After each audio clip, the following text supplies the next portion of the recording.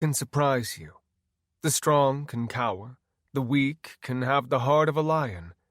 When true survival is at stake, there is no better time to see a person's worth than in the moments leading up to what could be the continuation or end of their life or those whom they care for. Chapter 1.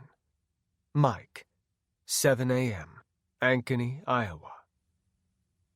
Emily did her best to try and let her husband, Mike, sleep, but there was a tinge of annoyance that he got to sleep in until 7, and literally just had to walk the kids out to the elementary bus at the corner, and then could go back in the house, drink his coffee slowly, and enjoy his day. It wasn't fair that he got to have the stomach flu. She debated that maybe she'd call in sick, but who was she kidding? She had projects and deadlines, and knew if she stayed home, Mike would make her sick too. Having 2 children meant at least one adult needed to be healthy if they were going to have a fighting chance, else they would be outnumbered. The project she was working on wouldn't see the light of day for another 6 months, but if she didn't go to work, she wouldn't have any hope of having any real time off for the foreseeable future. She watched her husband sleeping, his chest rising slowly, and decided when the weekend came, he would get the honor bestowed upon him to go and deal with the kids. He wouldn't care, because he was rarely a guy who slept in.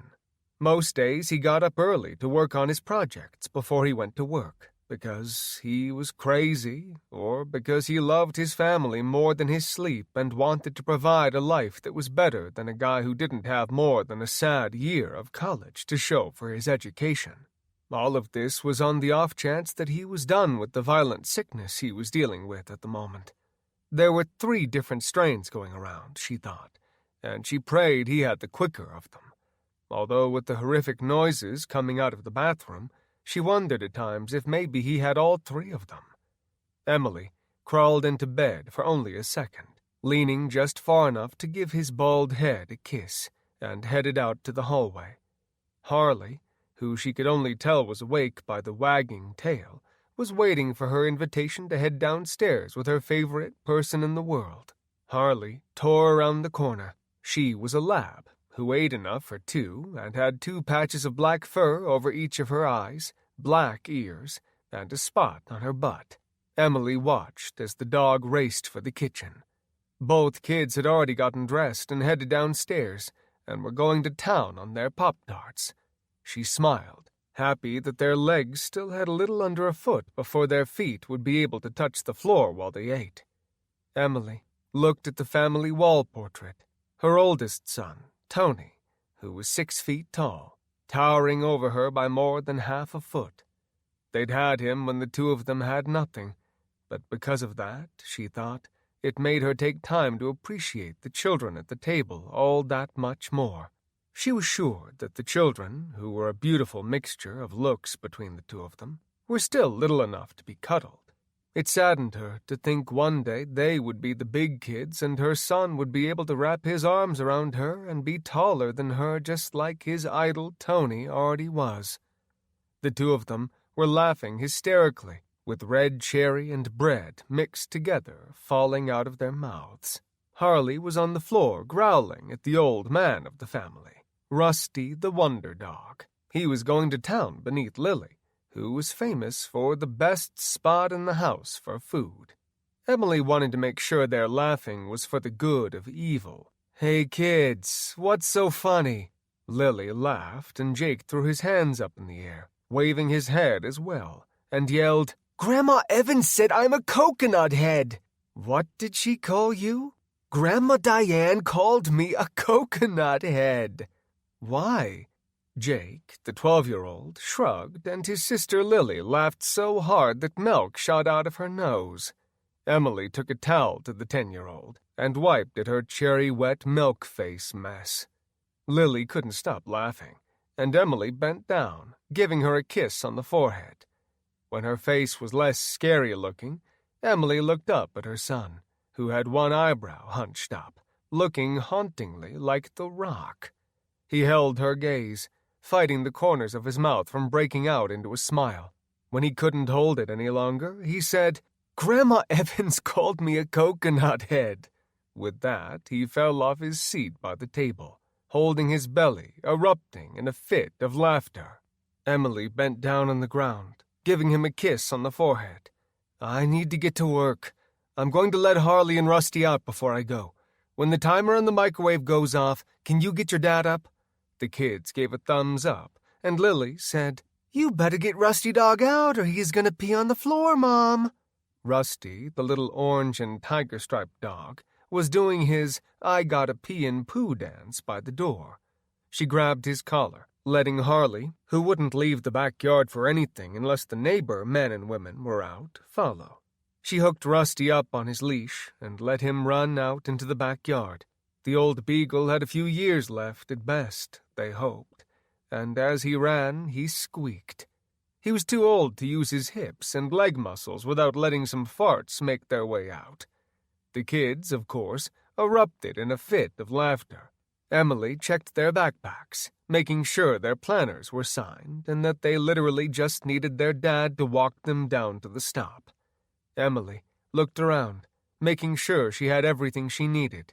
There was something she was forgetting, because that was a mother's life, taking care of yourself last. "You guys be good for Dad. He still feels horrible. I think he was puking in the bathroom almost the entire night." "Wow, that's really gross," Jake said. "I got to listen to it all night. It made me want to puke a little too. I'm glad that I got all of us a flu shot." Lily questioned, "Why didn't Dad get one again?" "Oh, because he is a 35-year-old toddler who decided to take 4 hours of sick time in October, and instead of going to see Dr. Kopp, he went out on a 4-hour motorcycle ride with Michael next door, which is probably why he's as sick as a dog. Michael is lucky he hasn't gotten it too." "Yeah, but couldn't Mackenzie take care of him? You know, because she's a nurse," Lily said. "He was supposed to go to the doctor that day too, and with baby Marin he probably should have. Do you want me to stay home and take care of Dad?" "Lilybell, you have school. Mrs. Campoff would miss you if you didn't come in today, wouldn't she?" Jake cut Lily off before she could respond. "Yeah, because she's like a suck-up." "I'm sorry that I like to read, Jacob. It isn't my fault. I mean, sorry. Books are better than Minecraft." "Minecraft is awesome, Lillian." Emily caught Rusty by his collar, undoing the hook so he didn't choke himself out once he ran for the couch. She patted him on the rear and then gave both kids another quick kiss. "You are both awesome. Here, let me put some tea tree oil on your heads. The last thing we want to do is have another bout of head lice. I hate bugs, and we have all the laundry we need already." "I love our laundry, Mom. It makes the best pile of clothes to jump on." "Just let me put this on, and don't forget to get your dad up. I don't like you two walking down to the bus stop by yourselves." "We aren't babies, Mom," Lily explained. "Unfortunately for you, you are always going to be my babies. I love you guys. You have a good day at school, and remember, no TV this morning. Jake, you make sure that the two of you are ready for school when that timer goes off. Any questions?" Jake raised his hand in the air. Emily nodded, and Jake asked, "What's for supper tonight?" "Lily has fencing, and you have soccer, so we are doing pizza." Lily raised her hand and joined Jake. Jake kept his up, and Emily nodded. "Are we going to do Little Caesar's pizza?" "Nothing but the best for you two kids. Don't forget to get your dad up when the timer goes off. Just make sure that you pay attention to the timer. If you miss the bus and he has to drive you up to school, he's going to be very unpleasant." Lily gave a thumbs up as she finished off her Pop-Tart and started to chug her juice box. "You can count on me, Mom. I'm going to make sure he's awake so we don't get in trouble at school." Emily said, "I'll call you to check and see that you made it on the bus. Or I guess I'll call your dad." "Mom, you know, if you got me a new fancier cell phone that I could download apps on and not just have one to, like, call people and get texts, they have a sale on—" Emily killed his comment before he had a chance to start it. Every spoiled brat at Ankeny had a cell phone. Most of them, she'd seen from school events, were nicer than her own. The spoiled children had Apple phones, which was one brand she'd never had the chance to have for herself. They weren't poor, she knew, but the idea of getting Mike to splurge $1,000 on a phone was slim. He would lose his shit for sure. Emily took a look around and did the sign of the cross that Mike would get up, get them on the bus, and get himself enough rest so that he could get over this crap and get himself back to work and feel better by the weekend. Chapter 2. The two kids gave it a 30 count after the garage door opened and closed. Jake ran to the window. Harley, as usual, was already sitting up next to the window. Her white snout had the curtains moved out of the way, and she was watching her mom drive away. The two watched as the white Ford Escape disappeared down the street. Lily looked at Jake, who was already thinking what she was going to say. "Does Dad have any of my Girl Scout cookies left in his secret hiding spot?" "No more than 2 or 3 cases, I bet. He's your best customer. I don't know anyone who likes to eat cookies at night as much as Dad does." "I don't know. Grandpa Denny sure likes to eat some cookies at night as long as he gets his shot first." "Lily, Grandpa Denny isn't here right now, and if we don't get moving, we aren't going to have time to get cookies before we need to get Dad up." "Why are we still talking?" Jake didn't respond. He understood the severity and importance of a few Thin Mint cookies before they had to wake him up. If they planned it just right, they could get a ton of cookies, and from there they could get their teeth brushed and the evidence would go down the bathroom drain. Jake jumped up to the counter, pulling himself up, and crawled up atop of the fridge. He opened the small door that his dad didn't think he knew about or that he could reach. Of course, he was wrong. Jake opened it, his eyes growing large and bright as the beautiful sight of boxes representing every color Girl Scout cookie that money could buy sitting in front of him. He said, "What kind do you want?" "I don't know, but let's start with the s'more cookies. I love marshmallows, like, a lot." Jake pulled the brown package out and dropped it out into her hands, already outstretched and ready. She took them, running back to the table where she pulled out the entire package and began inhaling the cookies, one after another. Jake grabbed the Thin Mints and tossed them down on the counter and didn't even waste time with getting to the table. He took 5 Thin Mints and started eating them 2 at a time. They knew that they were playing with fire, eating their dad's cookies. However, they almost never got the opportunity to be unparented at their ages, and this was like Christmas for their mouths. When the timer went off, the two of them looked at each other, faces covered with cookie evidence, and that oh shit feeling raced through their tiny bodies. Jake chewed with a purpose, getting it down, and chugged the milk that was left from breakfast. Lily and Jake ran up the steps, pausing at the door. The two of them knew that their dad was a fist thrower when he was touched in his sleep. He was just like his dad, jumpy all the time. Mike was just a bit less jumpy, mostly because of his anxiety meds, which helped calm him out. Lily and Jake looked at each other, saying, "Not it," at the same time, and, "Jinx! Jinx blackout!" They immediately held out their palms for rock, paper, scissors. Lily whispered, "Best out of 3. 1, 2, 3, double rocks. 1, 2, 3, double scissors. 1, 2, 3, double rocks." If the two kids were allowed to curse, they'd have been doing it right now. Lily and Jake stared at each other, deadlocked, both intent on not being the one to do it. Lily said, "You are older. You have to wake him up. I'm older, and that means you need to listen to me. If you don't, I'm going to tell Mom about your cookies." "If you tell Mom about my cookies, I'll tell her about your cookies." The siblings stood in stalemate. Each of them were trying to figure out what and how to do it. There wasn't a solution to this, which either of them liked the idea of. Lily sat for just another minute before the solution came to her. She whispered down the stairs, feeling guilty before it ever happened. Lily called for Harley, because Rusty was too fat and old to make it up onto their king-size bed. Lily sat on her knees, pretending to have something in her hand, and when Harley rounded the corner, she pretended to toss a treat onto her parents' bed. Harley was not bashful, and she lived for belly rubs and food. Always food. This was a case where she thought she would get food. She leapt into the bed, not considering the fact that Mike was still in bed. He usually left at 6 in the morning. This was not a normal day, and she realized the error in her ways mid-jump when she saw Mike with a light sweat and a horrible-sounding wheeze coming from his mouth. The dog looked like a cartoon character attempting to change her direction mid-air, attempting to stop and go another way. Harley landed square on Mike's stomach with her front 2 paws, and her rear paws landed on her dad's balls.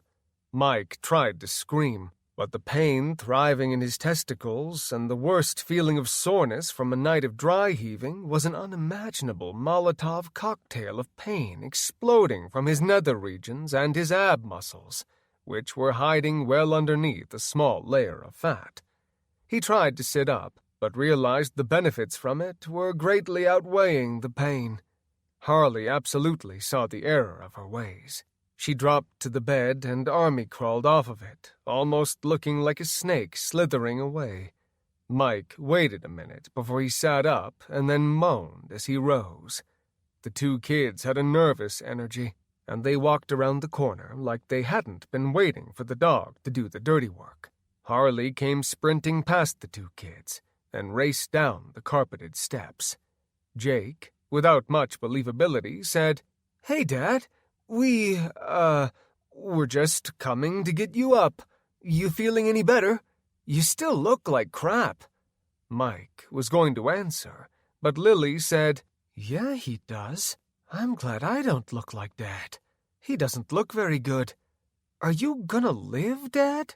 Mike collapsed back into the bed, his abs and balls still pulsating. He thought they were probably 40 or 50 times their normal size, because he was pretty sure that they were in his throat. Jake said, "Our bus is coming soon, Dad, and Mom said to wake you up, but it looks like Harley beat us to it." Mike didn't say anything.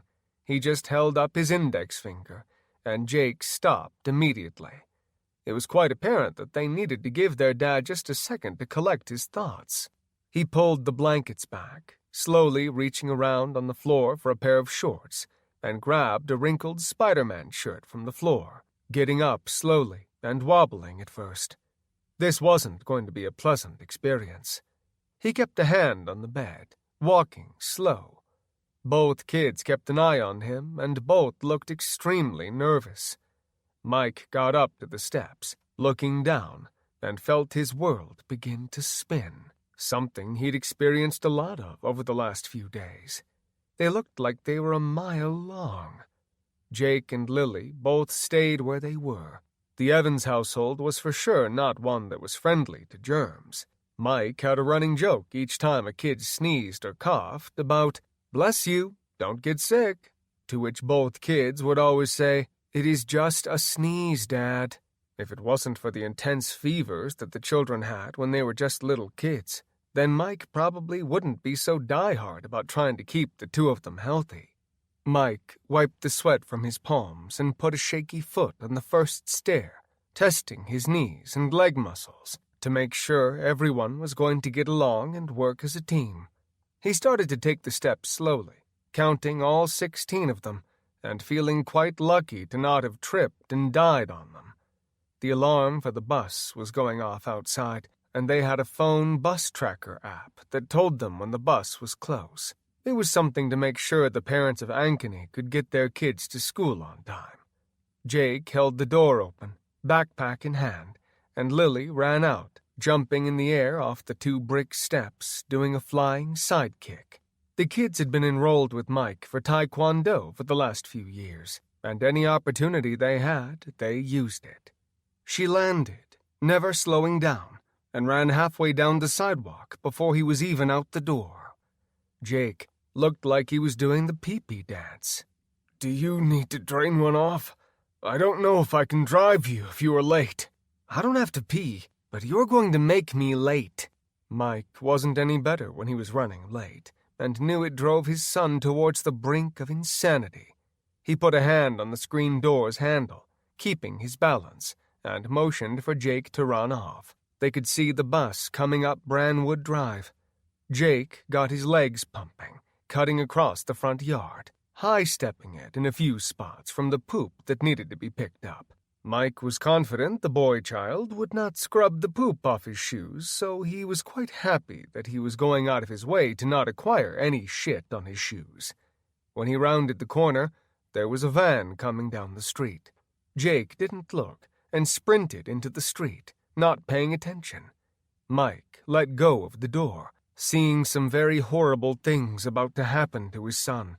Lily was sitting at the stop sign, trying to get her brother's attention, screaming, but he was focused on his task at hand and didn't know that his life was coming to an end if things were not drastically changed in the next few seconds. Mike took off in a pathetic attempt at a dead sprint. His son started to get blurry as he got closer, but Mike shook it off, unsure if he was going to pass out or if he was going to accomplish his goal. The idea of his baby boy getting hit by a car and him not saving the boy was fueling him and turning his stomach all at the exact same time.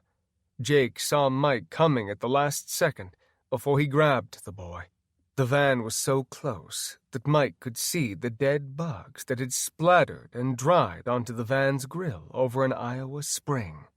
Mike saw the woman driving the van, and she didn't look to be in her right mind. Her eyes were bloodshot, her hair pointing out in 50 directions, and she had a sweat going. Mike thought there was a very strong chance she was just a mother who was on her way to take some kids somewhere, or was running late and didn't have the sick time to call into her job.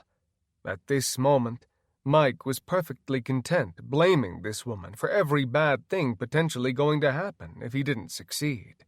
He went off his right foot and tackled Jake, sending the two of them up into the air and landing hard in the grass.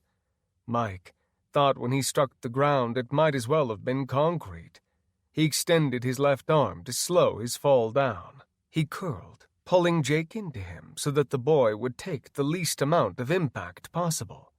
Jake still cried out when they hit. Mike looked down at his foot, which felt like it was on fire. He didn't know what had happened until he saw a Chevy symbol embedded into his ankle. "That fucking bitch hit me with her van. What the hell is wrong with her? She didn't even slow down." Jake didn't cry, but he absolutely looked like he was going to. He saw his dad's bright red ankle and a small trickle of blood coming from the Chevy symbol currently imprinted in his dad's foot. "I didn't see her, Dad. I'm sorry. Mike ignored his ankle, sitting up, putting Jake on the ground, and looking over him. He ran his hands down his back and side and chest and shook the grass out of his hair. "You're fine. I'm just glad you were okay. Does anything hurt really bad?" Jake shook his head no, and his eyes went wide when he saw the van screech across the bus, leaving a red stripe from its paint. Mike remembered he had one more kid to go and save. He held Jake by the hand, not content to let him be by himself for one more second. He was still feeling like hell warmed over, but the feeling of knowing he still had a son who was alive made everything completely worth it. Mike looked both ways this time, making sure they were safe. He hobbled on his ankle, testing how much weight he could place on his Chevy foot, which wasn't too much at the moment, but it felt better every second. He twisted his ankle before, and this wasn't that feeling. He watched the van as it crossed through the stop sign, a shower of sparks coming from the bus and the van scraping one another. The van never so much as hit its brake lights. The van crashed through a stop sign on the opposite side of the street, and the question of if the woman had been wearing her seatbelt was answered immediately. She crashed through her windshield, sending glass everywhere in front of her. She missed the light pole, and unfortunately for her, she skidded on the sidewalk. Mike could see, even from 40 feet back, that she had skidded every inch on her face. The woman, amazingly, got up immediately, No hesitation at all. She didn't show any effort to get up either. The strange woman was on her feet in under 2 seconds and ready to go.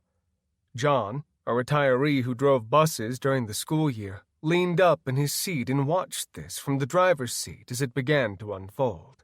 He looked at the 15 young faces staring at him, and then back at the woman, who seemed oblivious that she'd been in a horrific crash and that she'd just scraped her face, chin, elbows, palms, and anything else which hit the concrete sidewalk.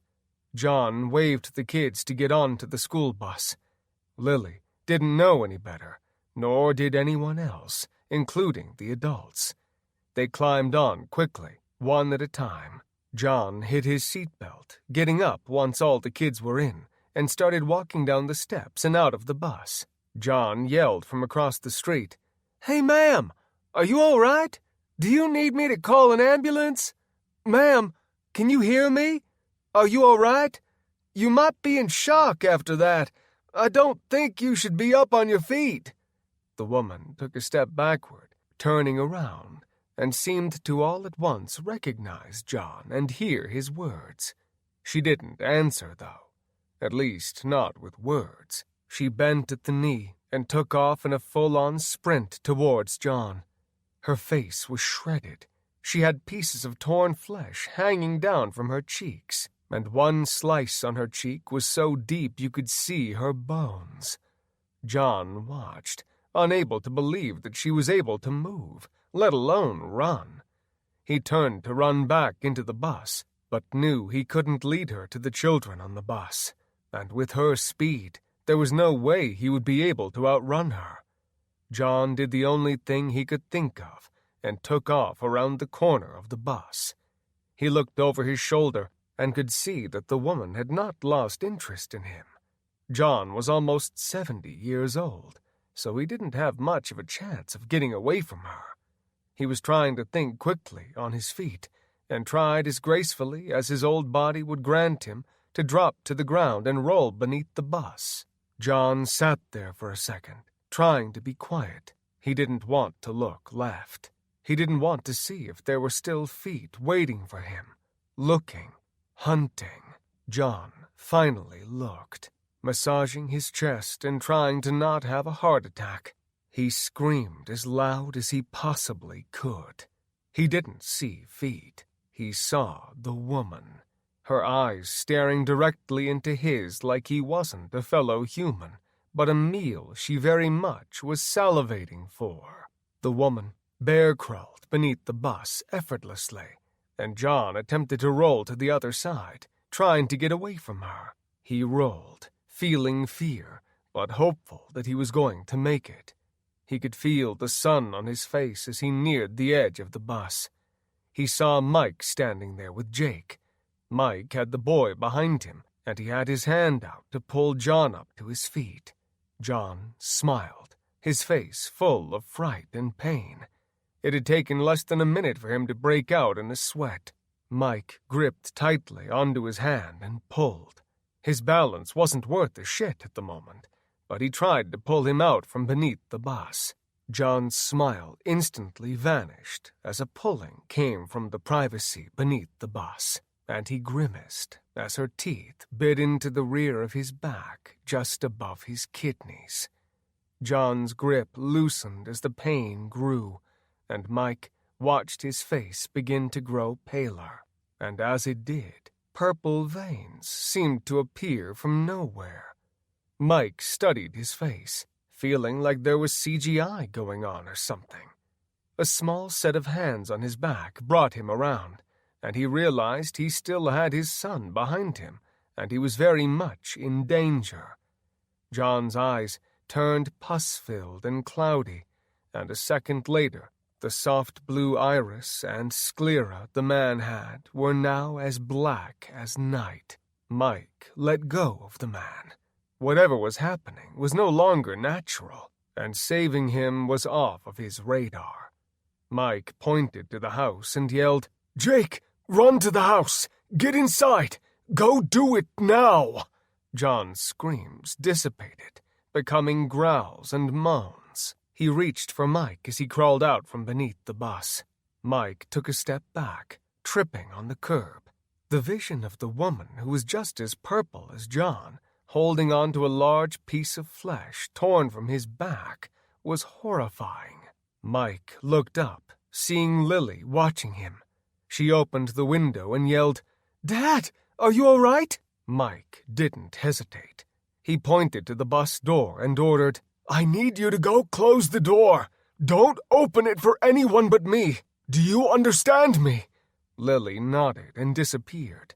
Running away to the front of the bus, she grabbed the handle for it and pulled as hard as she could. The door closed, slamming shut. She saw the small lock on the side of it, and for good measure, she thought it'd be wise to go ahead and lock it. She wasn't used to her dad freaking out or yelling, and this seemed very important to him. Lily raced back to her seat and looked down at her dad. He wasn't focusing on her any longer, now that he knew she was safe. He crab-crawled backwards and glanced over his shoulder, seeing Jake disappear into the garage, then heard the door inside the garage close hard. Mike was going to say, "One down, one to go," but there was no way he could live with himself if he was to leave every one of the neighborhood kids by themselves on this bus with one, soon-to-be two people dying to feed on anything they could get their mouths around. John fell to the ground and started to shake violently. It only lasted for a few seconds, because when he seemed to be over whatever very painful thing was happening to him, he snapped his head up. A man who had looked like he was sore, tired, and weak was now filled with what seemed to be an abundance of energy, as well as rage. John looked around, seeing everything dead for the first time. When he saw Mike, he got on all fours, racing towards him. Mike brought up both feet, barely keeping his balance, and thrust them forward, connecting his feet with John's face. John's neck snapped back so hard that he smashed his skull on the underside of the bus. When he came back down, he ignored the blood dripping from his forehead. He didn't scream from the 3-inch gash on the top of his head. He didn't move. He simply twisted his head a little and lunged towards Mike. The woman was visible, tearing away at the fresh carnage of flesh she had torn away from John. She seemed oblivious to what was happening in front of him. He lunged a second time, coming out from under the bus. Mike twisted around, getting to his feet, and fell back down. His balance wasn't worth much at the moment. Mike looked at the bus, seeing Lily had listened to him. He ran back away from the bus, and John came out, covered in blood, purple, and looking insane. The children on the bus screamed a high-pitched, deafening squeal when they saw the bus driver, who was beloved by everyone on the route. When John heard that, he stopped looking at the single serving in front of him and turned around, staring at the boys and girls in the bus who should have been down in their seats. Instead, they were plastered to the window, watching everything happening in front of them. When John heard that, he turned around and decided maybe the sampler pack was the way to go. Mike watched John trying to figure out how to get into the bus, oblivious of the fact that a perfectly good door was only feet away. When Mike saw that he was trying to bust into the bus, he pulled his flip-flop off and chucked it at John, missing completely. He hit the bus instead, and his shoe fell next to John's feet. He turned around slowly to see another flip-flop coming straight for him. John didn't so much as flinch as the flip-flop struck him in the face. Mike clapped his hands at the driver, waving his arms and keeping his attention. Mike yelled, "Come on, you purple Barney-looking fucker! Come here! You don't want those kids! They are too little! Come on and get a big old taste of Evans! Come on!" Mike backed up until he hit the neighbor's chain-link fence. He put his hands on it, resting against it for a second, realizing he had absolutely no idea of what he was going to do once he got the man to chase him. This was something which he wished he'd figured out prior to taunting the flesh-eating monster to come after him. It worked, and John took off after him. He didn't seem to have any super-powered speed, thank God, but he also didn't look like he was trying too hard. As far as being out of breath, Mike tried to think quickly and yelled to Lily, "Wait until it is clear and get those kids to the garage and in the house, baby." Lily watched as the woman joined the race, going after her dad. Lily nodded her head and gave the only advice that came to her 10-year-old brain. She screamed, "Dad, run!" Mike waited for John to get closer, and the old man dove like a hungry linebacker towards him. Mike moved at the last minute, keeping a steady hand on the fence, trying to keep from getting dizzy and falling down. John flew past him, the look of anger never leaving his face. He collided with the black chain-link fence, hitting it hard enough that he ripped off the posts and went halfway into the neighbor's backyard. Mike took off in a sprint, which very quickly turned into a jog. His stomach and ass were telling him instantly that he was still not healthy. He was not over this bug, and that the amount of time he had was probably slim. He heard a growling coming from over his shoulder, and where his run was shitty, the crazy purple woman was quick, steady, and relentless. She gained distance on him quickly, and Mike knew he didn't have much more in him at the moment. The dogs started going nuts when they saw the strangers in the backyard. Harley was just smaller than a full-grown lab, weighing in around 50-plus pounds. She clawed at the screen, yet not hard enough to rip through it. Mike yelled, "Harley, go lay down!" He appreciated her concern and her want to help very much. Mike was far from the dog's favorite human. Not because he wasn't kind to them and didn't spoil them when time allowed, but because everyone else seemed to have time to snuggle and play with them. He felt like he was always too busy doing other things for people to have time to give to them, to get that love from the dogs. The happiness of his family was something he wasn't willing to trade for the adoration of a couple of dogs. Mike waited until she got close and tried to do a shake-and-bake move, faking out the woman. But he tripped over a divot in the backyard he'd been meaning to put soil and seed down on, and when that happened, he tumbled down to the ground. Mike went to get up and didn't have it in him just yet. Something the woman coming towards him seemed to be okay with taking advantage of. Mike rolled over to his back, lifting his legs, ready to try and kick her in the face if she got too close. Mike watched the side yard, seeing a bus full of children being directed to get inside by Lily, all of them with lunch boxes and backpacks in tow. She stood by the bus's door, motioning for them to hurry and get to the garage. The children ran as quietly as possible, and they did an amazing job of not screaming. They seemed to understand the fact that yelling meant bad things could happen, and none of them were looking for that to happen. The snarling coming from the woman brought him back to the present and what he needed to be concerned about. The woman had less than a few feet before she was going to be on top of him. He tried to get up, but his legs wouldn't respond for more than a few steps.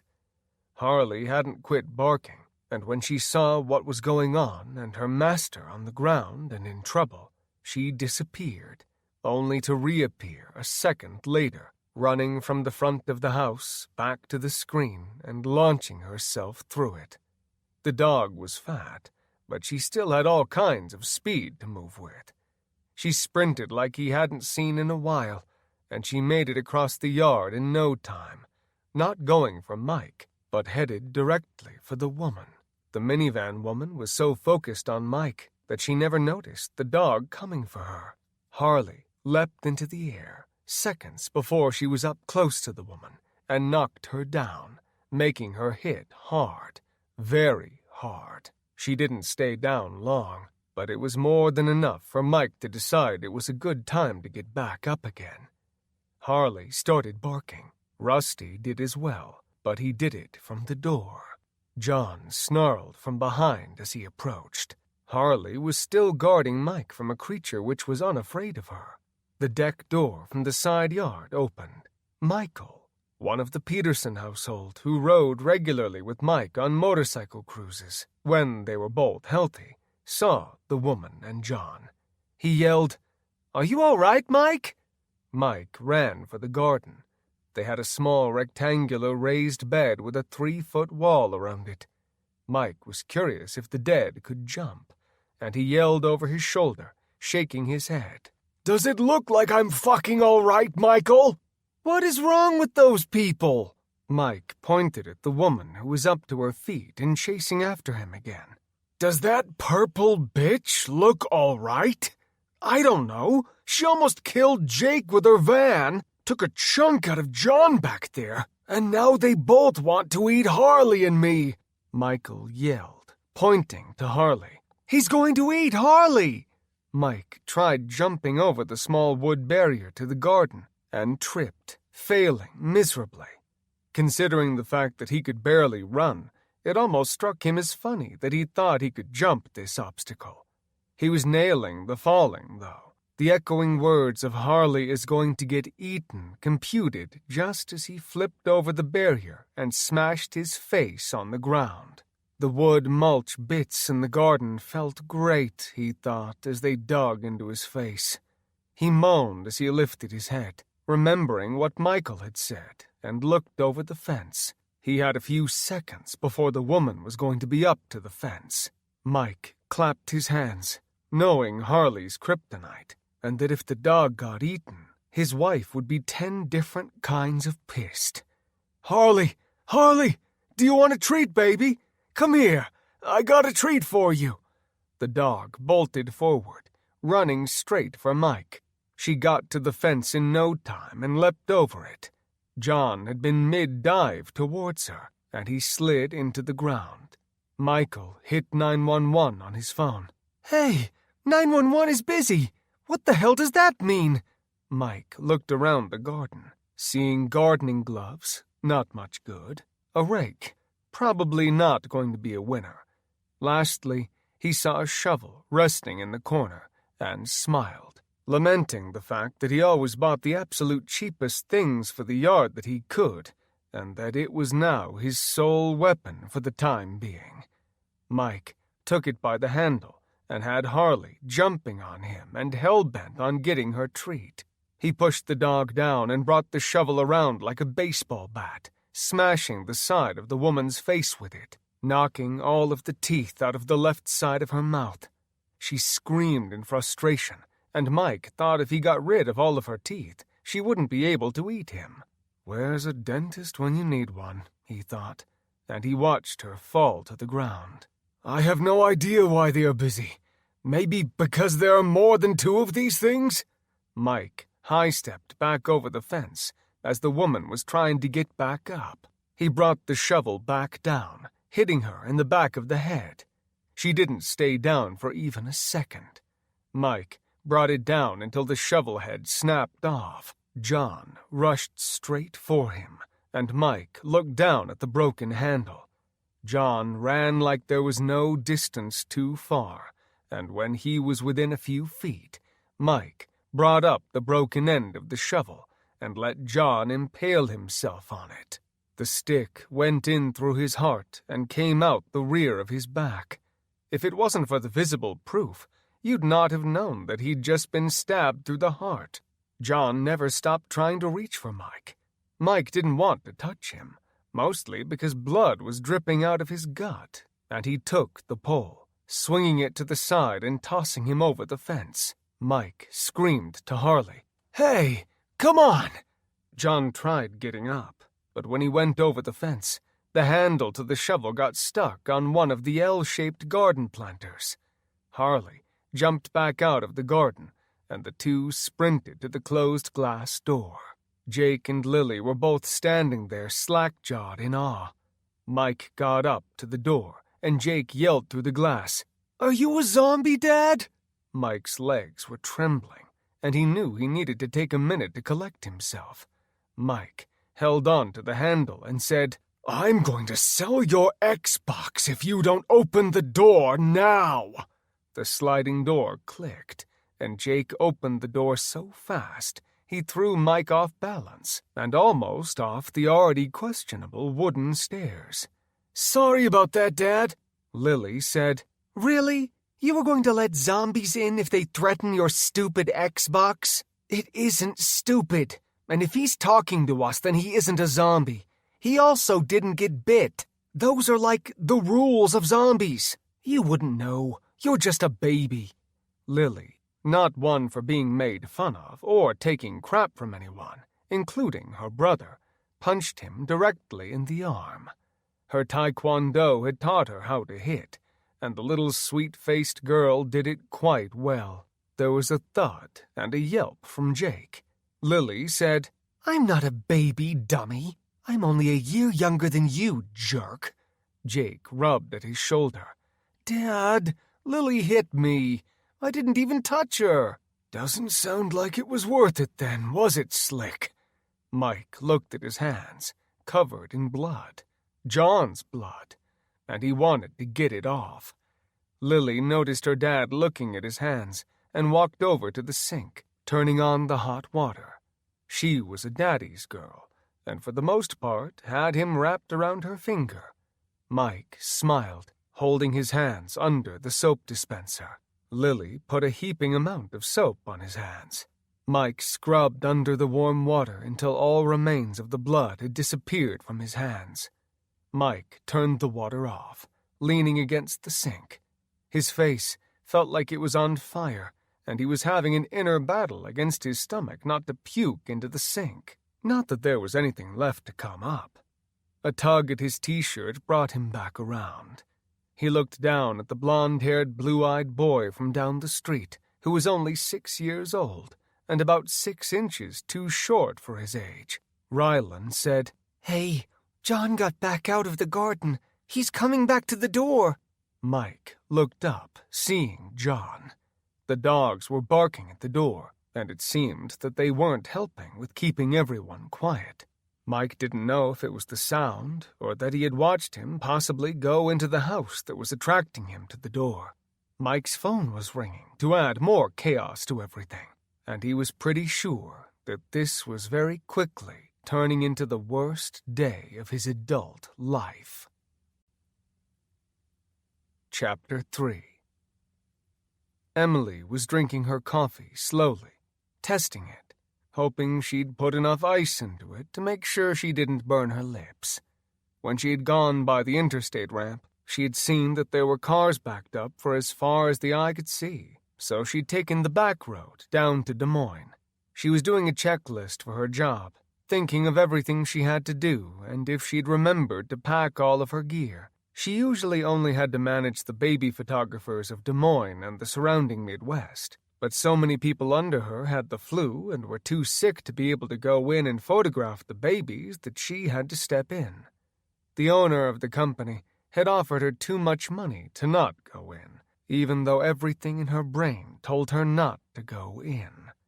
Mike hadn't said too much about it, because his head had been in the toilet bowl for so long that he really didn't care about anything, except if God would just grant him some relief. At one point last night, she was pretty sure he'd asked God to just take him now. She would say that he was being a giant baby. However, he usually was pretty damn tough. But when you've been sick that long, it was a whole new ballgame. She pulled up to a red light and checked her phone. They had a security camera for days somewhat like this when Mike had to work, but Lily got home a few minutes before he did. She liked that peace of mind that Lily had made it indoors and was safe and sound. She watched the red light, waiting on the slow connection to take place, and saw the round clock.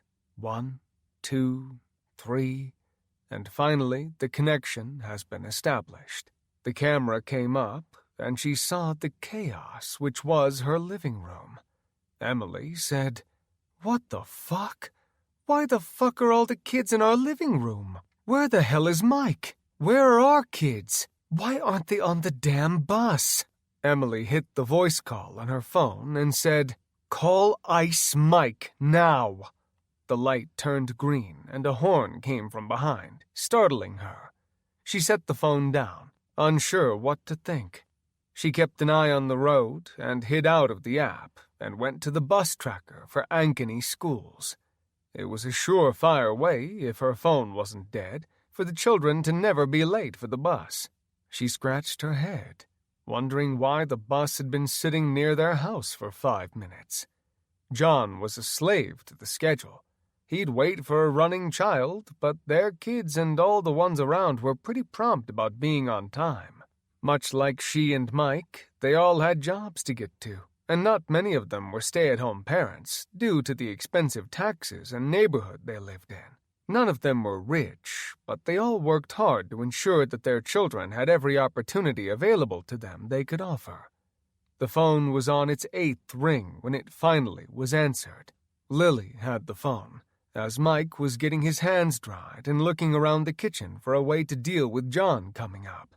Lily said, "This is Lily, Mom. Dad is busy with washing blood off of his hands, and our bus driver is a zombie." Emily just kind of sat there for a second, the sentences and phrases all not making sense, being used together and coming out of a 10-year-old's mouth. "Can you hit speaker on Dad's phone, honey? I didn't understand a thing you just said." Lily didn't think twice and tapped the speaker button. Lily said, "Okay, you are on speaker, Mom. Mike, can you hear me?" "Yeah. Hi, babe. Are you all right? Is everything okay with you? Anything weird going on in Des Moines?" "Like what?" "I don't know, like people eating other people." "Why would people be eating people? Please get the kids on the bus or call the parents or something. I can't think right now. Just figure it out, baby, and get back to bed. I need you to feel better. I can't handle this double duty with the kids. They outnumber me, and it isn't fair," Emily asked, starting to get that horrible vibe running up her spine in the way of chills. Tires screeched to her right, and she looked over, seeing a car disappear behind her. When she looked forward, a man was standing in the middle of the street, holding his neck. She hit him with her Ford Escape so hard that the crunch of the man's bones were heard inside of her SUV. "Mike, I gotta go.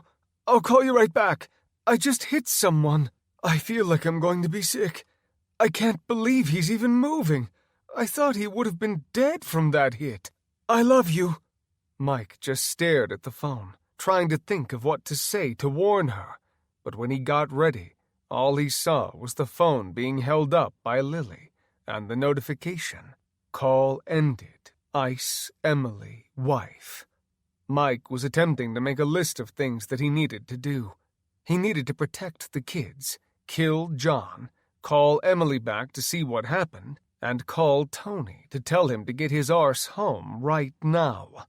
His train of thought was broken when John ran up to the glass, never slowing down, either not scared of running into it, which was definitely the more likely option, or he just did not know there was glass he would slam into. John jumped up the 3 wooden steps which needed replacing. The top step broke from the weight of the big man, and he fell down and backwards. John's leg broke from the pressure and the insane angle put on it. He didn't scream at all when the bone protruded through his jeans and out into the morning air. John looked down at it as a foreign object. Then he balanced on just one leg, took hold of the bone, broke it right off. Mike dry-heaved watching this, and Jake, his 12-year-old who'd watched a good portion of the Walking Dead episodes, said, "You gotta stab it in the head like they do in the show, Dad." Mike held up a finger for Jake to give him a second. He didn't need to wait too much longer, because instant motivation raced through his body when John took the piece of bone and started to pound the glass with it. Mike watched as the harder he hit, the more he was pounding the shovel's handle out of his chest, and it was slowly sliding backwards until it fell out. The steps breaking was not a good thing after all, as John would have been at the top of the glass, but now he was pounding at the middle of the door's glass. Mike would have preferred him at the top of the glass, not in the middle of it, where the glass was always the weakest. Mike watched in defeat as the shovel handle fell out of John. It took him a few more strikes before the glass shattered in the middle of the window. It was only a crack that went up and down the door, but it was enough that he could reach an arm through.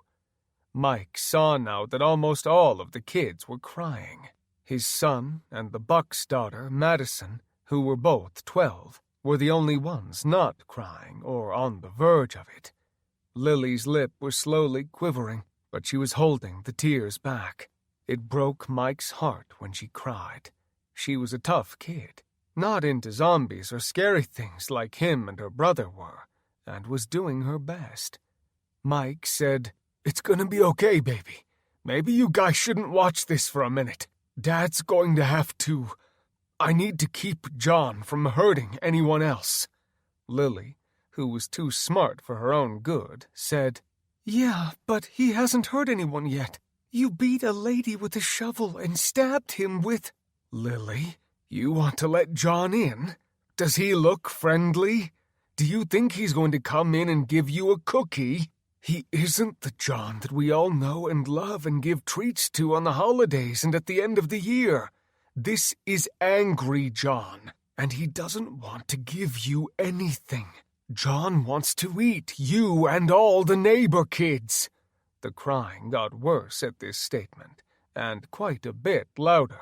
Mike realized his lack of skill at sugar-coating anything was at an all-time low right now. Him being sick did little to help with that as well, and his sugar-coating abilities were currently awful. Mike held up a hand, trying to think of something to say. Lily watched her dad, thinking he'd never hurt anyone or thing that didn't attempt to hurt him, or, more importantly, anyone in his family first. He didn't let her go anywhere in public with him without being able to have an eye on her, or was holding her hand. There were too many weirdos, which she didn't understand, but she was well aware that Dad was not trusting of very many people. Lily looked over at John, who was smearing blood all around the door's glass. His teeth were out in a snarl, his arm through the glass, and he'd very quickly figured out that he wasn't getting through this invisible force field. He brought his head back and began smashing it into the glass. It very quickly began to shatter, and Lily held up a quivering finger, pointing at it. "Daddy, I don't think that I like John anymore. Can you keep him from eating us?" Mike didn't even answer, as he thought of Jake's advice and walked to the kitchen cupboard. He thought about Daryl and Rick and their machetes and badass knives.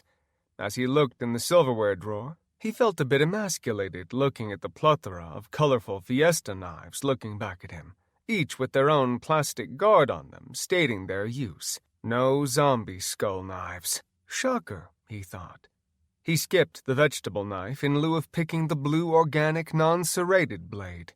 The glass started to shatter, and Mike ran up, stabbing John in the cheek, which did nothing. Mike held up the knife, not in the strongest frame of mind, and saw the blade protector was still on. John reached through the window, catching Mike by the shirt, and started to pull him back towards the glass. Mike put a weak arm up, trying to keep himself still and away from John's mouth. Jake yelled, "You need to take the cover off, Dad! What are you doing?" Mike didn't have a finger to give the boy at the moment, which he realized might have been inappropriate. He said, "Come here, Jake." Jake looked at John and back at his dad, and his feet didn't so much as move an inch. He shook his head no, and did not take a step forward. He put a foot on the doorframe, keeping himself from being pulled any closer, and pulled the sheath off. Mike took the blade with all his force and stabbed him in the face with it. The blade hit him in the cheekbone, making his head snap backward. John kept a hand on him as he fell backward, pulling a piece of his shirt through the hole. Mike looked down, realizing he had an option, and that was to duck down and to let his shirt be pulled off and through the hole. A few of the kids laughed a little, as he'd not had time to be outside, nor had there been much sun to catch any hint of color on his skin. the small belly did little to make him feel any better about standing there awkwardly in front of all the kids. Harley was still barking at John, who was currently at an impossible angle as he'd fallen backward, his legs in the broken steps. John was growling as he swung at the air to try and somehow get back up to his feet. Mike needed to buy some time. There weren't a lot of choices here, but something had to be done. Mike put his hand on his waist, thinking for a second. He felt his leather belt. He could gag it with that. He couldn't possibly eat him if he couldn't bite him. There weren't a lot of options, but after he'd thought about it for a moment longer, he decided he could try one thing. Mike opened the glass door, and all of the crying children screamed. Different variations of, "Don't go out there, Mike. Don't let him bite you. If you get bit, please don't eat us. Please, please, please." "Noted, kids. If something bad happens, then do me a favor and run up to my room, close and lock the door, lock the bathroom door, and go into my closet and lock that door. Do not come out for anyone who can't talk. You can take my cell phone, and you can call your parents to do whatever they can for you." Rylan yelled, "How about you don't get eaten by John?" "Solid idea, Rylan. Jake, did you hear everything I said?" Jake gave a thumbs up. "You get bit, lock every door on our way, hide every one of us up there, and don't come out for nothing no matter what. That about right? Oh, and don't get bit. Mom will probably blame it on us or something." "Thanks, smartass. I'm sure if I get bit during an evolving zombie apocalypse, your mother would blame you if I went outside and got bit trying to protect every school child on the block." Jake was going to say something else, but Mike walked through the kitchen, grabbing a wooden spoon and something black out of the junk drawer. He jumped down and over John, forgetting the "I am in serious pain and sick" part of his day. When he landed, he fell forward, scraping his knees, followed by his hands. Mike was all ready to go back to bed and die, but it didn't seem that there was going to be a possibility of that happening. John was still indisposed at the moment and stuck in the steps. When Mike jumped over him, he'd stopped wanting to get inside, and now John was doing all he could to get free and come for his meal. Mike looked around, grabbing his things, and crawled over close to John. John tried biting him and opened his mouth wide. Mike took the wood spoon, jamming the thick stick into John's mouth as he was trying to bite down. He couldn't clench his teeth because of the spoon. Mike held the man's head with his knees, making sure he wasn't getting bitten because of it. Mike grabbed the black object from before and bit into a roll of electrical tape he had. He pulled it out a long way, and when he had enough, began wrapping it around his mouth and the stick until it was impossible to know that he was a zombie outside of the hole in his gut and the chunk missing from his back. Mike pulled the leather belt, sliding it into the stairs, and wrapped it around John's neck. John was fighting hard to get up, and Mike didn't know just how long the steps were going to hold him in place. He knew that unarmed people in a zombie apocalypse didn't last very long, unless they had someone around to protect them. In this exact case, they did not have anyone available to protect them, and he was sure it was going to get worse before it got better. John clawed at the leather strap holding him in place, not pleased about the circumstances. The more Mike thought about it, the more he thought, I don't think it matters what he is doing. He'd be pissed regardless of if he was eating, running, chasing, or anything for that matter. The only thing that he thought he knew was rage and hunger. Mike looked around the backyard. He kept a pretty tidy ship, so there weren't any other shovels around. There wasn't anything readily available. Mike could hear the creaking of the steps and saw John had kicked so hard that he'd turned himself around. Mike saw a paving stone that he used to hold the mower down by the handle while he cleaned off the thick grass accumulated beneath. The property was 1/3 of an acre, and it was not a quick process to be done. The paver was a square foot and a few inches thick, and he ran over, grabbing it, and yelled to the kids, "Hey, I want you guys to look the other way." Not one of them turned their heads. Mike screamed in a father tone this time. If you guys don't turn around right now, he is going to get up, come in there, and eat your damn brains." Every single one of the children and tweens spun around like a drill sergeant had just snapped off, giving them a command that was going to be listened to and respected. Mike was thinking about the 10 Commandments. There was nothing in them stating anywhere that it was not 100% all right for him to kill a zombie if they came to his house and tried to break bread with him. He wasn't a great Catholic, or for that matter, a practicing one, but he did try to live each day to its fullest, as well as to be respectful and honest every day. Mike took it carefully, making sure that it wasn't going to slip. The last thing he needed at the moment was a broken foot. Going to the doctor's at the moment did not seem like a fantastic idea. He got a good grip on it and carried it out in front of him. The kids saw him coming with the brick and covered their eyes. Mike brought it up over his head, unsure of what was going to happen. Real life versus what you saw in movies were drastically different. He brought the paver down with as much power as his currently weakened arms could muster.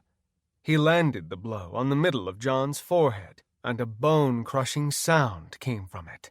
Mike had to open his eyes to see what happened from the hit. He was happy with the outcome, and went directly over to the bushes, bending over and blowing a nice watery yellow projection from his mouth. He puckered his ass to make sure he didn't shit his pants, too.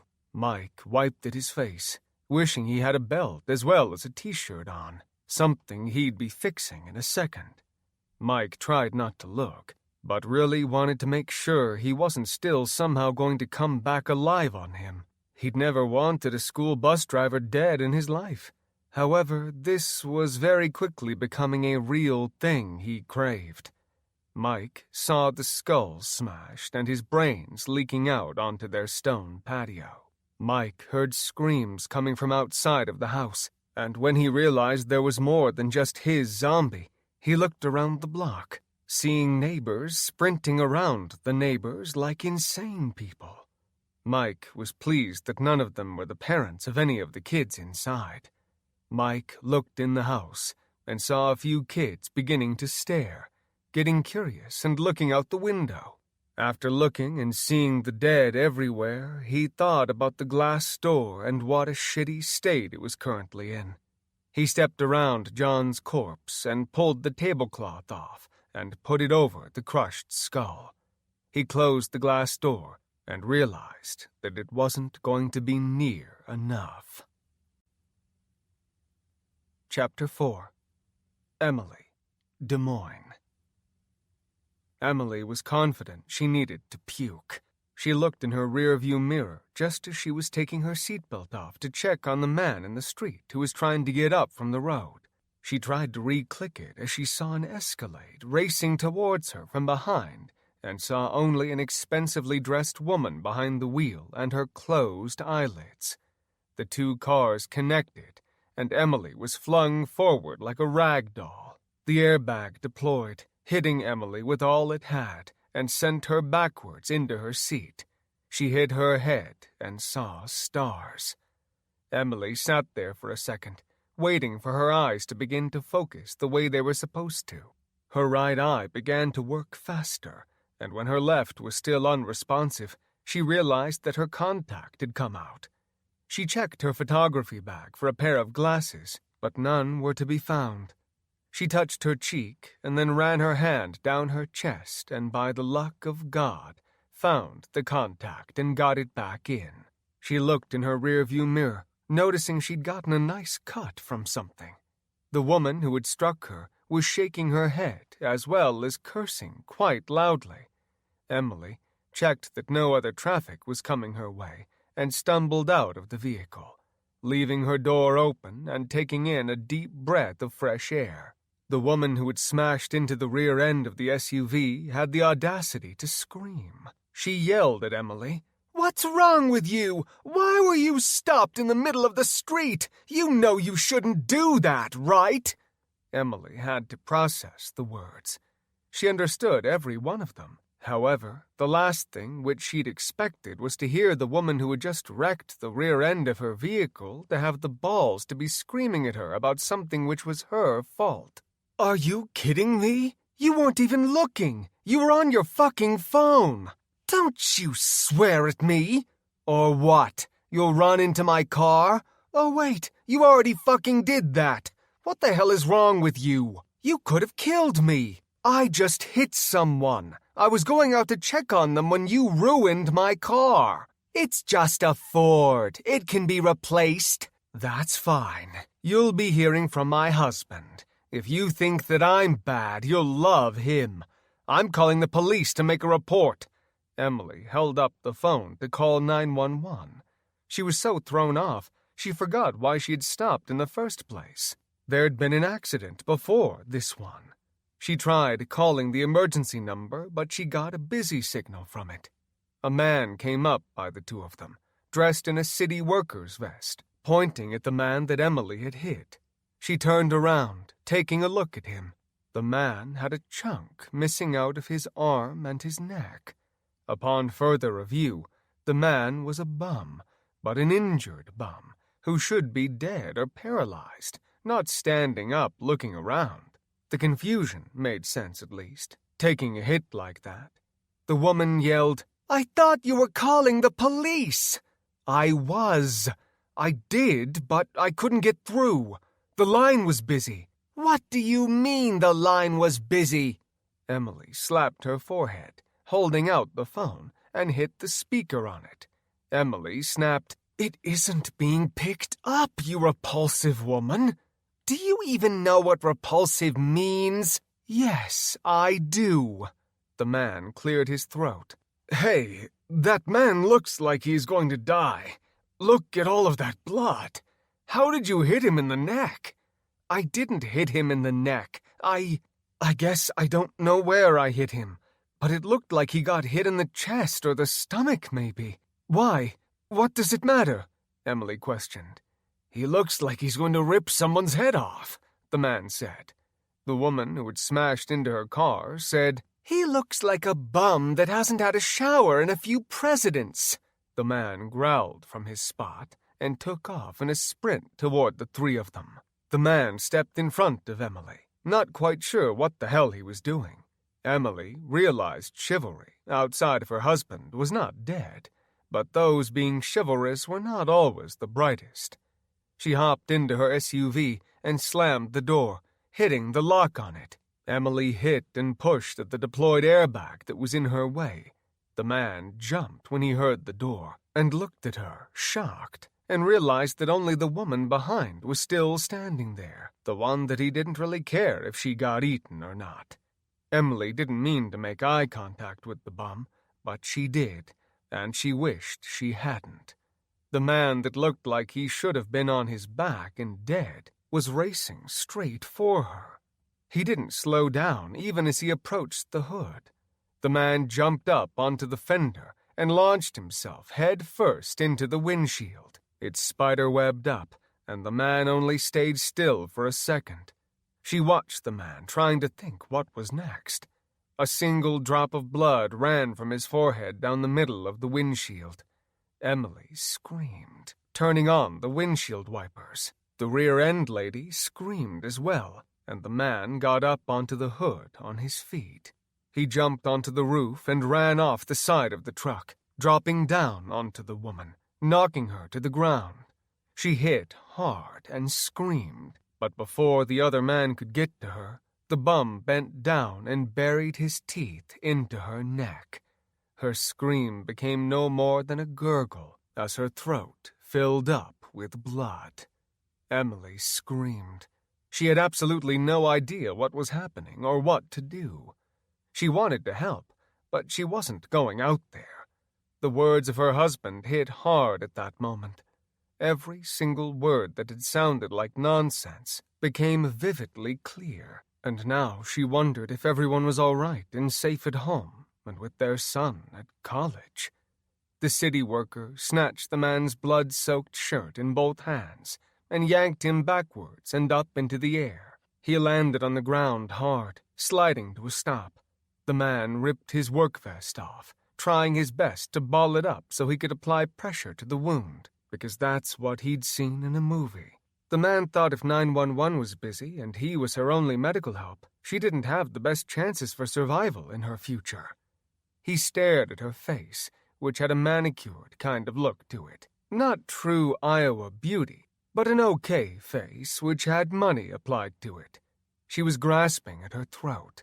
He was trying to hold her hands away, but couldn't blame her. The lady's face grew pale, and the man almost became entranced, watching the purple veins beginning to creep up her face quickly, as her face finally turned ghostly white. He heard the knocking on the window, looking back and seeing Emily pointing the other way towards the bum. He was back on his feet and racing towards the man. The worker crouched a little, trying to make sure that he was ready for the impact, but the bite came before he ever reached him. The woman bit into the rear of his thigh, and the man screamed. Emily couldn't believe that this was happening. This was out of a damn horror story, one she'd very much enjoy watching in the theater, but not in real life. This wasn't ideal for a Monday. He screamed, gripping onto the door handle of the rear passenger door on her escape.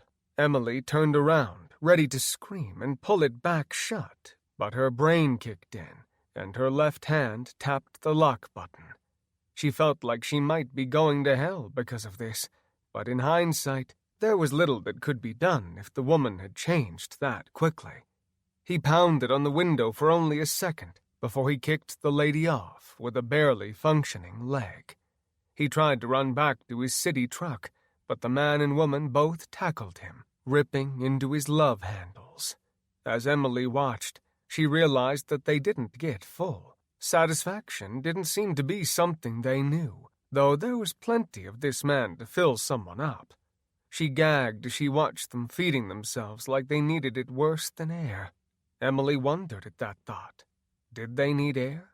What would happen if they just walked down into the river? Would they come up the other side? Could they swim? Could they float? Would they die? Could these things die? She hoped that the answer was a hard yes. Emily saw people who had gotten out of their cars to see what the holdup was were now racing to re-enter their vehicles. Emily crawled into the back seat, hitting the phone again. Lily answered this time, yelling, "Dad, it's Mom!" Mike nodded his head. He had a few nails in his mouth and was using extra lumber from the many DIY projects they'd done to block off the patio door as well as the windows in the living room and the bathroom. They only had 3 places for entry to the house from the ground level. The garage was safe, given the fact that the door was down. He tried to ignore the screams coming from the street, unsure who or what or why it was. He was pretty sure he knew the why. Mike yelled, "Little busy, Lily. Can you hit speaker, please?" Lily gave a thumbs up and yelled to the kids, "Everybody shut up or my dad will kick your butts." Emily was trying to keep her shit calm, but there was no upside to any of this that she could think of, minus the fact that she'd not been bitten herself yet. Mike yelled, "Lily, watch your mouth. Hey, babe, are you okay? What happened?" "Fuck no, I am not okay, Michael Evans. What in the hell is going on? The guy I hit jumped up and tried to eat me, but he settled for a stuck-up bitch that rear-ended the back of my Escape." "Is the car okay?" "That's what you are worried about? The stupid car?" "I couldn't care less about the stupid car. The wife I love is what I'm concerned about, and how she's going to get all the way home to us if she doesn't have a car." "Oh, that's definitely a better answer. Yes, I think the Escape is drivable." "You aren't headed home? What the hell are you doing?" Mike questioned as he continued to hammer nails into the wood. Emily said, "What are you doing? Do you have to do that while you were talking to me? Dead people in the streets wanting to eat us, and 2 dogs being fucking morons and barking their heads off and enticing them to try and get into the house? Yeah, I really do have to do that, and I need to do it right fucking now. Am I going to be able to get in the house?" "You get home. I'll get you in. The front door just has the bolt on it. unless they start trying to come through the door. I don't plan on doing anything to let them know it is available. Maybe in their current state they'll be too dumb to notice the door. Mike, what about the kids? Are they all right? Lily and Jake are fine. He's keeping an eye out for anyone's parents who show up or anything that we need to know is coming. What about Tony? No, I haven't had a minute to do anything besides protect the kids and get the wood barriers up and in place. Are you feeling all right? I don't think there's any way I could feel too much worse. I'm going to call Tony, but I need to get all these kids to their homes. What the hell should I do? Just call him to see if he is all right. Then call me back or message me. Go try and start the car, okay? You need to get moving. Emily nodded, realizing Mike couldn't see anything.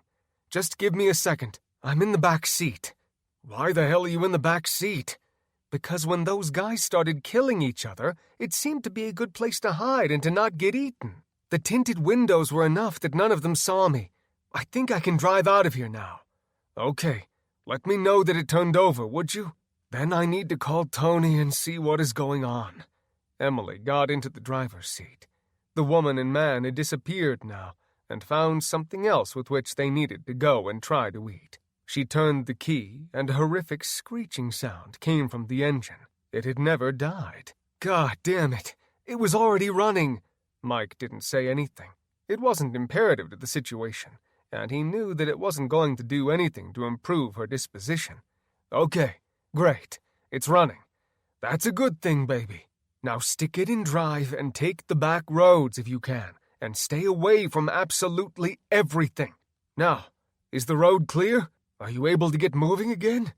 Emily looked around, trying to see if she was able to move. She put it in gear, and a bus came across, blocking her path. Emily watched for only a second before the stretch of windows lining the bus's side was covered with hands. The hands were soaked with blood and streaked the window.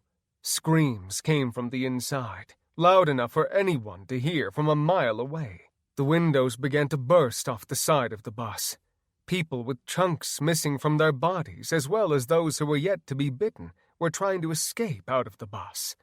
Emily couldn't go forward, and it didn't help that bloody bodies were jumping out and onto the hood. She watched them as they grew pale, shaking and bucking, their faces showing purple veins growing darker until it looked like a rash that started small and engulfed their entire bodies. A man who'd just gone purple saw Emily and looked at her like her children looked at supper when they could talk Mike into making chicken burritos and rice for supper. The man climbed up to the window and began smashing his face into the windshield, oblivious to the fact that he had to have been breaking bones. His eyes never left Emily's. She thought about the Escalade behind her and that it probably weighed a hell of a lot more than the mid-size SUV she was driving. A hand finally broke through the windshield. Mike was on speakerphone. "What's wrong? Are you all right?" Emily couldn't believe that this shit was happening. And to his surprise, she didn't answer right away. Not because she didn't know the answer, but the amount of how fucked up the situation was actually made her laugh. She was looking forward to going down to the hospital and snuggling babies, and her worst problem would be the clients didn't buy the newborn photos, or worse, a baby puked on her all-black attire. It was not something you could blame on the kids, but it did seem to help out with the sales afterwards. She took a breath and said through a laugh, "Mike, a lot is wrong. Like, a lot. There's a hand through my windshield. A bus just crashed in front of me. People are eating each other. No, nothing is all right. I can't go forward, and I don't know if I'll be able to back up. Only one way to find out, babe. Go for it. What the hell do I do if it doesn't work? Emily, put it in reverse, hit the gas, and don't stop until there's enough room for you to get free. But, babe, punch it, now!" Emily jumped. Mike didn't yell too often. He was usually the cool, level-headed one who didn't freak out over everything. Or at least he had been that way until he had been forced to work overtime year after year and had 2 kids. His patience, much like his hair, had slowly disappeared. It had been helpful, though, since he'd gotten meds and a motorcycle for his temper. She hit the gas as hard as she could, and the SUV raced forward, slamming into the bus. The man flew backward, and his hand came free. He slammed into the bus, looking like the window sticker of a cartoon animal up against the side of it. The airbag thankfully hadn't deployed, because it had done that earlier. She put it in reverse. "I need to focus. You are making me do stupid things." "What did you do?" "Michael Patrick Evans, I will see you soon. If I don't call back, consider that a good thing. Get a hold of Tony and shoot me a message, please, that he is all right, okay? 10-4, babe. Be careful. I love you. And, well, I need you to get home. The kids all need you to get home. So get home. I love you, Mike. I'll call you if I need anything. Do whatever you can to keep the baby safe." "Yeah, I am all over it. I need some parents to show up and get these kids all picked up.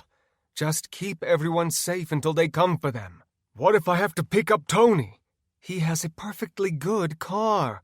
Why couldn't he be able to drive home?" "I don't know. I just think that he might find a way to screw that up.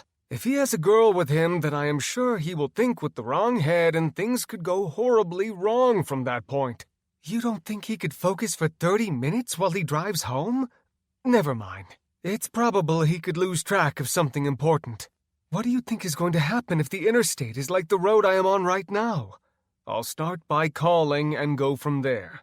Get your ass out of Des Moines and do it now, please. I love you, Mike. I love you to the moon, baby. Get out of there, now." Emily hit the end button on her phone, pressed the brake, hit it in reverse, and watched as the Escalade very quickly got closer. The Escape smashed into it, sending her back into the seat cushion and tweaking her neck. Not a very good feeling. She looked at the space in front of her, going forward and repeating the action. The truck hit a second time. She knew that it was a front-wheel drive and the engine was up front. If she just made sure to keep it running and moving, she could smash into as many things as she wanted or needed to. After the second time, she cranked the wheel. She hit the gas as the slew of people flooded the street in front of her. She couldn't tell who was purple and who was normal. When there was a hole in the crowd, Emily punched the gas, and the turbo in the Escape very quickly came to life. She had to hold it to try and keep the SUV steady as she raced forward down a side road. Chapter 5. Tony, Ames, Iowa. Mike walked around, pulling on a few of the boards. When he saw that they were all tight and in place, he felt just a little bit better. Mike looked at himself in the bathroom mirror. His shorts were barely staying up, and this was no way to say that he was prepared. Mike's tummy rumbled, not kindly, and he tried to hold his cramping stomach in a way in which it would not hurt worse. Lily whispered, "Dad, you gonna be okay? Do you need something to eat?" The immediate idea of groceries and mouths to feed, a lot of mouths to feed right now, was not a pleasant thought. Mike thought he might just have gas, but over the last few days he learned a valuable lesson in not trusting gas when it could be something worse coming out of your ass. He slammed the door shut and pushed his shorts and underwear down in one smooth motion. His stomach rolled again, thinking of John and his brains, and that was when the bile in his stomach decided that it needed to make its way back to the surface. He reached in the nick of time to grab a wastebasket. Mike dumped it out and held it up to his mouth, letting the yellow, sticky liquid come out freely. He didn't know if puking or dry heaving was worse, but right now it didn't quite matter. Mike finished wiping his face and rear and stood with his head on the cool sink. He ran the coldest water he could before dousing himself in the face with it. It had always been a surefire method for him to wake up when he was passing out at work, but right now it didn't seem that Niagara Falls pouring over him would give him the strength he needed to carry on today. Mike walked back into the kitchen and for the first time recognized the crumbs spread across the table and counter and said, "Lily, You guys are grounded for life if you ate the rest of my cookie stash. This very well might have been the very last time that I will ever be able to hold a fresh batch of Girl Scout cookies in my hand. I just know you guys were eating them like a fat kid unleashed on a cake. I thought you loved me. I do. It's all Jake's fault. He said if I didn't eat any that... Yeah, please tell me how Jake made you eat cookies because I'm going to call bullshit. Sydney whistled. Mike, you cuss a lot. I don't think my parents say that many words like that in an entire month. Yeah, well, I've had a shitty day, Sydney. And given the fact that I saved the block's kids from being zombie appetizers, I think that they might even be appreciative of me. What do you think? She tilted her head a little, thinking about it, and looked sad. I really hope that the Girl Scout cookies aren't really gone forever. I don't know what I would do if I couldn't have Thin Mints ever again. I'm glad you kids all have your heads in the right places. I need a few minutes. I want you all to sit on the couch and just chillax for a minute or two. The kids all raced for the 2 couches, filling them up instantly. Those that weren't so quick to jump on the gray-cushioned couches sat on the floor. Lily grabbed the remote, hitting home on it, and said, Raise your hand if you want to watch Secret Life of Pets. Okay, kind of lame. How about Sing? Really? No one? Okay, how about Infinity War? A ton of hands went up, enough that she hit play on the movie, and Mike watched as the kids visibly looked like they were relaxing and sat down. Mike went up the stairs. The dogs followed him, not for protection, but because if anyone usually knew what was going on at the house, it was one of the parents. Harley jumped up onto the bed, resting her feet on the corner post, looking into the extensive backyard. Only thin chain-link fences were separating the 3-acre yard. Harley was doing her puppy talk, which typically would make him laugh, but today she was straight up warning that, hey, there are a bunch of zombies out there, and I'm pretty sure they are going to try and get into the house. Mike yelled to Jake, Hey, Jake, are there any of those things out your window? Yup, lots of them. They are mostly in the streets now. They don't look like they know what is going on. What about the neighbors? Do you see anyone else looking out? Yeah. Earl across the street is on his deck. Looks like he's boarding up the steps so no one can come up them. I just saw Amber fly down the street and race into her driveway. She must be okay. She put the garage door down and is standing up in front of her house on the 2nd floor looking out. She's crying her eyes out. Mike realized he hadn't done anything yet to let everyone know their kids were all right, and realized how sick they must be feeling about that unknown feeling of not knowing the status of their best thing in the world. Mike held off on what he wanted to do and took a look at everyone in the living room. He opened up a new group chat on his Facebook Messenger. He hit Ryland's parents, Sydney's, Middle Jake and Kara, Little Jake and Josh, and his buddy Matt and Jessica's kids who he couldn't ever remember the names of. It wasn't personal, but it was not easy. He typed in, Hey, your kids are all safe at my place. I got everything boarded up. I hope that all of you are okay. I'm still waiting on Emily to get home, but I did want to let you know they are here, alive, okay, and seem to be handling things pretty damn good for their ages. If anyone is home, when it is safe, and only if it's safe, I'd appreciate you swinging by to get your kids. I'm pretty sure I'm over my flu, but I can't guarantee anything, and this doesn't seem like the best time to get anyone sick if I don't have to. I don't think going to the doctor is the best idea at the moment. A slew of hands together praying came from all of the neighbors. Mike had even messaged those without kids. Their block was a tight one, and they watched out for each other and all of the kids on the block. Strangers could come through, but if a car parked on the block that didn't belong there or looked suspicious, then the messages started popping up one after another. Everyone was currently alive and responding, but who knew if they would be one of those purple people eaters in a few hours. For now, they were good to go. Mike went upstairs and traded his shorts with no belt for a pair of jeans and a Welcome to Amity Island shirt. He rubbed his chest down with a warm rag, getting the remnants of puke from his earlier encounter with John off. He looked in the mirror and checked that his face wasn't pale or purple. He got dressed and pulled another belt from his drawer, pulling it tight. Mike grabbed a pair of socks, throwing them over his shoulder. He thought about it for a second, wishing he was 100%. He went to the nightstand drawer, pulling out a 9mm, and attached the gun's holster to his belt. He pulled the drawer completely out, removing 4 boxes of ammunition and a couple fixed-blade knives, unsure what he would do with them. He thought about it and the cool weather and grabbed a hooded sweatshirt. He'd apologize later for not being in the greatest smelling state.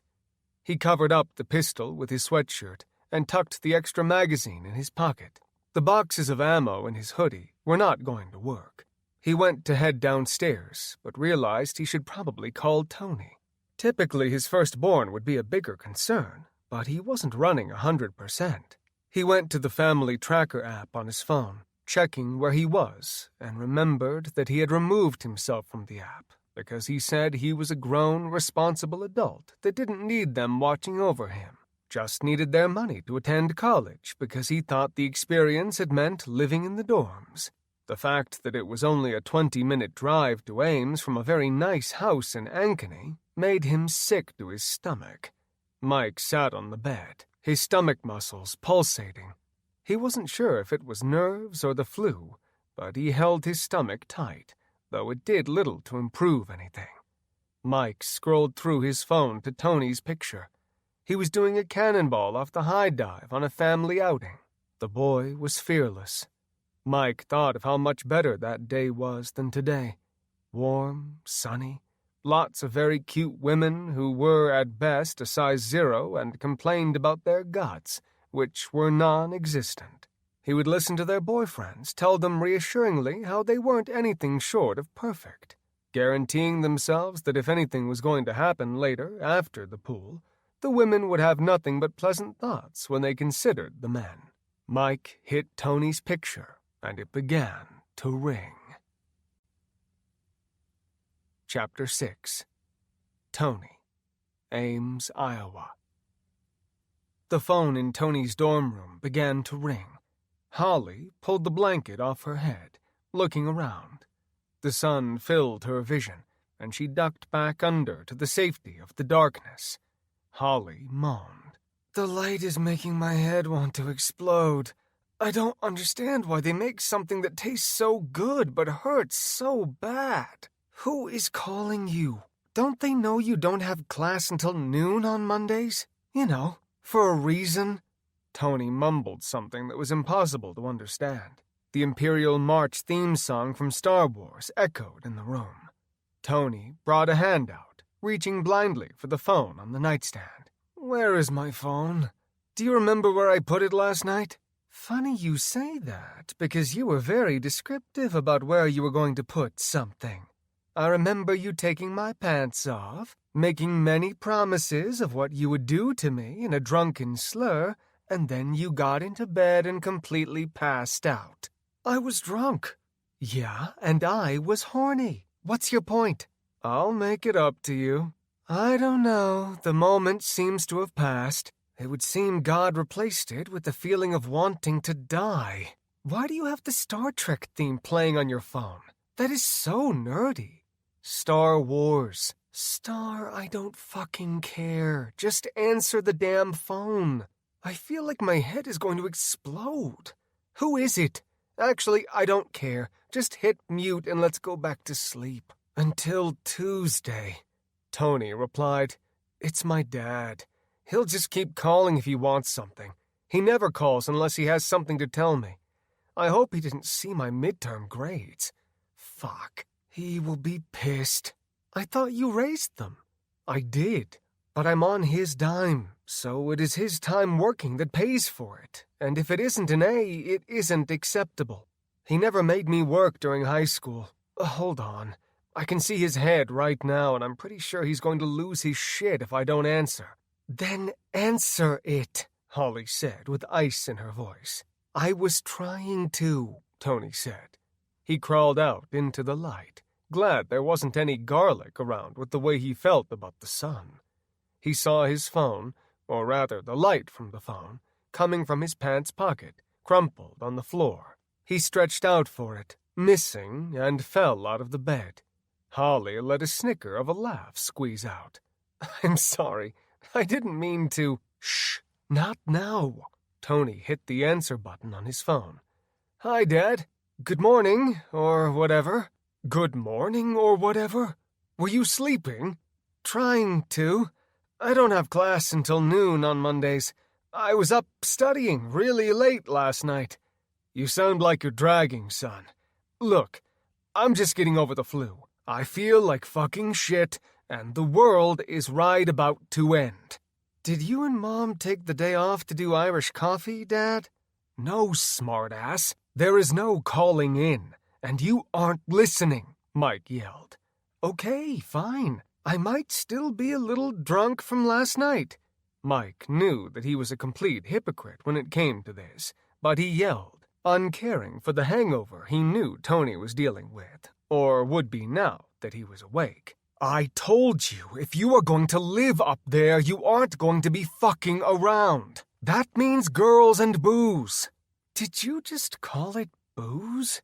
You and Mom have a complete bar at home, stocked to the brim." "Right, a stocked bar that my job paid for, Tony. Thank you for bringing that point up. It really helped to change my mind. I still think you aren't the angel that you let on to be. Are you telling me that you didn't drink at my age because your mother was pregnant with you? I was throwing kegs of beer 12 hours a day, and then worked at a gas station for another 6 hours at night to make ends meet." "Right, and it was my fault that she got pregnant at 18, right?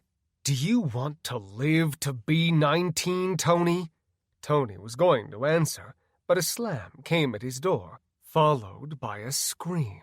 Sirens either began going off in the hallway, or they finally noticed the sound, and Holly started kicking and hitting the bed with her hands. "Why can't anyone shut up this morning? You know they were there with us, except the sick kids.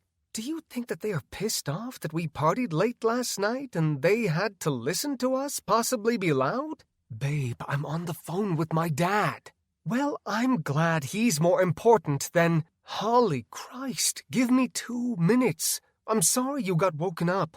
He put the phone back up to his ear, lying on the floor and feeling like a bag of shit. "Sorry, Dad. Yeah, I knew you were working, and it's probably my fault that you knocked up Mom because I was dying to be born during the we don't have shit phase of your lives. I wouldn't have loved to be around like Jake and Lily getting spoiled, pampered, and with kid gloves on." Mike slammed his hand on the bed leg. This was a conversation he had had with him more than once, and every time they did, it didn't end well. "I'm sorry that you had such a shitty childhood. I'm sure you remember me sitting by the fireplace throwing $100 bills into it and riding around wasting money frivolously." Tony's head was beginning to pound. His dad could throw a guilt trip like nobody's business, and Tony looked around, thinking how the only reason he could be in a dorm right now was because of the man that was on the other end of the phone. He didn't sugarcoat shit. He didn't care if he offended someone, and he always told it as it was. That was his dad, for better or worse. "Maybe I'm getting off topic. What did you mean the world is ending and that there isn't any more work going forward? Does that mean I won't have school either?" "Tell you what. Get up off your ass, look out your fucking window, and tell me what you see." "Dad, get up now, Anthony Patrick Evans," Mike screamed, realizing he should have had Emily call him. Mike didn't do disrespect, and Tony knew that if he could stick his foot through the phone and up his ass that he very well would, without prejudice or pause. Tony rolled over and pushed up, putting his phone on speaker. He stumbled forward, aware that he definitely could still have a buzz. When he looked at his alarm clock, it showed just before 8 o'clock. He hadn't quit drinking until 3 last night, and the amount of time spent hitting the red Solo cups had been a race and a marathon all at the same time. He was pretty sure as he fell onto his desk that he'd lost that race all around. Tony pulled the string to raise up the shade. The sun that came in might as well have been fire. Tony found his glasses and put them on. He squinted, waiting for the shapes to come to him. When they did, he yelled, "Holy fucking shit!" Holly threw the covers off her and crawled up to the bed's end. She looked out the window to see what it was that he was freaking out about. She gasped. She didn't know what to say or do. The two looked at each other. Tony's room was off Lincoln Way, one of the busier streets next to campus. He had a view of the courtyard. Usually, there was a group of kids studying, others playing frisbee, throwing footballs, usually people wanting signatures for things that couldn't ever be changed, even if they got 10,000 students to sign their papers. This was absolutely not the case. Holly yelled, "Hey, are they doing a zombie run this morning? They are really playing it up." Tony watched for a second longer. The head of the LGBTQ, Mary, a very outspoken student who donned a purple spiked haircut, from whom he'd learned very quickly when he said hello that it was a form of sexual harassment. He had never been told that in his life, and it was the last time he'd chosen to tell any colored hair student with signs of batting for the other team hello. She was doing her best to shake and bake, but the dead coming for her didn't know football or anything else. It simply came straight for her, never slowing down. At the last minute, Tony thought maybe she was going to do something to escape her, but the woman leapt straight for Mary, tackling her to the ground, and took a bite out of her nose, tearing the tip off. Her legs kicked and she bucked, trying to free herself. She grabbed the woman by her hair, threw her off to the side, and clutched at her nose. Mary turned over, pushing up off the ground, and the woman watched for a moment, seeing her meal getting away as she chewed on the tip of her nose. Mary screamed and cried as she ran, and she'd made it about 10 steps when she crossed paths with a star football player for the Iowa State Cyclones, Trevor Downing, a 300-pound offensive guard who could hit like a freight train and just keep on moving. Right now, for both of them, it was flight or fight time. She and he had the same thing in mind, which was getting away from all of these flesh-hungry purple students and teachers. When he saw Mary headed straight for him, screaming, with blood racing down her face and onto her shirt, she looked too much like one of them. So much, in fact, that the fight to be able to flight was absolutely what was going to happen next. He used every pound of his football-acquired muscle to clear his path, which, unfortunately for a horrified Mary, was directly in his. He barely knelt down, but came up with 2 hands into her chest and propelled her up into the air and backwards. She hit hard, screaming at the top of her lungs. Trevor was doing an infinite 100-yard dash, not stopping his sprint for anything until he was out of the courtyard and on Lincoln Way. He flagged down a pickup truck, jumping into the back and laying down, disappearing from sight. Mary got back up, screaming at him, but he did not care. She yelled, "Do you know that is so offensive?" She didn't have time to scream another insult.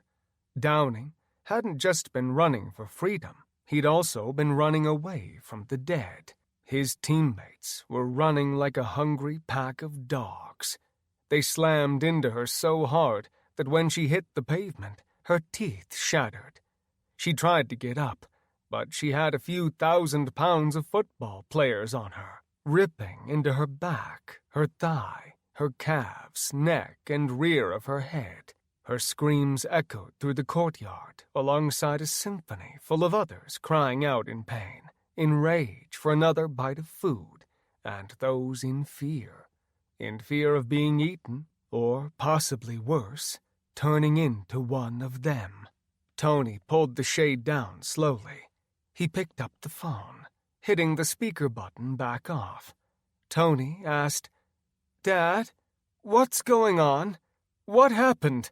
Are Jay and Lily okay? Is Mom home? She's there, right? I don't know what happened, but the kids are downstairs. Mom got called this morning to photograph. She hasn't called back. She wanted me to call you. I just got done boarding up the windows. I wanted to get the house safe. I need you to try and get home. Can you do that? What has the news said? I don't know. I haven't stopped yet to know what is going on. Do you have a full tank of gas, Tony? Yeah, about that. I do have a full tank. Tony, time is ticking. What is wrong? My battery is dead. I just put a new one in before you went to school. Why isn't your battery working? Basketball. How did a basketball break your battery? It isn't broken. It is dead. There's a difference. For fuck's sake. What is the reason it is dead then, smartass? We were playing basketball and it was dark. Well, we played a lot longer than we had expected. When it was time to go, the car was dead. I came back with a battery charger the next day. Yeah, and it had gotten towed by the city of Ames. I guess I wasn't supposed to park on the park's grass. Something about it being off limits. Mike said, I love my son. I love my son. I love my son. I love my son. I love you too, Dad. No, I'm trying to talk myself into it. I don't know where you get that from, and you are driving me to the point of drinking this morning. Gotcha. Any advice? Do you have a girlfriend? Does she have a car? Do you know of anyone in your building with a car that you can call? I just got up, and yeah, there are people with cars, but I don't know who is alive. I can start sending messages and see. I can call you back if I need to. Tony looked at Holly, who was already typing away like her life depended on it, going through her contacts. She ignored the blatant fact that she'd met Mike at least 3 times for family dinners. You need to get out of there. With all those dorms there are going to be too many kids for that small of an area. It's going to be a clusterfuck. Don't let them touch you, okay? If anyone has got a bite on them or are covered with blood, then I need you to stay away from them. Is that clear? Do you understand me, boy? I will give you a call back. Tony, hey, don't go on the interstate. Stay off the main streets. I only assume that there's going to be a shit ton of people, idiots, who want to get as far away as possible, but not have any real plans. So don't take the interstate home. Then how else do I get home? You've lived in Ankeny your entire life. It is 20 minutes away. You don't know any other ways to get here? The interstate is the quickest way, Dad. Lame. So lame. Cruising. You've heard of it? It's when you aren't really trying to get anywhere and you are just out. Mike thought of Tony growing up when gas was $3 plus a gallon. He didn't understand anything outside of economy. There was no racing down streets or going to another state and back on a whim for no reason or parking out on a gravel road with your girlfriend. Mike shook his head. He didn't know what to think about these goddamn millennials. They were so easily upset, but if they just lived a little, they might realize how much there was in life to live for. Tony answered, and he knew what the kid was going to say before the words ever came out of his mouth. He said, You realize that it is not good for the earth or my wallet to waste money, right? I mean, my Prius, the car you bought me, isn't really a cruising car. That was absolutely your mother's fault. I would have never purchased that car for you. No self-respecting Evans male would ever ride around in that car. I can't understand how I signed off on the papers for it. Holly yelled, Are you seriously talking about cars? What the fuck is wrong with the two of you? I mean it. There are people getting eaten outside. What can you possibly be talking about? Tony held up a finger. Wrong answer to her. Tony said, It's my dad, okay? He's weird. He goes off on rants, just like his dad. It dawned on him, and he asked, Where is Grandpa Denny at? Have you called Grandma Diane to see where she is? That they are all right? Are they at home or are they at Lake Thunderhead? I've been so busy worrying about your mom and you and your brother and sister that I never even thought about it. I hope Dad slept in today, or he's going to be raising so much hell. I don't know if Mom could have kept him from doing something. What would he do? I have no idea, but he has all the firepower in the world to take them out if he is home. I just hope that... Goddamn. Do me a favor and call me back if you need a ride. I'm going to call them and see what is going on. Okay, I'll give you a call back as soon as I know. Chapter 7 Part 2 Tony and Holly. Tony put the phone down, looking out the window again. Holly was sitting on the bed with a sheet up in front of her. I can't believe that this is happening. I mean, what the fuck is going on? Why is this happening to us? Holly, it isn't happening to us. It is happening to everyone from the way it looks outside. We might consider ourselves as some of the lucky ones to still be alive. I can't imagine being one of those purple things running through the streets and trying to eat everything that I see everywhere. What are we going to do? Tony went to the fridge, pulling out water bottles. He tossed one to Holly and took out 4 ibuprofen before tossing the bottle to her. She liked the way this man thought. There would be no time for hangover headaches. She thought about her nakedness and realized they probably should get dressed. They chugged their waters and each got a second one.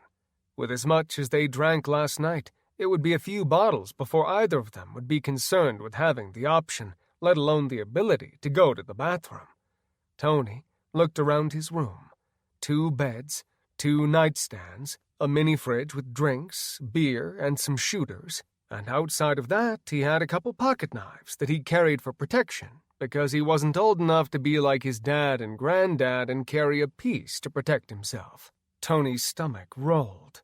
He wasn't hungry, but he knew that the medicine was going to take a while to kick in, and in all reality, all it was going to do was help him with his head. It would do very little for his stomach and joints feeling so shitty. He was happy that even as bad as he felt, that at his age he was able to recover pretty quickly. There were plenty of nights when they would get shit-faced a few days in a row, and with the exception of some beer shits, there were very little consequences physically, not counting brain cell damage. Thuds came at the door, followed by screams and then growls. Tony went to the desk on his side of the room, grabbing the wooden chair that no one ever used because 10 minutes in it guaranteed to leave you with a numb ass. He slid it under the handle, securing it so that no one could get in. He could feel his manhood swaying in its freedom and thought maybe it would be a good time to get dressed. There would be very few advantages to being completely naked if he had to, or when he had to leave the room. Tony went to the closet, grabbing jeans in lieu of normal track pants like almost every student who wasn't wearing shorts took for daily attire. He found a black long-sleeve Under Armour workout shirt as well, and from there looked at his very naked girlfriend, who was in party clothes from the night before. The only positive thing was that he wasn't very tall and that they were both skinny. Tony took a pair of sweatpants and a sweatshirt that he knew she liked, because it was almost always missing. Not because he left it in places, but because she loved it so much. He smiled, watching her stand up to find her underwear and bra. She got dressed quickly, never setting her phone down. She saw Tony and said, "Oh no, you need to get your shit together and think with your other head or we aren't going to make it back to your parents. We aren't cut out for this. We aren't experienced. As opposed to the other people in the world who have survived a zombie apocalypse? There's the smartass I know and love. Now I just need you to come up with some genius plan. What is it, 20 or 30 miles to Ankeny from Ames? Do you think we could do that on foot in a day or two, if we just walked across farm fields? Probably, yes, but we also need to get out of town and to the farm fields. So we run. We aren't more than half a mile from a field, I'm sure of it. Can't we hide in, like, the crops or something? We could if it wasn't spring and the field wasn't bare. Chances are that they are probably muddy as shit." A knock came at the door, and the two went as silent as a hooker in a confessional booth. Holly whispered, "What do we do? Just keep quiet, please." The knock came a second time, and the handle jiggled this time. Tony's chair was doing its job in stopping whomever or whatever was attempting to enter the dorm room. The knock from the other side came again. Holly said, "Do you think zombies know how to knock?" Tony shrugged. A light voice, almost scared to be heard, came from the other side. "Tony, douchebag, open the fucking door. Do it now. It's me." "Me who?" Tony replied, not firing off at 100% and still waiting for his water and ibuprofen, the breakfast of champions, to kick in. "It's Joshua from down the hall. Come on, let me in before someone bites me. Holy fucking shit, someone is coming. Hurry up, open the fucking door." Tony shook his hands in the air, still considering if he should open the door.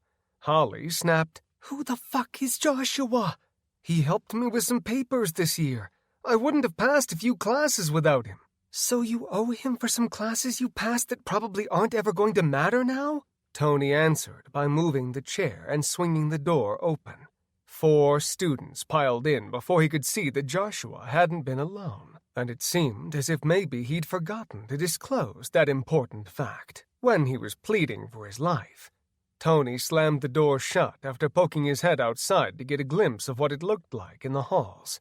There were 6 students in the hallway. 2 were meals, and 4 were the ones feeding. Tony shut the door as quietly as he could. Tony straight up asked, "Who here has a car?" Joshua asked, "I thought that you had a car. That's kind of the reason that we came here in the first place. I mean, my roommate Trent was also trying to eat me, so I left him inside the room. He was trying to break the door down, so I don't know how long he is going to be stuck in there. Those out in the hallway didn't seem to notice us at all, but their faces were buried inside of stomachs, so lucky for us, right?" "So you wanted a ride?" The 4 nodded slowly. One of them said, "So you don't have a car?" Holly snapped, because the way she thought about it, it was that if they weren't doing things to move forward, then they were sinking in quicksand. "Hey, perfect stranger. Yeah, he has a car. No, it isn't running. Did you have a car? Do any of you have one?" "Could we get it running?" Perfect stranger boy asked. "Sure, if we had 4 or 5 hours and a battery charger. But I'm headed to Ankeny, and we aren't dropping people off on the way." "I assume you've been outside?" Tony asked.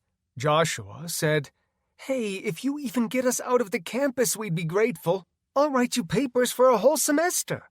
"That won't do a lot of good considering the fact that we probably won't have any future tests. It isn't anything personal, but if I bring anyone else home, then my dad will kill me after he kills you guys. My name is Ralph. And we have a couple classes together, Tony. Do you think that we could stick with you? I mean, we literally have no clue what to do. We thought you had a car. That was like our entire plan up until now. And you thought that I was going to want to take you with me out of the kindness of my heart? Yeah, you know, people need to stick together and help each other. You have a car, so we thought we could help," Ralph tried to say convincingly. Holly scoured the room, looking around and attempting to find something that they could use to make their way out of the dorm. Tony said, "Did you find anything at all with anyone around? This is actually the least amount of people that I have ever found online before. Where is everyone? What is going on?" Holly yelled, trying to refrain from throwing her phone. "Holly, baby, they are either dead or hiding right now. That is about all that I can assume."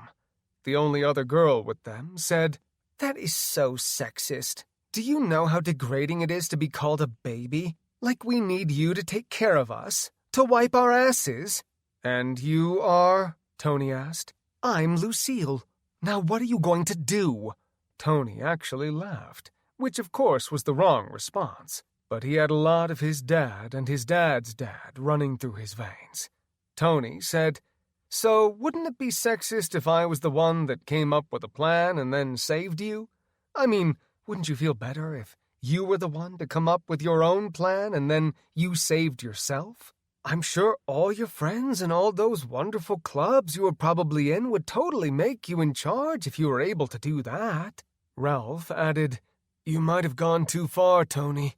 You might have gone just a little too far. Lucille snapped off, How about I kick your ass? Do you think that might make you feel a little emasculated? Just looking at your haircut is making me feel emasculated, if you'd like me to be completely honest with you. I don't. I just wish that you'd stop talking. If you aren't going to do anything to help us, then you aren't doing anything to save anyone, she yelled. Hey, Lucille, I didn't ask you to come in. I thought just Joshua over there was coming in. I didn't particularly want to let him in either. I just didn't want to worry about shit later making me feel bad with karma. That isn't what karma is, Tony. Joshua, do you seriously not know anyone who has a car? Like this guy was the best one that you could find? He was the only one who would answer the door and was still alive. He met all of my needs at that moment, just not the car part. And that doesn't seem like it's my fault.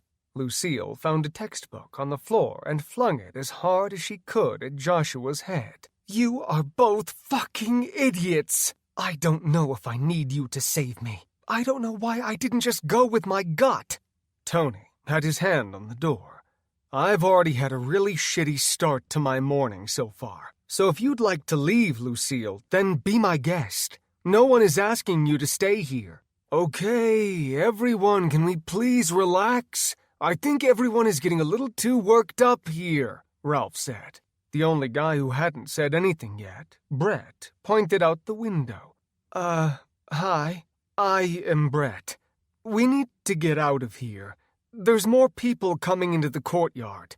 I don't think we want to wait any longer. Maybe we need to go a different way to get off campus? Holly looked out the windows. There's nowhere else to go. I mean, they are everywhere. What are you expecting to find? I was hoping for car keys to find a way out of here, Brett replied. That actually isn't a horrible plan. Someone down there has got to have a set of keys. I'm sure Dead Carboy here, Tony, isn't the only one who has a car on campus. I mean, there's never anywhere to fucking park. It can't be just his, can it? Lucille yelled. Holly looked around the campus, and the spots which were typically packed to the brim with small, compact cars were currently as bare as she'd ever seen them. This did not fill her with hope. Tony checked his phone one more time. He had a picture of Jake and Lily with him down at his grandparents' lake house on the boat.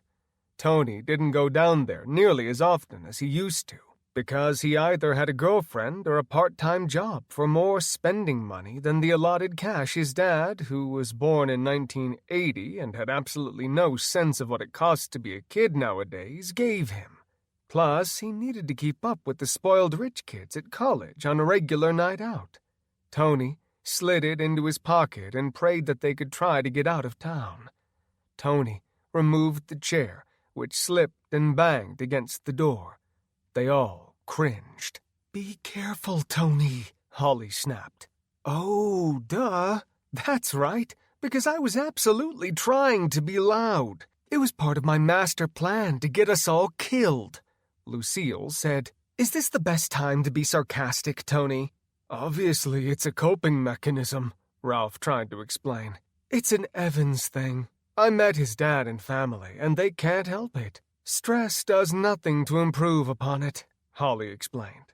Tony set the chair down, thinking that he, in many ways, didn't belong in the classification of millennials and didn't share a good majority of their behaviors. He checked that Holly was ready because she was really the only person he cared about coming with him. She nodded to him, and he mouthed, I love you, to her, and opened the door just a crack. He looked to see if there was anyone in the hall, or if he could hear anything. Nothing. Safe. Safe as it could be. Brett would have not asked his question had he heard it loud first. Hey, do you see anything? Tony didn't have a chance to talk. Holly had no lack of smartass in her personality. Probably more now that she'd dated Tony for so long and been forced to meet his entire family. It was definitely a growing experience in what she could handle, and if she could be quiet when she knew there was nothing they could do to be changed. "Yeah, Brett, is it?" "Yeah, so he's always opening the door and letting zombies in." Tony motioned for everyone to get ready. He started counting down with his hand. 5, 4, 3, 2, 1. And on 1, he looked to their small group. Everyone nodded, and he opened the door all the way. A student who had apparently lost a good 50 pounds because he had absolutely no guts left in him growled at them all. It had a brain, or what was left of it, in its hands. Pieces of the brain fell from its mouth as its teeth chewed into it, and it jumped forward immediately. Lucille screamed, "Shut the fucking door!" Tony flung the door to shut it, but the stomachless zombie had already started running. The plethora of living in the small room apparently looked more appetizing than the student on the floor whose head had been smashed in and brain had been removed. They all took a cringing breath, waiting for that feeling of relief to come, with that beautiful sound of the door clicking shut, and therefore keeping them safe and sound. But the absolute opposite happened instead. The student made it to the door before it could shut. The thud they thought was the one that they were waiting for was not the one wanted. The door connected, but it was with the student's skull, not the strike plate of the door. It bounced back open, hitting Tony, who tried to put his hands up in time but failed. The corner of the door's edge connected with his forearm and hit it hard. Tony brought up his arm, cradling it. He didn't see a bone coming out of it, but he realized that he couldn't feel a single thing in it. Nothing whatsoever. It was like he had a billion funny bones being injected into his arm at once. He stumbled backwards, tripping over a laundry basket, and landed on the floor with a crack of ass to tile, the only tile spot in the entryway of the small dorm. He tried to get up off the ground at first, but failed. Tony had a perfect view of everything, and it was a freaking nightmare.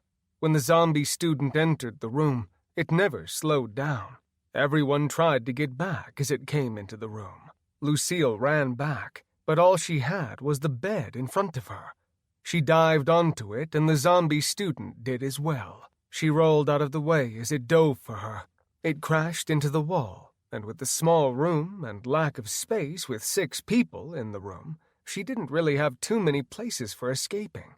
Everyone screamed, all looking at the doorway and trying to think of what they could do. Brett and Joshua ran straight for the open door. They both stopped dead in their tracks when they saw a zombie roaming the halls holding a forearm up like a turkey leg, chewing on it and looking for something more to eat. They raced back into the dorm and shut the door quickly, hitting the lock, and saw what they were in store for, or, more accurately, to become, if they did not eradicate this threat and do so now. The zombie student lunged for Lucille. She backed up against the wall, kicking it in the face. It didn't seem to mind the pain, because it felt none. The thing that made it so upset was that it wanted something in its mouth. A pound of flesh was all it needed, until it was gone. She kept kicking, trying to show it that she was not the easiest meal, and that someone else would be a much better option. Joshua and Ralph jumped forward when the door banged behind them. Whoever was on the other side of it was definitely bigger. Lucille's stone exterior was definitely faltering. She started crying, and no one blamed her for it. There wasn't anything she could do to stop it. A plethora of feelings raced through her, and she could only keep so many of them in check at once. Tony got up to his feet, looking around the room, hating everything about it currently. He looked at his roommate Todd's bed and realized the amount of options available were limited. If he'd been home, he would have a small arsenal at his fingertips. At least he thought that would be possible. Tony knew he needed to get moving. With every second they wasted, there would be less of the living and more of the dead. He wanted to be far away from well-populated cities by that time. He knew Ankeny had a population of 60,000, which wasn't much less than Ames, but knowing what was at home waiting for him, or at his Grandpa Denny's house, would absolutely make him feel like survival was more of an option for him. Tony ran over to the bed, ripping Todd's sheets off the mattress, and shook the nervousness out of his hands. Everyone except for Lucille seemed to be unknown at the moment to this purple student. Lucille, to her credit, was doing her absolute best to keep from getting bit by the son of a bitch. It didn't have superhuman strength, she was noticing. However, this dead was goal-oriented, and he was currently focused solely on getting a bite out of Lucille. It was chomping its teeth together, making a clicking sound. The click reminded him of his old dog Rusty, who was once a ninja at being able to catch popcorn thrown to him, but now just chomped until whatever object thrown to him either hit his mouth or bounced off his head. He had to scurry to get it before much younger, agile Harley could beat him to it. Tony made sure there was plenty of slack in the sheet and came up behind it and threw the sheet over its head. Tony pulled it tight. He could see the mouth going up and down in the mirror. It was chomping, even though it couldn't see anything in front of its own eyes. He looked around the room. There was still nothing of use inside of it. Tony lost his balance and fell backwards, the dead swiping at the air as if it would get a hold of something to free itself, and it could go back to trying to eat the kicking meal in front of it. Lucille clapped her hands together, resting on all fours for only a second on the bed. She looked at Joshua and Ralph and gave both of them the finger. "You guys fucking suck! What's wrong with you? I don't even know this sexist pig, and he's done more for me than you two." Tony was flexing to keep an enraged zombie from breaking free and away. He ran through what he should do and finally realized there was only one option: to get it out of the room. He looked to Joshua and Ralph and said, "Get my bed out of the way and open the window." Joshua said, "Why?" "Are we going to jump out of it?" Ralph asked. They were within a few feet of Tony, who reacted to their comments with a frustration which he couldn't answer in words at first. He kicked them each in the shins once. They both grabbed for their shins for a moment. Tony yelled, "If you don't open it, I'm going to throw both of you out the window." "We're on the 3rd floor, damn it. No, we aren't jumping. Or I'm not, at least." Lucille jumped off the bed, and the two got to work, quickly flipping the mattress off the bed frame and then moving the frame itself. Holly came over and slid the window open, took the screen off, and let it fall to the ground below, striking one of the dead in the head. It looked around, seeing what it was that fell on its head, and proceeded to stomp on it. Tony wrestled the creature over to the window and held it up next to the opening. Holly asked, "What do you want us to do?" "I want you to get it by the legs and lift it up and over the window frame." "And then what?" Ralph asked. "Then you let go, dipshit," Lucille instructed. "God, how did I end up with you two?" "Just lucky, Lucille, just lucky," Ralph answered, as he took the left leg and Joshua took the right. Tony held the sheet until he was out the window before letting go of it. He landed on top of the screen zombie, and it began hitting the dorm room zombie in the head. Tony fell against the wall, sliding down and trying to catch his breath. He was thinking if he could take last night back, then he more than likely would. Although thinking responsibly, he realized last night might have been his last ever regular party. The type where there was all the food, booze, and electricity that a soul could want. Holly knelt in front of him, caressing his cheeks in her hands gently, and leaned forward, kissing his forehead. "Are you okay?"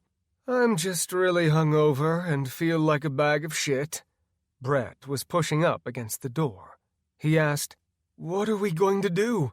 The group looked at each other and at Brett.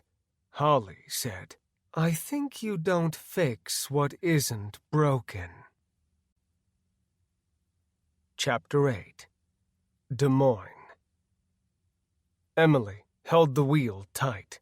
The roads were full of potholes and speed bumps, and she fought to control the SUV. a little girl walked out in front of her SUV from between two cars parked on the street. Emily didn't think for a second. The mommy in her, and just being a decent human being, took control of her hands, and she cranked the wheel to the left. The old neighborhood she was driving through was filled with large, mature oak trees. She hit the curb hard, sending her up and hitting her head on the roof of her Escape. Emily screamed and cursed like a sailor as she slammed on the brakes. She lurched forward, trying to swerve the wheel, but it was too late to do anything but hope that she was all right after the crash. The SUV was going almost 20 miles per hour. She normally wasn't a speeder, but today was obviously not the norm. Emily crashed into the tree, propelling her forward.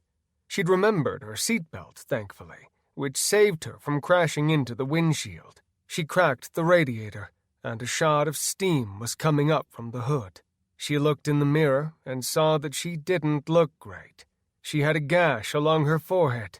She got her Bella apron and rolled it up to push against the wound.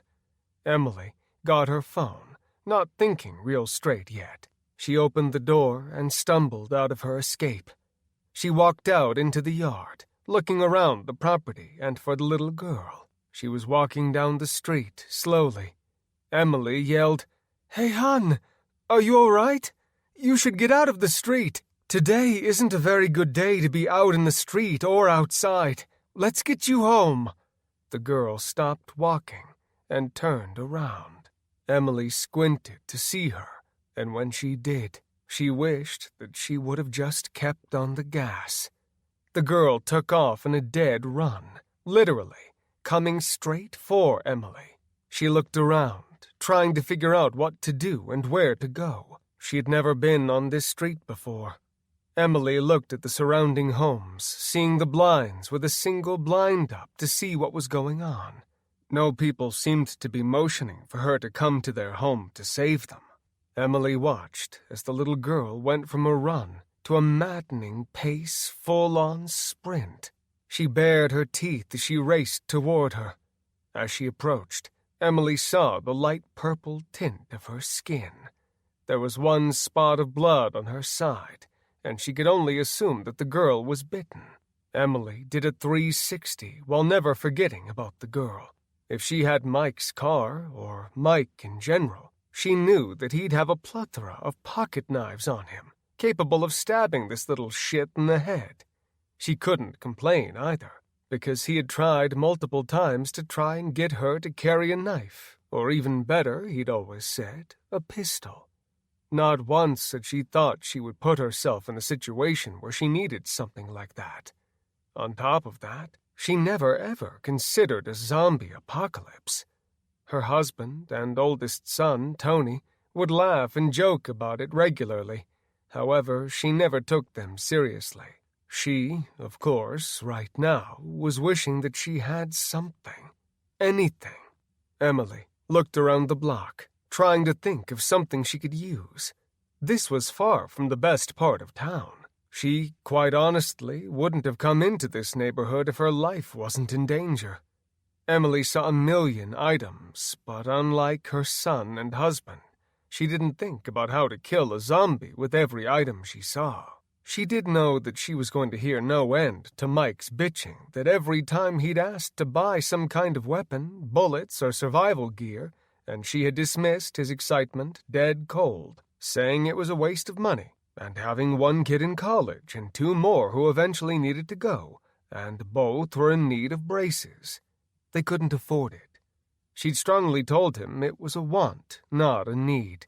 She would, however, not mention anything about her 31 bag purchases that her friend Bobby sold her at discounted prices, of course.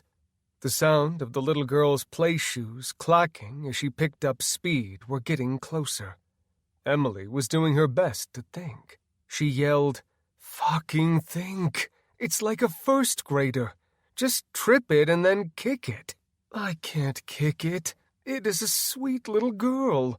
What if they can be fixed? What if someone can heal them? But what if they can bite my ass and they make me one of those eggplant-looking little shits?" A tapping came from one of the houses and caught Emily's attention. They weren't pointing towards the front door, which of course they could let her in and bring safety to Emily, but a little Spanish girl was pointing to the ground. Emily ran to where the little girl was pointing and began looking around and saw a small doll on the lawn. Emily looked back up, seeing the little girl clapping her hands and pointing excitedly at it. Emily could not believe the girl in this time of horror. She grabbed the doll and ignored how she normally would have reacted.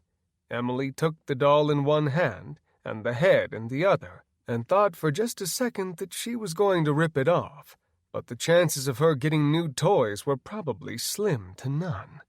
She tossed it up into a flower box that was on the windowsill for safekeeping until later. The little girl smiled, but then her face turned to fright. Emily heard a scream from behind her, which was more of a growl, and she jumped to the side. The girl flew past her, slamming into the house, head first. She fell into the bushes, and Emily prayed she was knocked out or something, because she wasn't getting up.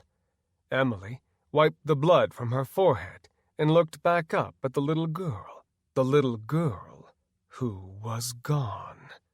Emily looked around. She watched the bushes beneath the house, shaking, and she didn't breathe. She just peered around, trying to find the girl. The bushes shook uncontrollably, and Emily made the sign of the cross. She couldn't think of anything it could hurt. When the final bush shook, she thought that she was dead. A small white terrier came out from the bush, and Emily felt a weight of 1,000,000 problems come off of her shoulders. The dog began barking at Emily, and she smiled, fresh tears starting to fall. The girl must have left, is all that she could think. The dog began to run towards Emily. She knelt to reach for the little white dog, who was running straight for her. The dog got ready to leap off of its rear feet when the little girl jumped from the bushes, grabbing the dog, pulling it back towards her, and ripping a chunk out of its spine. Emily, being a huge lover of all dogs, gasped, clasping her hands over her mouth, trying to be quiet. The little girl chewed for a second. She looked up, seeing Emily backing up slowly and trying to be quiet. Once she locked eyes with Emily, there was nothing that she could do but resume her search for a weapon. She thought about trying to hit it on the head with her phone, but she couldn't. There was nothing good that it would do, and on top of all that, there'd be no way to find out if her family was all right. That was still more important to her than her own safety, because she loved her family with every beat of her heart, more than anything else. The dog screamed on the ground, which was, to date, one of the most horrific sounds that she had ever heard. It squirmed on the ground, and then started to slow down and finally became still. The girl spit a chunk of white, blood-covered hair out and took off, racing towards Emily. Emily ran through the yards, and the little girl was beginning to make up the distance. Unlike Emily, this little bastard didn't seem to be running out of energy. Emily began to wonder if she still needed to breathe, or how she was able to not grow tired. When Emily got to the 4th yard, it was white trash heaven. There were more cars than there was grass in the front yard. Emily found a pipe resting against one of the cars. She took it in her right hand as she ran past it and tried to put the car between them. This did less good than she could have ever imagined. The girl jumped up onto the car's tires and then the hood of the car, barely slowing down in any way. Emily tried to bring the pipe up to strike it, but the girl had already jumped after touching one foot down. At the last second, Emily did the only thing she could and took the bar in 2 hands. The girl came at her, hands out with her mouth wide open and literally chomping as she flew through the air. She brought up the pipe, pushing it hard into the girl's mouth. She bit hard when she connected, and the sound of teeth sprinkling onto the hood was loud. She bent down with the girl as she fell flat onto the hood, never letting go of the bar. Emily twisted the bar and made the girl twist over when her neck could go no further. The girl looked like she was straight out of the poltergeist.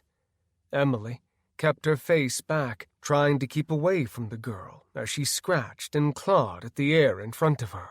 There seemed to be no way for this to end in any way other than to end the little girl. Emily stepped a foot back, bringing the pipe up high above her, looking like a deranged lumberjack dressed in her all-black work attire. She brought it down and hit the hood.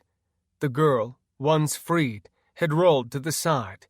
Emily cursed and swung it baseball style, missing again and cursing again.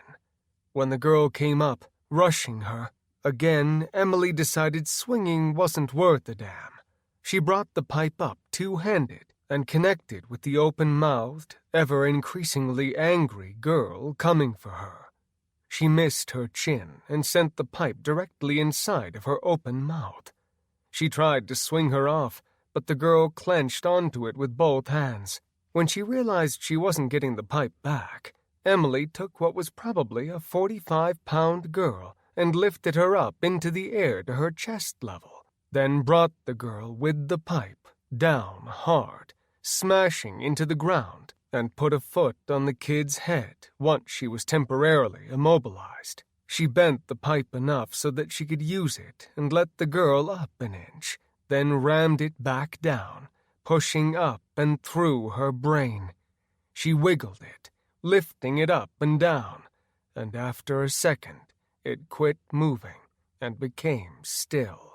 Emily was hoping it would be that way forever. She sat there for just another second, waiting, making sure it was safe. When she didn't move, Emily put a hand on her mouth, under her top jaw, and pulled the bar out an inch at a time. It was covered with blood and gore. She checked her phone, seeing that Tony was all right. She typed back, "The SUV is crashed. I'm trapped outside. I don't know what I am going to do." Chapter 9. Mike checked his phone, seeing Emily's message. He felt handicapped at the moment with a house full of children. He still didn't know about his parents or sisters, as he hadn't had time to figure out if they were okay. Now he had Emily with no car, which he'd like to know more details about, but of course it was one of the lesser important details. In the end, it would not change a single damn thing. He tried to think of what to do. It wasn't like he could send an Uber driver to pick her up. A picture of his neighbor Michael popped up. Mike swiped his face. Michael was already typing another message and asked, "Do you have any idea what is going on? I can't get a hold of Mackenzie. She got called into work today. All the nurses did, so something has to be going on. What the hell? She had to have driven, right? Yes, that's usually the way she gets to work, 30 miles away. I don't know what's going on. Some disease or something. I haven't even had time to check the news yet. I'm just trying to get a hold of everyone. This is fucked up." Mike hit the button on the voice chat. He didn't want to keep typing. There wasn't time. Michael and Marin, their sweet baby, came on. He was only 30, but was definitely someone who carried a lot on his shoulders. His stress level, mostly due to anxiety, was far more than anyone his age should have to deal with. Today was definitely not going to be better than any normal day. Mike said, "Hey, I got the entire neighborhood's kids over here from the bus route. Everyone's coming for them, but I can't leave them until I get another adult over here. I have to go get Emily, unless somehow Mackenzie could get her." "Hey, Mackenzie is calling right now. Let me get back to you." "Sounds good. Thanks." Mike hit the family tracker app that they all had so they would always know where the kiddos were, given they had their phones and that Lily had her damn phone charged because it was so difficult to remember to plug it in.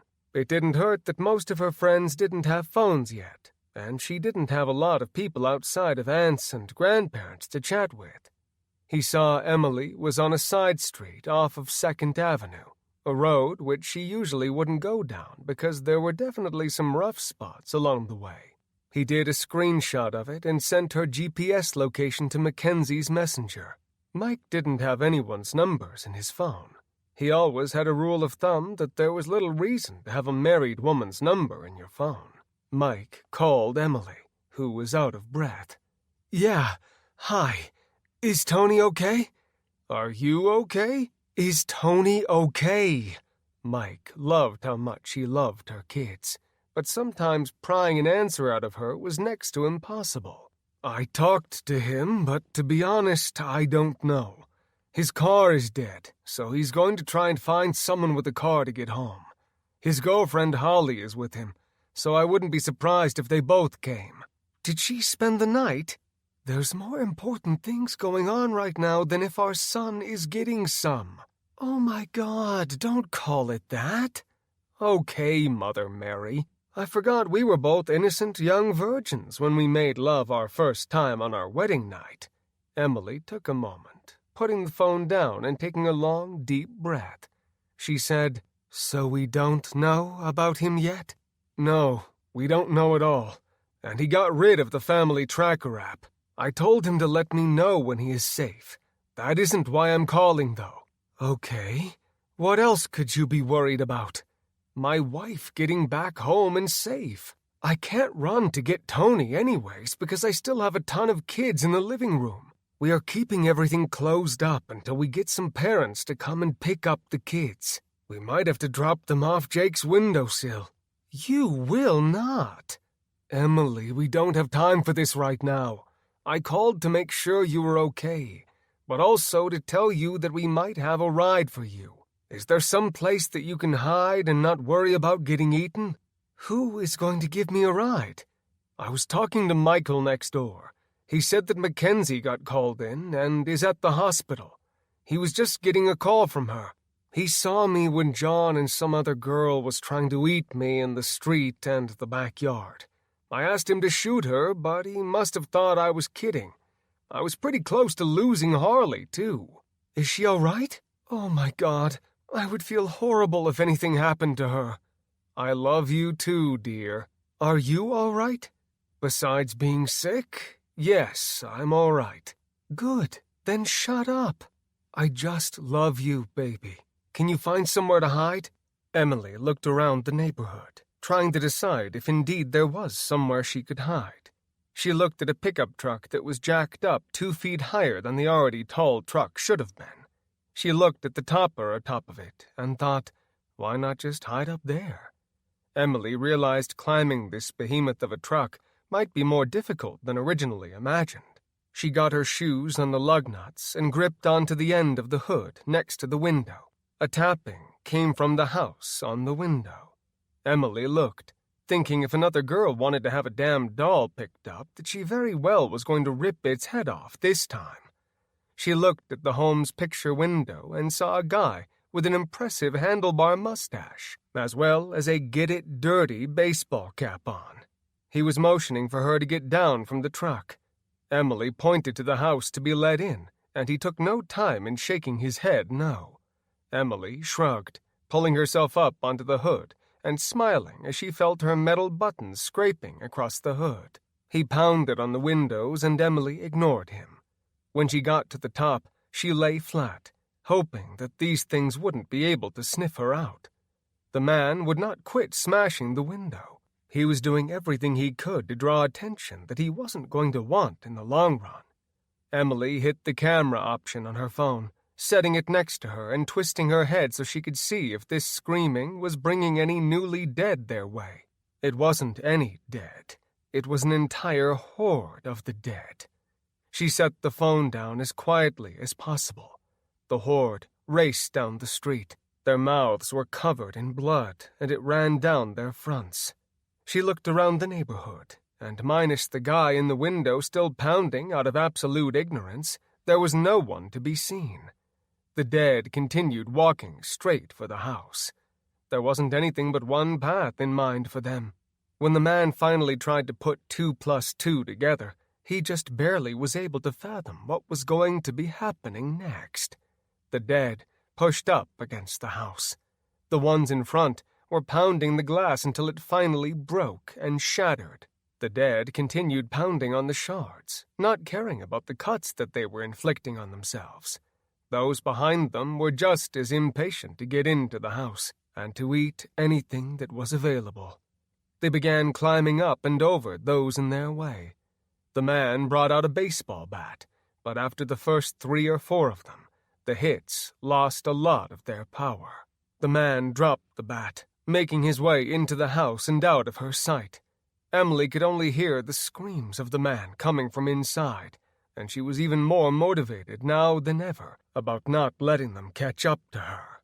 She stayed on the roof, holding her breath, not wanting to make a peep. Chapter 10. Michael hit the answer button on Mackenzie's face. The fact that his wife worked in Des Moines had seemed like it was a hop and a skip on any other day. Now it felt like she might as well be working in California. He loved her so much, but there was nothing in his gut feeling that told him he could or should take a baby into what could be the largest part of a zombie apocalypse. There was no shortage of reasons why taking the baby out was a horrifically bad idea. Mackenzie came up on his FaceTime. "Michael, is Marin all right?" "Yes, dear, and so am I. Thank you for—" "You answered. Relax. I love you, but I didn't know if you'd taken Marin out to her sitter's house yet or not." "No, I wasn't in a rush this morning, and I'm running late. Are you still at the hospital?" "Yeah. The news is broadcasting all these crazy things. I don't understand what is happening. It doesn't make any sense." "Did security lock your floor down?" "I have no idea. We've been watching the news and keeping a watch on the ground below." "Did you park in the ramp this morning?" "I did. I got here early." "Can you make it to the SUV?" "I have one lady still in labor. I can't leave her." "What about her baby?" "How close is she?" "It doesn't matter." "Is there still a doctor there to deliver it?" "Honey, you aren't listening. I'm not leaving until this baby is born. I'll lock the room after that and leave." Michael was pacing the kitchen. He should have known this could be an issue, but was hoping it was a slow baby day. "Well, Emily was on her way to work, and she was in the middle of it." "Oh my God. Is she all right?" "She was the last time that Mike talked to her, but she lost her car or crashed it. I don't know. Mike was hoping you might be able to stop by and get her, if it is safe, of course." The woman behind Mackenzie began screaming, and when she turned around to see what was happening, a thud at the door came. Her friend Megan was up against the door. Mackenzie went to open it, but stopped when she saw she had bloody hands. Her eyes were insane, and her face was purple. Mackenzie let go of the handle and backed away. She knew better, but didn't know how she was going to escape this floor once her job had been taken care of. There was no way she could just leave this woman by herself, either. The woman in labor screamed again, but this time it was not in pain. It was pure rage. She screamed, "Hank, if you don't wake up right now, I'm going to cut your dick off!" The man jumped, kicking off a cover. Mackenzie had adopted the room from one of her friends, and had been so busy racing in and out of all the rooms that she'd never noticed there was a husband sound asleep in the room with her. It would give her peace of mind that there'd be someone to watch out for her while she could only watch out for those smaller than her. Hank rolled to his side, falling off the couch, popping up and sliding off his feet and back to the floor. The woman, Jane, said, "Good God, Hank! I mean, you're in the right place, but could you possibly not get injured in the hospital while we are waiting for the baby to come?" Hank sat down on the couch. He was heaving for breath and held up a finger. "Do you realize you woke me up when your water broke, screaming your head off that you were dying? You woke me up in the patient room telling me that someone was trying to kill you. The nurse was being very touchy with the blood pressure monitor. Is there a reason that you need to sleep through every moment of this magical experience?" I was working for 40 hours straight on call with the fire department, as you know. I didn't know that you were going to go into labor a week early. I'm sorry that I was missing some of these very magical memories. I know that you are not giving me shit or sarcasm right now, are you? Hank thought of a million things that he wanted to say at this moment, and none of them would leave him married after this 10-month pregnancy from hell was over. If his one and only God loved him, he would get his wife back. The sane, happy, relaxed wife whom he missed more than sex. Well, almost as much as sex. No, dear, of course not. I'm very sorry, though, for anything and everything wrong that I have said. Do you need me to get the nurse? She's right here. You are literally sleeping through everything, and there's something crazy going on inside of the city. I'm so scared. Mackenzie took the blind on the door and pulled it down slowly. She smiled nervously, and from the screams coming on the other side of the door, she wasn't going to have any chance of getting help from a doctor with this delivery. She ran through 1,000 hours of her nursing degrees, and was never happier that she'd never once chosen the easy GPA class out of her options. Hank cleared his throat and said, "What's going on outside?" He looked to Mackenzie, who was not breaking the news of what could be the end of the world to a complete stranger. If they needed to know a medical answer, she was the woman for the job. This didn't have anything to do with her job. However, it was keeping her here longer than she knew she would be staying. Michael would understand, but having to try and explain that to a baby who'd one day be a young girl, young woman, and a woman walking down the aisle, why her mom wasn't there to watch her, would be tough. Jane said, "People are eating each other in the street. It has been all over the news, and you'd already know that had you been awake, Hank." Hank looked up at the news, seeing people running for their lives. The only thing being shown was security footage of attacks. He walked up to the screen, watching a group of people jumping a man and tearing into his arms, legs, and back. Hank felt his pockets, realizing just how naked he felt at the moment. "I promise I won't ever sleep again."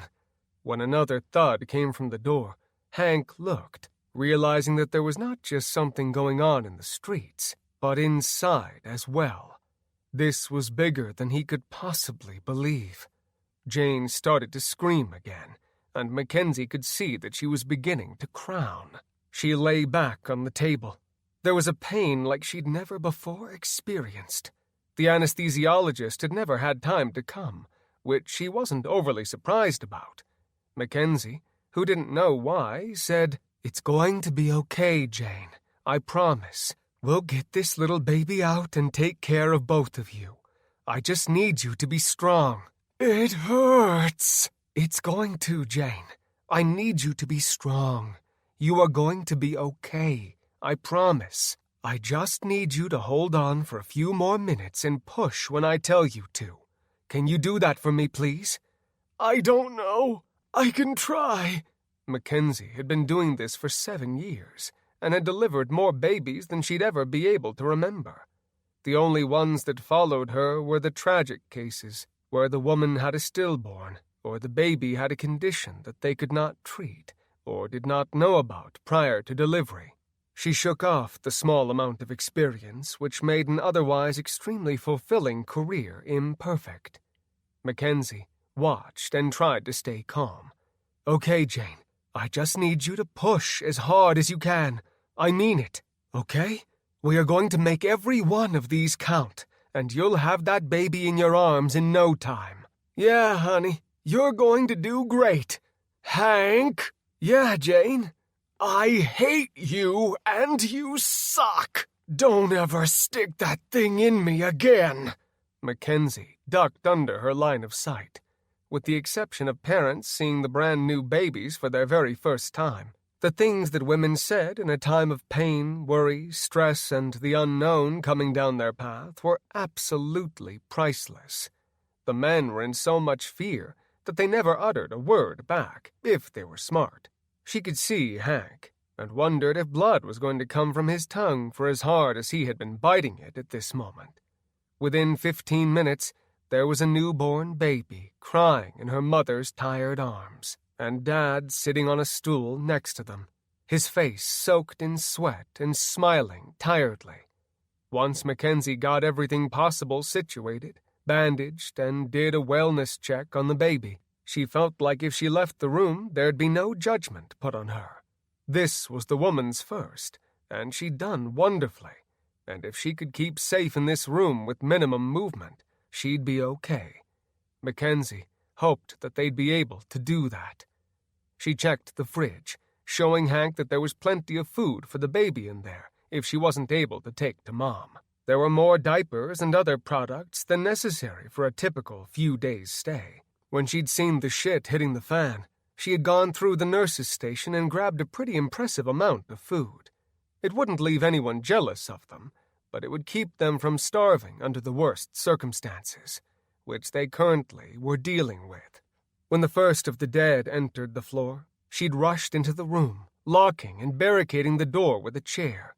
She pulled the blind back slowly on the door, doing what she could to keep from drawing any attention to her or the room she was leaving. She had 50 routes in her head that she could take to get to her car, and each of them seemed like a great idea until she had to actually remember them as she raced through the hallways.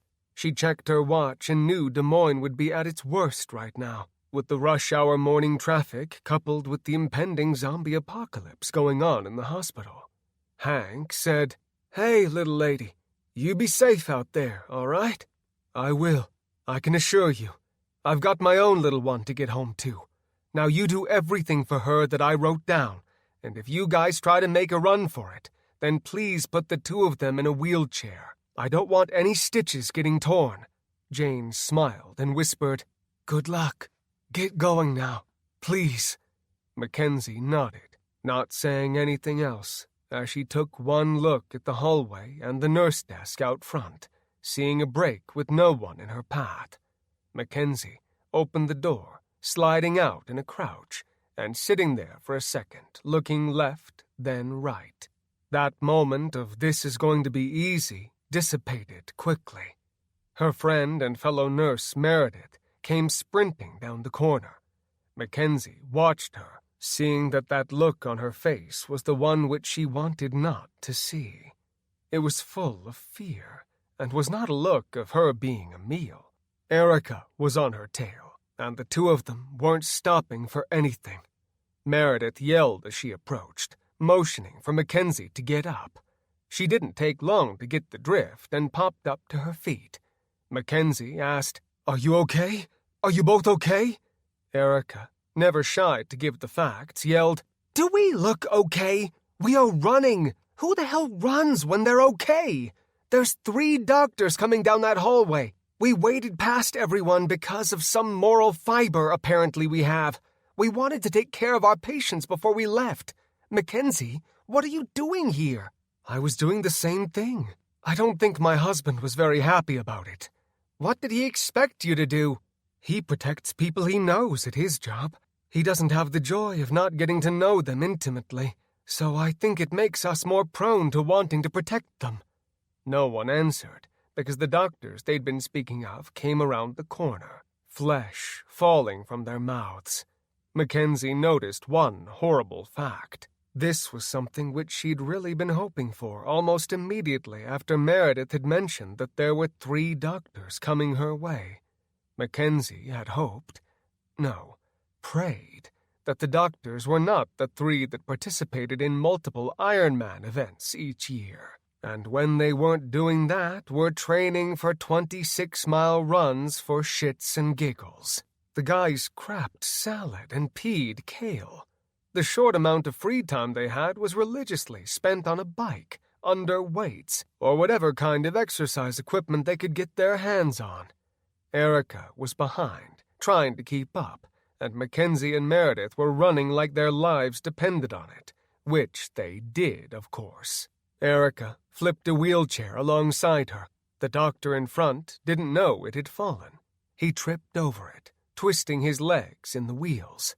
The second doctor jumped above his fallen comrade, who was already kicking the chair out of his way so that he could regain the chase for food. Erica looked back, seeing it had somewhat worked. The new lead zombie doctor was gaining with every second. She yelled to Mackenzie and Meredith, "I gotta go another way! He's catching up to me!" Mackenzie yelled, "Don't split up! We can get to my car!" Erica didn't take that advice and stopped short, lying flat for a second, letting the doctor fly past her. He snapped his neck around to see where his prey had gone. She knew she was now in the middle of it. She took one last look, watching her friends running across the bridge to the parking ramp. Its glass was smeared all across with blood and gore. Erica pushed off her back foot, giving it her all. The doctor who'd been tricked temporarily was joined by the wheelchair doc, and they followed her down a parallel glass-covered bridge to another of the parking ramps.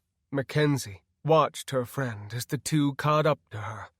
Erica could hear their footsteps. They were sloppy and loud, since they weren't worried about catching their prey, and they had nothing but confidence.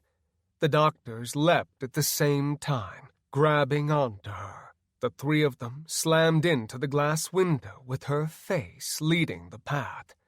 Erica hit so hard that she almost knocked herself out. She tried to shake the fuzz out, trying to figure out what was going on. When her head started firing off again, like it should be, she realized what she was feeling.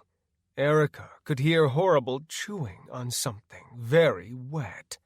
She tilted her head up and saw both doctors with their backs to her. Her stomach had been ripped open, and they were fighting over whatever the two were pulling from her stomach. Erica screamed bloody murder. The two doctors turned around immediately, their blue scrubs and white lab coats soaked with her innards. The faces were dripping with bits of her guts falling out as they chewed like their lives depended on it. She tried backing up, but Erica was up against the glass, and other than breaking it and falling to her death, there was nowhere to go. Erica's screaming did nothing in the way of turning the doctors off from their meal. They both lunged towards her face at the same time. The doctor on the left bit into her cheek, tearing through it with his incisors so hard that when he pulled back, she could have stuck her tongue out from it. She tried to reach up with her hand, as if it or anything was going to make any of these circumstances better, but it was instinct, and she wanted to do something to help with her pain. It would seem the second doctor did too, because he brought his head down and in so fast towards her face that he broke Erica's nose with it. She was the only one who felt the pain, and when the doctor saw the fresh, warm blood hitting his face, he reached down, clenching onto the upper bone part of her nose, biting and ripping at it like a wild dog until he was able to tear it free. Erica tried to punch at them and kicked, but her screams didn't stop until the cheek biter moved down to her jugular and tore into her neck. She watched the ceiling through blood-filled eyes as she drifted into a temporary death. Her next life would not be nearly as pleasant, minus today, as this one had been. Mackenzie and Meredith watched over their shoulders as they sprinted through the bridge. Meredith screamed, "Oh my God! Oh my God! They... Mackenzie could see the door ahead getting closer with every step. She was doing everything she could to focus on what was important. But that doctor whom she'd seen daily for the last few years, ripping her neck apart with no remorse. Mackenzie looked behind her, realizing that the third one was not eating Erica, but was currently busy with making up the distance since it had tripped on the wheelchair. Mackenzie yelled, "There's still one more! You need to run faster, Meredith!" Meredith tried to run faster, but she was going as fast as her body would allow. As they made it to the door, Mackenzie realized that this door wouldn't slam shut, so once it was open, it was going to stay that way, long past the time needed for them to get through. When their approach to the door came, the fact that there'd be no rest for the weary hit home. Mackenzie had both hands out, ready to push the door open. Meredith had caught up to her, and the last doctor was screaming and hollering behind them. There was nothing he was saying which made any sense. He swiped at Meredith's hair, gripping a few strands of it and yanking back. Her head snapped back, but it was only for a millisecond. The pain in the rear of her head exploded, but it was temporary and not wet. When he reached a second time, she jumped to the side and thought quickly, kicking his foot behind him and sending him face first into the closed door of the two. Mackenzie saw it as she looked back and smiled, thinking that for some reason everything was going to be better and safer if they got to her vehicle. The benefit of being a nurse was getting to work before the butt crack of dawn, which meant getting a close parking spot.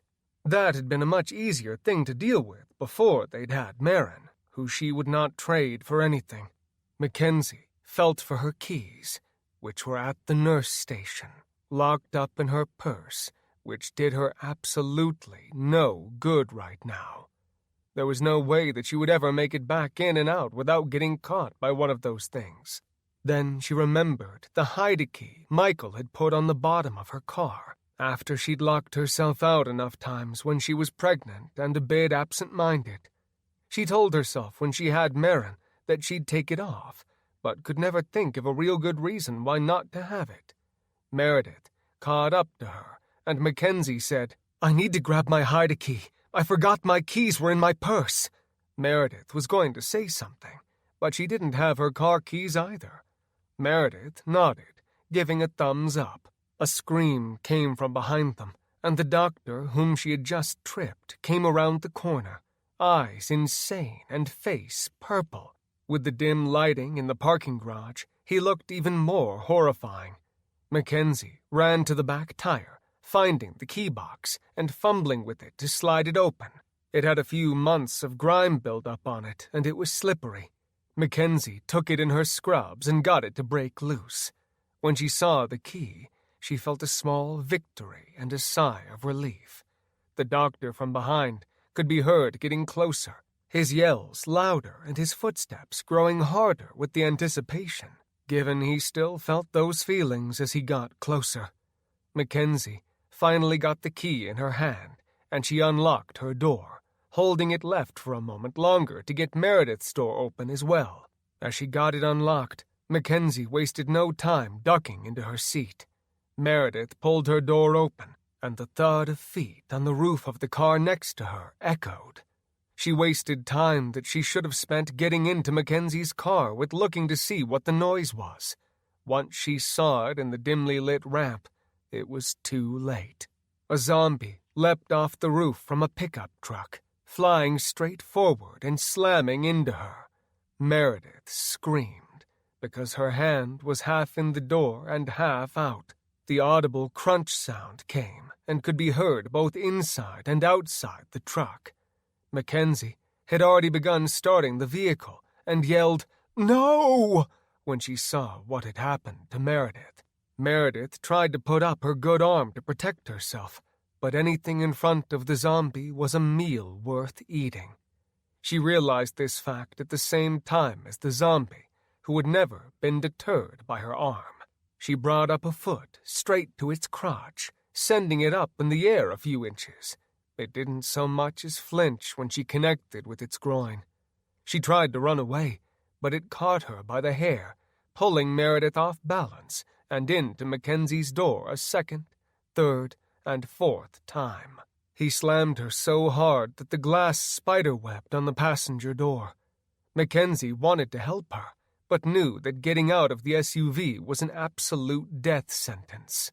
Meredith screamed from outside as the zombie quit smashing her face into the window and brought up a black and purple tongue across the glass of the window. Meredith was barely whimpering now. Meredith could tell by the fluttering of her eyes that she was close to passing out, and if she wasn't, she would be very soon with the extreme stress that she was under. The zombie held her up against the window and noticed the blood dripping down her head. Her eyes rolled into the rear of her head. The zombie lifted her, looking at his meal, seeming to try and figure out a place to begin.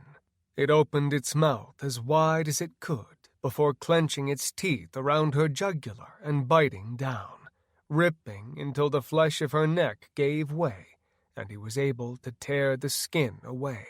Mackenzie watched in horror as more blood than she had ever seen at once exploded from her neck, painting the window. Her cheek pressed up firm against it and slid down, leaving a streak as she slid slowly. Mackenzie went to put the window down and halted.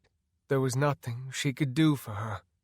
She wiped her eyes, trying not to feel the guilt, until she saw a laminated picture of Marin from her daycare and knew she wasn't just leaving to save her life, but to be in the life of her daughter. She took a steadying breath, trying to mute the screams from Meredith, and put the SUV into reverse and punched the gas, watching the reverse cam as she spun the wheel and backed into an exit. Mackenzie watched Meredith and her zombie as she spun from backing the SUV up. The two fell to the ground. Meredith tried to get up and run, but by now the zombie doctor who had been racing to catch them in the hallway was now feet away, and he knocked her to the ground a second time. Her last time. He took her by the sides of the head, lifting her up and slamming her skull into the hard, unforgiving concrete below. Mackenzie choked on a scream as she watched the man, who was relentless, even with the other zombie trying to tear her away from his grip. He did not stop until he got what he wanted. When a crack from the back of her skull echoed, he flipped Meredith over, burying his hands into the rear of her skull, and pried until her skull split open. He buried his face into the rear of her skull, looking like a dog with a treat that would be dangerous to try and remove from it. Meredith did not move again, and Mackenzie hit the phone button on the SUV's steering wheel. It only rang once before Michael answered. He only cared about two things, and one of them had been answered when she called. He asked, "Did you get out of there? Did you get to your car?" "I did. Meredith and Erica were okay, and we took the bridge." "Okay, great. Bring them here. Just get out of the hospital. It is crazy, right?" "Yeah, it's a nightmare. I don't have anyone with me anymore. They didn't make it. I don't think I'm ever going to be able to forget it either. Those things are vicious. You keep our door shut and don't let anything in. If anything happened to you or Marin, I don't know what I'd do, Michael." Michael had his holster on his hip from his job, and he'd grabbed all of his personal protection by now and had it lined up on the kitchen table, locked, stocked, and ready to go. "We will be just fine. Are you going to try and pick up Emily? I mean, what are the roads looking like?" "I don't know yet about the roads. I'm still on my way out of the parking ramp. I still have another flight to go. I'm going to get Emily. No way she wouldn't do anything she could to try and save anyone she knew. Or didn't know. I'm sending you her message from Mike. It has her spot. Just click it and it'll tell you where she is. You aren't very far. You just need to go down a side street, it looks like." "Yes, Michael, I'm aware of how my phone works. I'll be home as soon as I can. Send her and Mike a message, letting her know that I am on my way, please. I want to keep both hands on the wheel. I have a sick feeling University Avenue is going to be a freaking mess. Be careful. I love you. I love you too. Give Marin a squeeze and a smooch for me. I'm going to get home just as quick as I can, and we can try and figure out what to do next after that. I just want you home. Michael, after I get Emily, I promise we are headed straight home. I'd take some of those country roads home. I would like to think that you will have better luck and less traffic. I love you. Keep our baby safe. Is Milo doing good?" "Will do. I gotta go. He's barking at something." Mackenzie was going to say one other thing, but Michael hit the end button. She peeled around the corner, spinning tires and never letting off the gas. She approached the ramp, and there were a group of zombies kneeling over an unlucky patron of the hospital. She punched the gas, feeling like she was ready to get a little revenge on those who were causing so much harm and pain in the world this morning. Mackenzie hit the speed bump next to the security guard who waved people in and out. The small SUV jumped up into the air, sending her 2 feet vertical, and the bottom of the SUV scraped across, hitting them in the head and sending them off their prey and down to the ground. She heard a chorus of bones breaking as she came back down to earth. The vehicle's suspension contracted until there wasn't any room left for it. It bounced back up, and the tires skidded a second time. She refused to let off the gas until she was far, far, far away from this place, which had taught her so much and given her so many amazing memories. Mackenzie raced out into the street, pulling the wheel to the left and swerving to miss 2 different cars before she spun the wheel again to race down the street towards Emily's location. Chapter 11. Michael looked to the front of the house. Their dog Milo, a 12-inch white Maltese, was losing his mind in front of the window. Michael was going to laugh, watching the dog practically flipping in front of the window until pounding started hitting it. Michael grabbed Milo, trying to get him to stop barking, but the task was futile. He ran to the cupboard, grabbed a jar, and stuck 2 fingers into it. He ran back to Milo, jamming his fingers in his mouth and putting easily a 1/4 cup of peanut butter in the small dog's mouth. He choked at first until he got a glob of it down, then began licking relentlessly, trying to get to the end of it. Michael took another fingerful, sticking them into his mouth for a second time.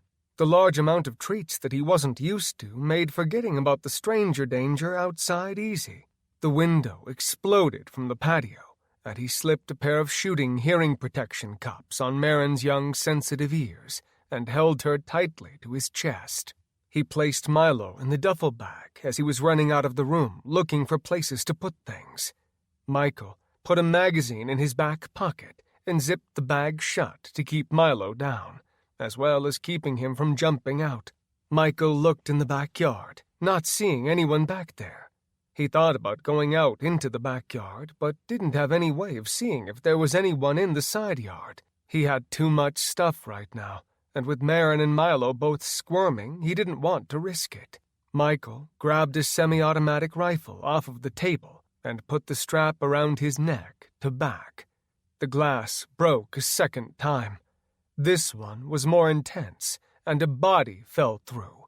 It was new Peter, the neighbor that had moved into the old Peter's house, but wasn't the most talkative, so he'd been deemed New Peter instead. New Peter locked eyes on Michael and Marin and became enraged. Michael tossed Marin into her high chair and clicked the lock on it. Michael rolled her around the corner and into the bathroom, shutting the door. Michael turned around just in time to see New Peter running towards Michael, who was trying to get his rifle up in time. Milo had been jumping too much, and he had put the loop of the duffel bag around the barrel hanging down on the rifle. He tried pulling it up to get it loose, but there wasn't enough time. New Peter started running straight for the high chair, apparently wanting the easy meal. Michael ran straight for him, grabbing his outstretched arm and holding on tight as he used New Peter's forward momentum to swing him around. Michael let go, losing his grip on his wrist, and New Peter flew forward, crashing into the flat-screen television resting on the stand. New Peter hit it with such force that his head buried 2 inches into it. When he tried to pull back, the glass had gotten stuck in his scalp. New Peter lifted his head, and in doing so, the television, when he tried to free himself. He was finally able to push the television up off his head. Michael watched, feeling his stomach turn as the skin from around New Peter's ears began to peel up slowly from his skull with each inch until he finally got it off enough to throw the television across the room, leaving himself a skin bowl cut raised up in the air. Marin began screaming and crying, as any baby would if they were trapped inside a bathroom. He was glad that they didn't need to see the skin tornado going on atop of his head. New Peter looked around, trying to find Michael or Marin, but his eyes were soaking wet with blood. Michael clicked the button on his backpack, letting it slide down to the ground. New Peter finally realized he needed to get the blood out of his eyes before he would be able to see again. He finally wiped the blood from his eyes and was able to see somewhat. When that happened, he was able to see Michael and rushed directly for him. Michael used the gun's stock to strike him in the face, then put up a foot, kicking him in the stomach to continue New Peter's momentum backwards towards the window. He kept racing towards him and hit New Peter a second time with the gun. New Peter went backwards out the window, and when he tried to get back up, Michael had decided not to use the butt. Instead, he was ready to use the other end of the gun. Michael flicked off the safety and squeezed off 2 quick rounds in succession. New Peter's head exploded out the back, and the rage in his eyes seemed to dim as he fell to his final death off the patio's concrete step. Michael looked around. Seeing there was no shortage of attention he'd received, he ran to the china hutch and slid it across the floor and up against the broken window. He ran to Marin, getting the buckle off of her waist, and pulled her up. He unzipped the bag a few inches so Milo could see again. Michael backed up against the kitchen wall where the china hutch had previously been and slid down it, catching his breath and doing all he could to try and keep an anxiety attack from taking over. Milo whimpered in the bag until he was free and climbed Michael's chest, licking his clean-shaven face. Michael rubbed his head and went to the bathroom, getting Marin, who stopped crying and leaned against her dad's chest. Putting her pacifier back into her mouth and finding the comfort of her binky and having her dad's scent under her nose. Michael readjusted the ear protection on her and took some hope in the gunshots ringing in the far distance. He hoped to God that they were shots of victory, leaving the dead where they landed alongside the smoking bullet casings on the ground.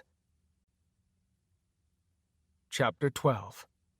Mom and Dad's Townhome, Ankeny, Iowa. Mike's mom, Diane, was outside, watering her plants on the front step and at the end of her walkway. She and her husband of 50 years had been at the townhome ever since they'd sold their ranch, which also had been located in Ankeny.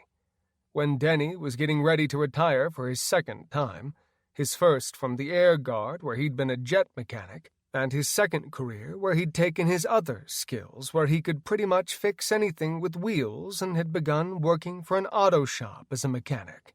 Upon his final retirement, he'd decided it was time to be done caring for 2 houses that each had a hell of a yard to mow, and had settled for a house where they could pay someone to take care of the yard in the summer and snow in the winter, which could be brutally cold in Iowa.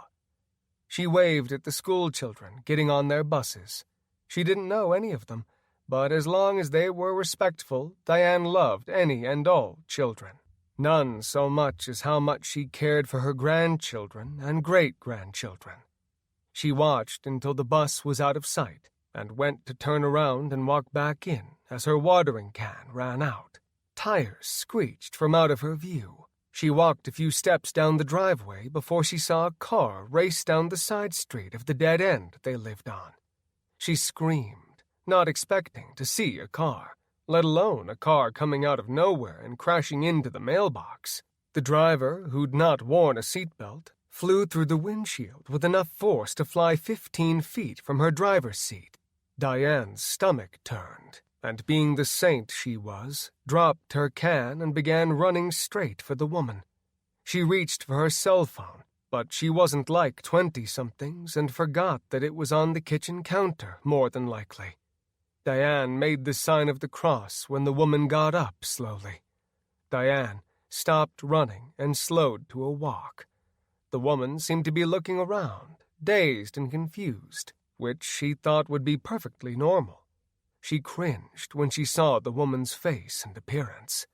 The skin on her face was purple, at least the skin that hadn't been torn off as she had slid on the pavement. A woman driving by stopped her car, being closer than Diane had been, and she rushed over to her. When the injured purple driver saw the woman, she met her in the middle. The driver had taken off in a dead sprint, startling the woman, who was yelling, "Are you all right? Are you all right? You shouldn't be running. Please stay still." She didn't take the advice of the woman and took off at an in-it-to-win-it sprint. When the woman, who was only trying to do good, realized that this wasn't going the way that she wanted it to, it was already too late to save herself. She turned to run and was barely turned halfway around when the woman leapt off her feet, diving towards her and tackling her, smashing the woman into the sidewalk. She tried to scream for help, but the woman buried her teeth into the side of her neck. She actually choked on her own scream, unable to let it out because of how bad it hurt and how hard she'd hit her. Diane screamed, wanting to help the stranger, but didn't know what she could possibly do. A car horn blared from behind her. Diane spun around just in time to see a car coming from the busy street, usually filled with buses and commuters making their way to Des Moines to work. Ankeny was primarily a commuter town. It was far enough from Des Moines, or at least the bad parts of it, that the crime rate was substantially lower than in the less than desirable parts of the inner city. 3 cars came flying up through the ditch that separated her small townhome community with the rest of traffic. The cars launched into the air, each landing in a different spot of the 2-lane short road they lived on. Diane, who had never had a reason to be scared for as long as they had lived there, was now absolutely terrified. A red Yaris came darting down the street straight towards where she was standing. The person behind the wheel looked as if they were asleep. They crashed into a decorative light pole in front of her house. The pole gave way to the weight of the car, falling to the ground. The bulb in it shattered on the ground. The driver, unlike the woman earlier, had her seatbelt on and was currently fighting to get out of the car. Diane squinted through the spider-webbed windshield, seeing that she had the same purple complexion as the lady who was still feasting on the neck of the woman who'd tried to do a good deed. The other 2 cars crashed into the garage across the street and the other light pole. One of the passengers burst through the window. She did not have a purple complexion, and she tried to move slowly, but she was severely injured. Diane was frozen, looking around at everything happening. It was too much to take in. The thought of getting inside had become a relevant idea that she very much enjoyed. The security of the heavy front door didn't break her heart. The woman crawling away did not make it far before the driver of that car, who didn't seem smart or realize that getting out of the car would be easier through the door, decided that crawling out of the shattered windshield would be easier. It made it out inches at a time, crawling and getting his face ripped apart as well as his arms and stomach. When he finally got to the hood, he stood, running and jumping off of it, landing on the woman's spine. He took each side of her head in both hands and began smashing her face into the cement. Diane was frozen in place. She couldn't believe what she was seeing. It made her think that one of her son Mike's books had come to life in the worst way. Her inner voice was screaming at herself to move, to pick up her legs and move, to move until she got back into her house, locked the doors, and could call the police. She could barely blink, though. The sight of the person getting her head bashed in on the concrete was unfathomable. She saw her retired neighbor Irv come out of his garage holding a shovel. He wasn't the greatest walker with his hip replacement, but he could still definitely get around. When he got close, he brought the shovel up. He brought the side of it down as hard as his aged muscles could offer. When the shovel hit, it sent him off of the woman, who it was unfortunately too late for anyways. Unfortunately for Irv, he was now getting all of the purple man's attention. He raced straight for Irv before he could get the chance to bring the shovel back up. The top of the man's head exploded, and he fell to the side. Irv rolled to his waist and did a half-assed army crawl inside to his garage. A moment later, The door was going down. Diane wasn't sure if she heard the shot first or saw the result of it. Diane realized that at least her neck muscles were still moving. Diane saw the greatest thing she might have ever seen in her life. Her husband of 50 years and counting, Denny, with his golden tan arm sticking out of his red Silverado, holding a pistol, unshaking. He bought a new truck every other year, and when people asked why, he'd just say, "I never thought that I was going to live this long, and since I am, I might as well have the best truck that I can."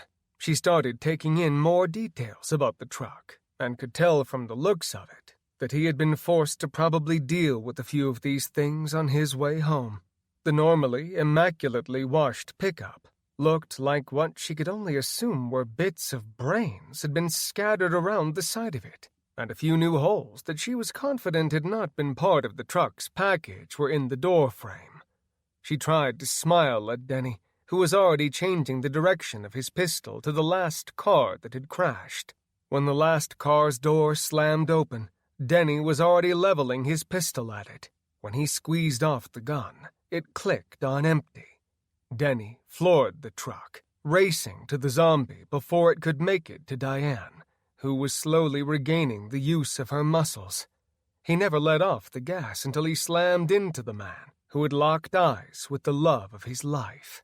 The giant Silverado was enough to decimate the man and send him back 15 feet, skidding and bouncing to an ugly stop. Denny waited for a 3 count, watching him, and when the man started to rise back up from the ground, he floored it a second time, connecting the bumper of the truck with his head.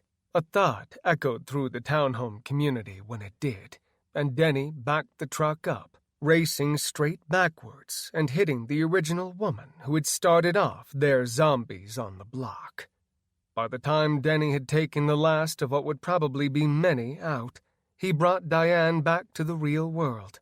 Denny screamed as he honked the horn when coming back up to park in their slope of a driveway. He squealed the tires up to their driveway. "Diane, get in the damn house! Now! What are you doing outside in the first place?" She snapped out of her temporary funk. Diane nodded and ran back up to the house, slamming the windowless door and locking it. Denny hit the door to the garage and backed his truck into the tight stall space. He hit the button again as he stopped inside the garage. He got out of the pickup, stepping down a little too fast and hard, and held on tight to the side of his pickup bed, feeling like his back might slip out of place, which wasn't anything that he needed. He remembered in his 20s that he'd been invincible. Not so much the case anymore. When he looked it over, he wasn't very pleased about the state of it. Denny was a man's man, and was proud of what he'd accomplished with his life, and took pride in those things that he had acquired. He was a firm believer that not having a clean truck or a lawn that was without weeds or not cut straight and regularly was just not an option. When the time came to purchase something, he believed that it was absolutely still worth it to spend an extra few dollars on an American-made product. He didn't believe in giving handouts, hippies getting to do drugs, and wasn't the biggest fan of the general way that all millennials thought they wanted to take this country. While all of these kids were trying not to leave college and their safe places, he went down to the recruiting station during Vietnam and willingly and proudly signed up to join the military. His body had suffered over the years, but his children had been provided every single thing which he could offer them, and he'd never regretted it a day in his life. The garage door opened to the house, which led to a mudroom and a nervous wreck of a wife who was standing in the doorway. She watched in awe that he was worried about and looking at his pickup truck. She almost never yelled loud enough to startle someone, but she flipped a switch on when she saw that he was inspecting his truck and not getting his ass in the house. "What in God's name are you doing, Dennis Lee Evans? Why aren't you in the house? Are you really looking at your truck right now?" Denny knew that there was no intelligent excuse. He used a failsafe and said, "You know what? I think I better get inside. Might be time to check on my blood sugar." You wouldn't want me to have an episode here in the garage, would you, my love? You are going to get a foot in the ass, is what you are going to get, Dennis. Actually, let me see your shot. I can find somewhere to stick that needle if you don't get in this house and do it right now. Denny opened the rear door of his truck, grabbing 2 cartons of cigarettes. He stuffed them under his shirt, which didn't actually allow for any room to put anything under there. His grandpa's stomach took up plenty of room. When he looked down and saw the 2 rectangles in his shirt, he took them out and would just own up to the fact that these might just be his last 2 cartons on Earth. The very thought of this made Denny pat his chest for reassurance he had a pack sitting there, and he took one out and lit up for good measure. Diane was going back and forth between the bathrooms and the windows. Denny watched her for a second while sitting down at the counter and checking his blood. He asked, "What are you doing, Diane?" "I'm filling all the bathtubs with water." "Did the water turn off?" "Will it turn off, Dennis?" "I don't know." "Exactly, and that's why I'm filling it up. If worst comes to worst, we can boil the water in the tubs and use it to eat and drink." "Better keep mine as backup for flushing the shitter. I pee in my shower." "You are so immature." "No. When I was young, it was because I was immature. Now that I am 70, there's no way that I'm going to get out of the tub soaking wet and try not to slip and break my neck so I can pee 2 feet over." She thought of him on the ground with a broken hip and screaming for help or God knows what else, and she couldn't even get mad about it. She went to the rear of the room and closed the blinds. She didn't want anything from the inside drawing the attention of any of those purple freaks on the outside. There were other townhomes across the street and apartments behind them. She watched as people tried to get inside of their garages and scurried to get away. When they were thinking that they were safe, the zombies dived beneath the door as well. Diane cringed, thinking that the neighbors across the way thought that they were safe, but it only turned out that it was a false hope, and she could unfortunately make some pretty accurate guesses about what might be happening inside of those homes. She watched Denny, trying to be patient, as he did his injection into his abdomen. When he was done, he watched his wife like there was something he was supposed to say, something she was expecting. He almost felt bad that he had absolutely nothing to say. Diane asked, "How was it out there driving?" "Not a good day to be out cruising. I got up to coffee at the Ankeny Cafe just before 7. Half the guys who were regulars up there didn't show this morning. The staff looked like there were 2 sheets to the wind, so we all just ordered coffee. Didn't want their hands dishing up any food. I just figured I could grab a donut at Casey's or something from Taco John's when we were done. You know, those breakfast—" "Dennis, I don't care about your stomach right now." He waited a second, thinking about it, and she probably had a valid point. "So we were up at the diner, and Carrie was bringing me my coffee, like she does every morning. She had a sweat going and just couldn't look any shittier if she tried. So she was walking over and could barely get the pot to stay steady. Well, her husband Ryan was watching this and came over and finished off what she was doing. He looked like he was a day behind her, and he'd be looking like shit too. They went off and he sat her down at a table, checking her fever and not looking real damn hopeful about what he found when he checked her. I decided I'd just pay for my coffee and make a pot when I got home. After my bout of food poisoning back in February, I wasn't too keen on getting some other disease." "Amen to that. I've never been so scared in my whole life. For you, at least." "Not top of the chain for you that time."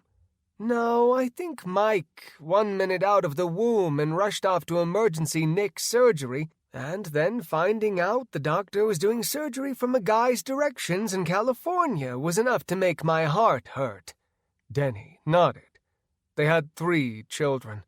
Mike was a later surprise in life, having him when they were almost 30, which was considered old by the standards then, and would be young going off today's. So I sat there, not drinking coffee, and we watched the people.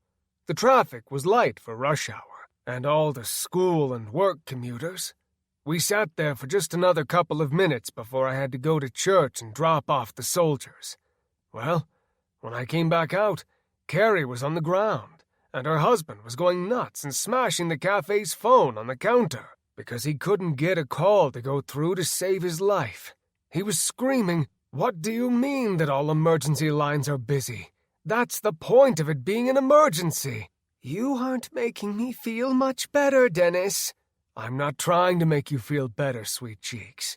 This is just the facts." "Well, thank God you aren't going to sugarcoat anything for me." "Do I ever?" "No, not in 50 years. "Well, it isn't going to start today, either." So the owner's wife was flopping around on the floor, looking all purple and nuts like a bass.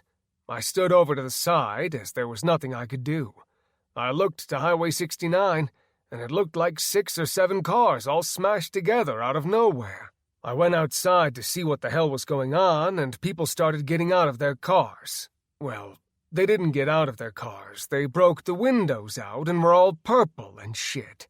They walked around on the street like everything was okay for a minute, before they started taking off in a run. Cars were swerving, trying not to hit them, but some of them teenagers who can't drive for shit were smashing into them left and right, though.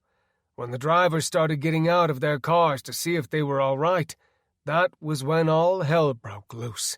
Even worse. They started running and jumping in the air, landing on those who were trying to see if they were okay. I couldn't believe it when they began running and ripping their faces off. It was something horrible. I thought the same thing when I saw the lady come out of her windshield, only to jump up and tear into that poor person who was only trying to help. So was that when you left? Damn straight. There wasn't any reason or anybody that I liked that much that I need to stick around for anything. Shit hits the fan, you get out of the way of the fan. Then what happened to your pickup? I had my special parking spot on the side because you know how I feel about strangers and them parking next to me. Well, when I went to the side of my truck, there was a group of purple flesh-eaters racing down the alleyway. I don't know if it was the smell of the food coming from the restaurant or if it was something else. Either way, though, there was no reason to stay. I tried getting in my pickup truck, and one of them ran up, hitting the door, and slammed the truck door shut and sent me back a few feet. When that happened, I had to be quick on my feet. Diane hadn't seen her husband so much as jog for longer than her 2 youngest grandkids, Jake and Lily, had been alive. You were quick on your feet, huh? Quick for me. I ran the few feet to get behind my tailgate and flipped the handle on it. When he chased me around the corner, I let the gate down and let him run into it, chest first. Now, he didn't die from that. He got right back up. I'd grabbed a towing chain out of my wood box I keep in the bed. When he came towards me a second time, I whipped it around his neck, which did less than expected as well.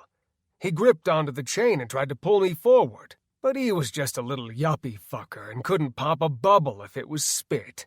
Anyway, I pulled it off balance, and when it was down, I picked up the box that had the rest of the chains in it and brought it down on the back of its head.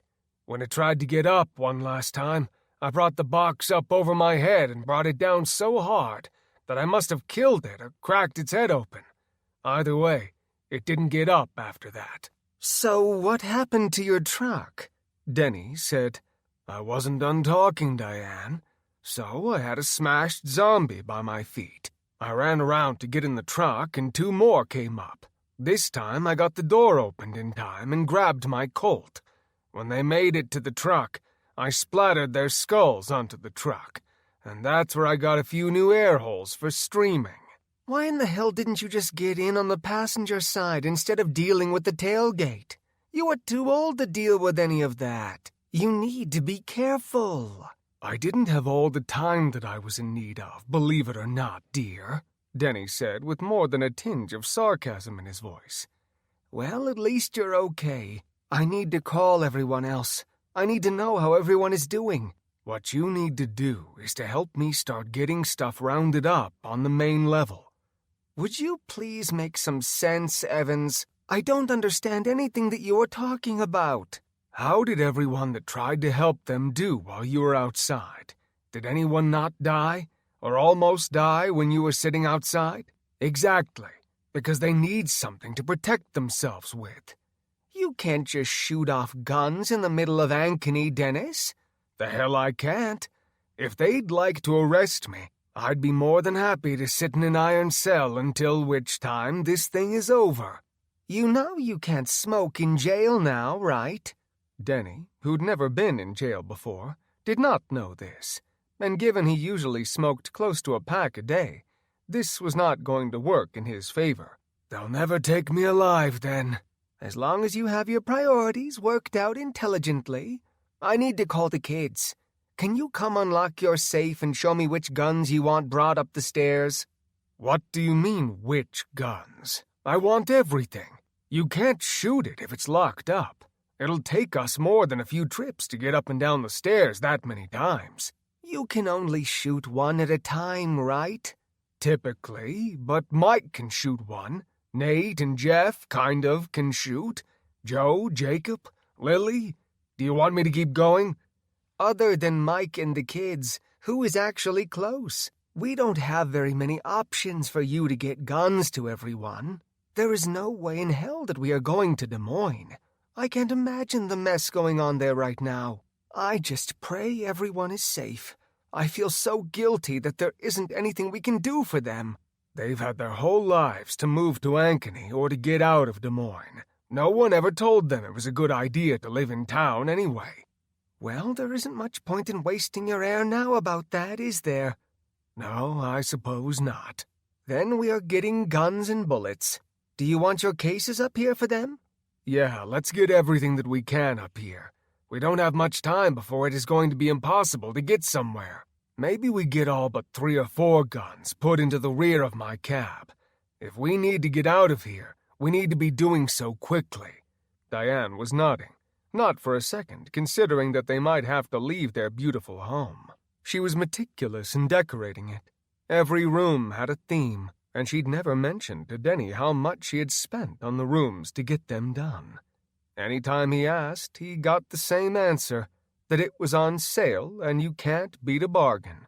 Do you want to wait it out here by ourselves, or do you think we might be better off at Mike and the kids' house? Why don't you call them first and see if they are even there? Maybe they are smarter than we are and already headed down to the lake house. Do you really think they would go straight down there without checking on us first or checking with anyone? I don't know, Diane, now do I? Why don't you give them a call and then check on Sharon and Shauna? Who knows? Maybe Joe took her and Nate out to his mom's. She's so far away in her farm, it would be hard to say if they are even in any danger, if they could get there. Do you think we should go there? I think you need to quit yapping and get calling over to Mike's, and then get your sweet ass going downstairs and call the girls after that. If he's there, then we will go over there. If he isn't, we head south. It's going to take forever to get there. We aren't going to be able to take the highways down there. It is going to be all back roads. Diane should have already known the answer prior to asking, but she couldn't help herself and asked, Do you know how to get down there on the gravel and back roads? Denny could get to any of Iowa's surrounding states without ever getting on the interstate. He replied, I'm going to pretend that you didn't say what I just heard. The couple made their way downstairs. Denny got the gun cabinets opened up and found holsters for 3 of his pistols, one of which could shoot further than the compact Colt. He knew if he shot with one of his .357s or .44s that it would take the side of their damn heads off. He was pretty sure, as he loaded the 2 pistols, that if he was about a foot taller and 50 pounds lighter, he'd be a dead ringer for Clint Eastwood. He gave the Colt to Diane, along with a few additional magazines he had. Diane tried to protest, as she'd never been an avid shooter. Her dad had about killed Denny when they had been 19 and first dating, and Denny had, for some reason, allowed Diane to shoot his 12-gauge. It was made worse by the fact that it was a time in gun history where butt stocks didn't have the rubber padding. You were just supposed to be tough. Denny slid the small pistol back into a small holster and walked up to Diane, showing her that he wasn't asking this time.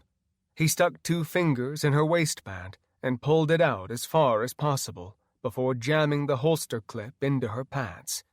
He pulled her sweater up and tucked it behind the gun. "This isn't the time to get gun-shy, Diane." The window shattered upstairs. The sounds of honking horns, screams of pain and rage and crying poured in. The two did not expect it to sound so horrible all at once. Diane said, "We can't stay here any longer, Denny. We need to get out of here."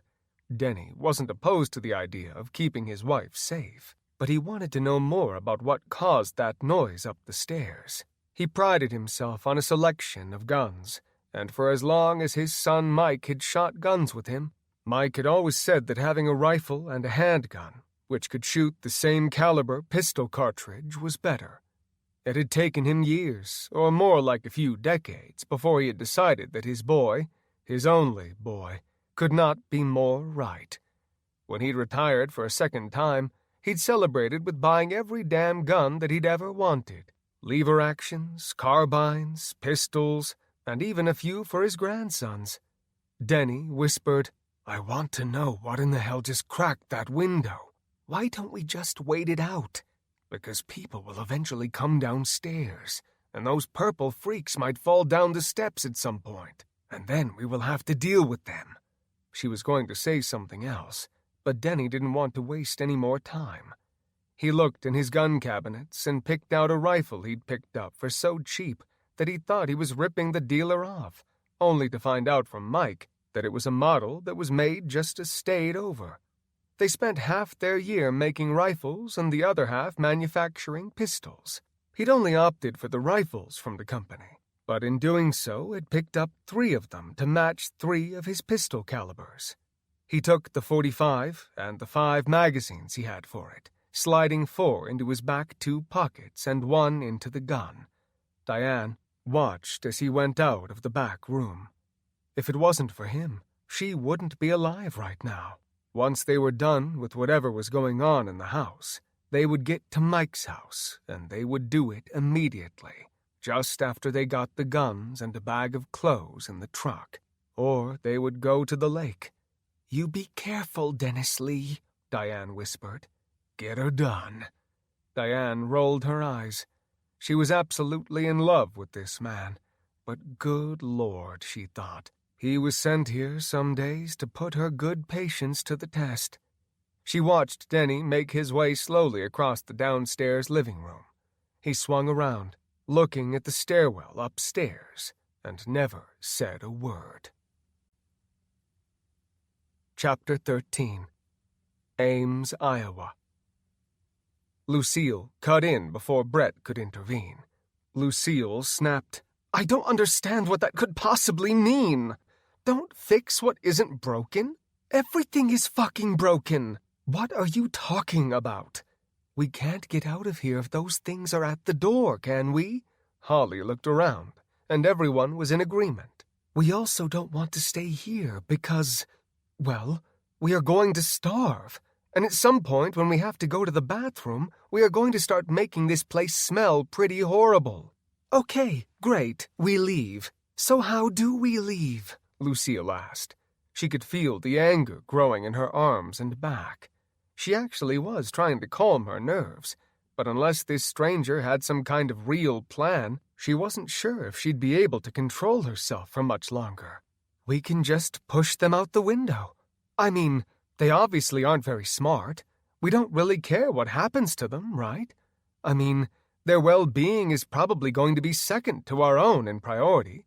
We let one in, take it quickly with the sheet and toss it out. Rinse and repeat after that. I feel like that's a solid plan." Everyone, including Tony, stared at her, not quite sure how to respond to her idea. "So we just let them in and then just kind of keep doing that? Is that about right?" She nodded slowly, waiting to see anyone show any type of enthusiasm for the situation at hand. Tony said, "Babe, I don't know if that's the safest idea. I mean, it's a wonderful idea." Do not patronize me, damn it. Someone else have another idea? Maybe we could feed them ramen noodles or throw water and Gatorade bottles at them. I'm sure that would be successful, right? Tony's head was pounding, and he was trying to do what he could to hold it in a way that didn't feel like someone was drilling from the inside out. He looked at his bed frame. The school must have gotten a hell of a deal on them when they bought these. I think maybe we should focus, Lucille stated. I never stopped thinking, Lucille. I wanted to say that we could use them to our advantage. You planning on taking a nap? Joshua asked. I only wish I could go back to sleep. No, look at the frame. They are solid. We can leave mine intact and then push it out in front of us. How do we keep them from trying to bite our hands or knocking us over? Brett asked, being one of the first to actually look like he was interested in the answer and be free of sarcasm. We take my roommate's bed apart. Those tubes on the frame are over 6 feet tall. We can have someone with the 2 poles walking with us and pushing at anything coming with mouth open. What do we do once we get to the lobby or the courtyard? Holly asked. I have no idea, but being on the ground floor instead of the 3rd seems like it would be a good idea, don't you think? Tony responded. Ralph was going to say something, but stopped himself. This guy had an idea. It seemed legit, and there wasn't much that could happen if they couldn't reach them. If he picked right, maybe he could be one of those not holding the bed or frames to keep the distance where it should be. Not having to worry about being responsible for anyone's safety did little to hurt his feelings. I think that's the best idea that we've heard yet. At least we can get some forward momentum going that way. We only have a few doors to get past before we make it over to the stairs. No one seemed too upset about the idea, the more that they thought about it and pondered the options at hand. Tony wasn't the type who waited for others if he didn't have to. He sure as hell could disassemble a metal bed frame without any help. He got his roommate's mattress off and tried not to laugh when he saw the pile of magazines that had been underneath. Mostly the fact that he had them and didn't just use the internet. He flipped the box spring up with it and out of the way. He slid the frame apart and pulled the front and back off so he could just have the rails. The rest were still looking at him like he had some other answer, but he really didn't. His plan had been given, and what he was going to do was exactly that. If they were going to be on board, they would need to get their shit together. Just as Tony was going to say something, Holly stepped up almost at the same time as Lucille did. Holly pointed to the frame, and Lucille nodded. The two of them lifted it up and got a good grip. Tony watched them for a second, and went to his dresser and threw each of them a couple towels. What the hell are these for?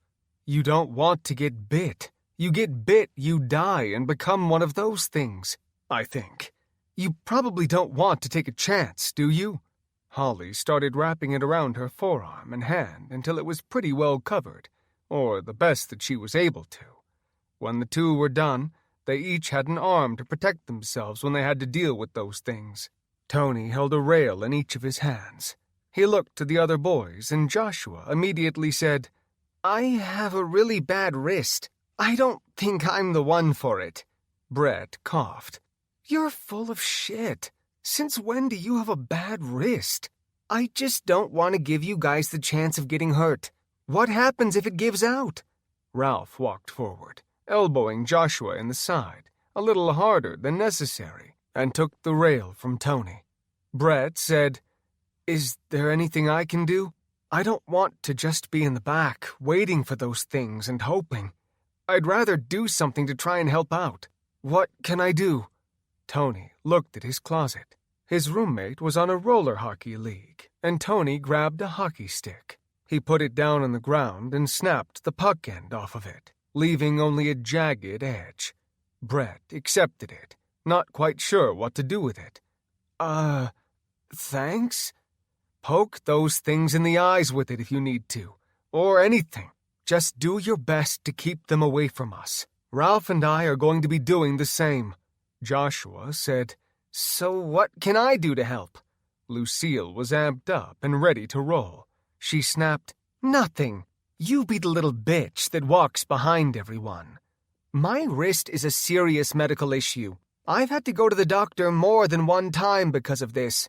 Ralph snickered. Maybe you need to use lube next time, douchebag. Joshua was ready to retort, but Holly yelled, For the love of Christ, can we please just do something like move forward? We need to get out of here. The longer we sit and talk, the more problems we are going to have to deal with. Do you not agree? Brett was still pushing against the door and holding his jagged hockey stick in his other hand. The door kept being pushed, and the strike plate holding it shut was beginning to give way.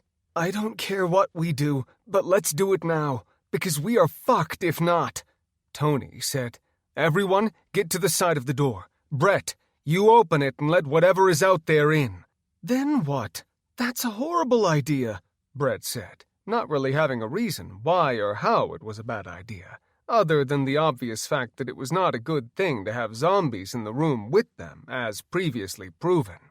We let them in, we leave, we close the door. We don't need to deal with those. Lucille said, Solid plan. Brett, open the door on 3. Wait, is everyone ready? Everyone but Ralph nodded or gave a thumbs up. Lucille and Holly held tight to the sides of the frame. Tony and Ralph slowly slid the rails through, giving them each the space they needed, while keeping the rails low so that they could navigate the halls. Okay, I think we are good. Brett watched her mouth. 3, 2, 1. On 1, he opened the handle and it burst open. 3 of the dead immediately rushed through the open door. Brett ran, trying to keep out of reach. The plan went to hell in a handbag pretty quick, or at least for Brett. He tried to round the corner of the bed frame, but he tripped over a sneaker. Holly and Lucille didn't wait for a millisecond. They rushed forward, pushing the zombies up against the side of the dorm room. Jobless Joshua had no job, so he checked the doorway. He poked his head out for less than a second before he realized just what kind of a mistake that was. Joshua looked left, but when he looked right, a hand took him by his hair. It pulled him out of the doorway and off balance backward. He tried to hold on to the doorframe, but he couldn't help himself and let go when a mouth wrapped around his Adam's apple and bit down. He tried to yell, but blood was the only thing filling his mouth. He tried to pull away, but the teeth didn't let go until they had bitten through his Adam's apple, as well as all the skin around it. Brett scurried to his feet, holding his hockey stick spear, and ran to the doorway. He saw a red-headed woman with purple skin bent over Joshua's neck and tearing away at the skin and flesh. When the woman came up and saw Brett standing there, feeling less confident by the second about his stick, she threw Joshua to the floor. He clutched at his neck and did little to stop the bleeding. The woman raced towards the group, who all had their backs to her. He rushed forward, meeting her halfway with the stick in both hands, and connected with her neck, sending her backward. She didn't do anything like a normal human would have, like attempt to reach out and grab something. The only thing she reached for was Brett's head. Brett stopped walking forward when she went back against the wall. A second later, she crashed into it, cracking the drywall from her force. She didn't so much as flinch before she began racing back at Brett.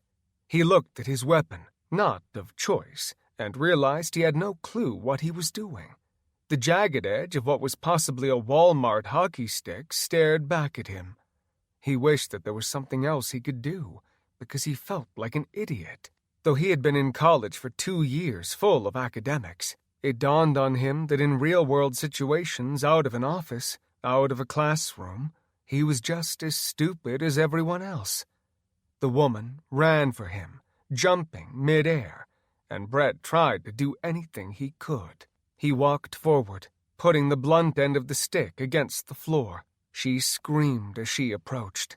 Brett forced himself to do the hardest thing he may have ever had to do in his life, keeping his eyes open as a purple-skinned zombie, covered in blood and gore, raced towards him, flying through the air. He adjusted at the last moment, as she was coming closer and within inches of him, the sharp end of the stick buried itself in through her eye socket.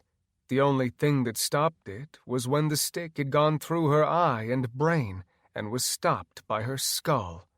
Brett jumped a foot back, slamming into the doorframe, because when she couldn't go any further back, her neck bent back and her mouth naturally fell open, exposing bloody, broken, mangled teeth with bits of hair and gore stuck in them. When she didn't move again, he tried to, as respectfully to the dead as possible, pull the stick out of her head. The business end was stuck on something deep inside of her skull, and he hoped God wouldn't judge him too much when he placed the heel of his shoe on her shoulder and pulled as hard as he could. The woman slumped to the side, falling over and landing on the floor. He felt a sense of pride rush through him. He might not have saved Joshua, but he did save everyone else. Not that they would know. At the moment, Ralph and Tony were both fighting to keep the new occupants in the room at bay. They were trying to reach around, but the two boys kept using the rails to keep them from squeezing around the bed frame. The sight was not pretty, as they were not worried about their appearance, and they were pushing up against the metal wire that was the shoddy support structure for the bed. The bars on the underside of the bed pushed into their skin, ripping it away as they fought to try and get at their meals. Brett looked down the currently empty hall and figured there was probably no better time than now to get everyone in the hall. Brett yelled, "Hey guys, all clear right now!" Being in the hall, if there wasn't anyone trying to kill them, sounded a hell of a lot better than being inside the dorm room. Tony did one last look around, but there wasn't anything in here that he couldn't live without. He figured this may be the last day of his collegiate career. The group backed up slowly towards the door. A fact none of them had thought very clearly about was that their zombie fence wasn't going to fit through the door, though it was definitely what was keeping the dead away from them in the room. Brett yelled again, "Did you guys not want to leave anymore?" Holly gave him a look, definitely void of love. Tony said, "Hey, we aren't going to be able to do this. The plan is going to shit right out of the gate. We throw the bed, shut the door, and get the fuck down the hallway. We can keep these rails, though." The group only seemed to negotiate with this idea being good or bad for a few seconds. It didn't fit. There wasn't any time to rehash the plan, given that there now were zombies on the inside of the dorm. There sure as hell were zombies on the outside as well. Lucille and Holly pushed forward as the boys pushed the dead back. They retreated from the dorm room, and Brett was standing there already waiting for Ralph, who was the last one out, to slam the door shut. Ralph practically dived, watching behind him to see as the dead students inside pushed the bed's frame off of them and raced for the door, feverish with rage. Brett almost felt guilty as he shut the door at the last second. The dead smashed into it, making the door shake, but it held steady and it didn't crack. A student came racing around the corner. The heavy sound of footsteps raced towards them. They didn't slow down when the sound rounded the corner, and a terrified student who they happily saw wasn't purple rushed towards them. She didn't slow down. She didn't want help. The harsh realization that there was no help, none that a fellow student could offer, was a strong message by her not stopping for anything. She squeezed past, running to the end of the hallway and turning. A second later, her screams came back again, this time louder, not fearful, but filled with pain. Tony was going to say they needed to keep moving, but when a mob of the dead rounded the corner, it kind of began to feel like it wasn't necessary. They rushed towards the staircase, not slowing down as they hit the door open bar. The dead were coming from both directions of the hallway. Tony waited by the top of the steps, trying to force it shut, but it had something to keep it from shutting quickly. He could have put an elephant's force behind it and it still wouldn't have moved. 3 of the dead squeezed through the door.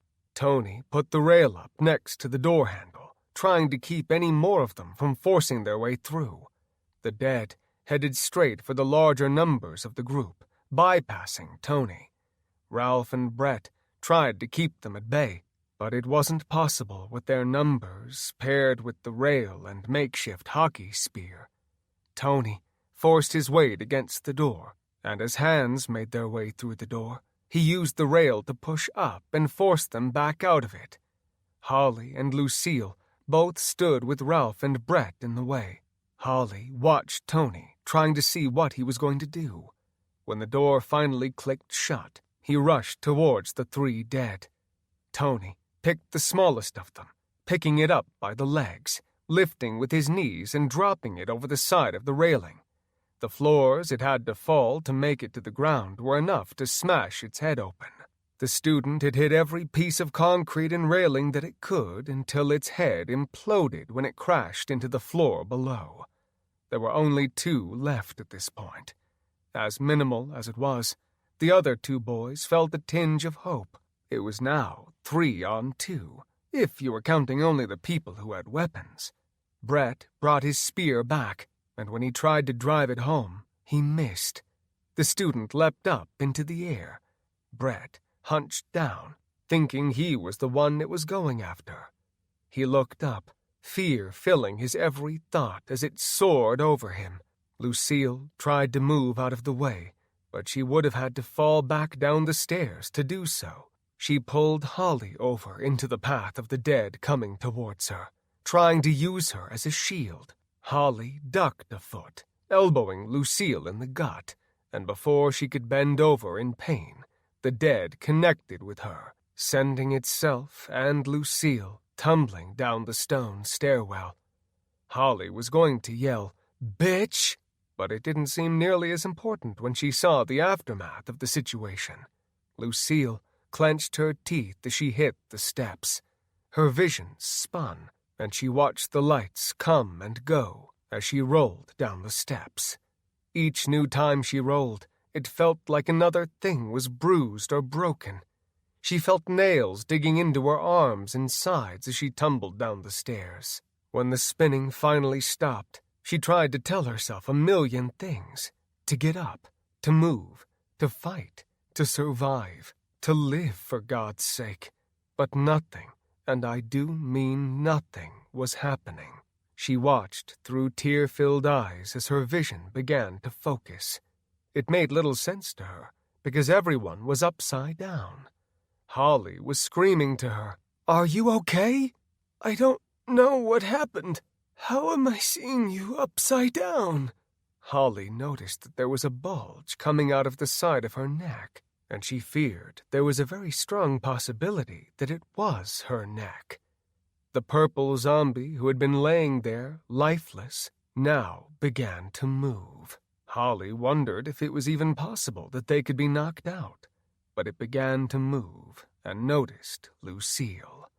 She was stuck with her feet up against the wall, and her neck craned backwards at such a position that she was seeing everything upside down. When she tried to move and her body told her no, that it would do no such thing, that was when she realized it was going to be a shit show from there on. The zombie pulled itself over to her. She'd broken her neck, but it had broken its lower vertebrae and could only crawl towards her. When Holly noticed that she might have the chance to get there in time and attempt to save her, she tried to rush down the stairs. The zombie took her by the hair, pulling Lucille over to its open, waiting mouth. Holly felt like she was running through quicksand as she tried to get down the steps. Every visual that she could see was one that was like a single-frame image capturing itself inside of her. And if they survived this thing, she'd wished that it would be able to be erased from her memory. It pulled her over as far as it could and craned its neck until it was able to grip onto her cheek and pull her a few inches closer. Lucille was terrified, limp, and unable to move.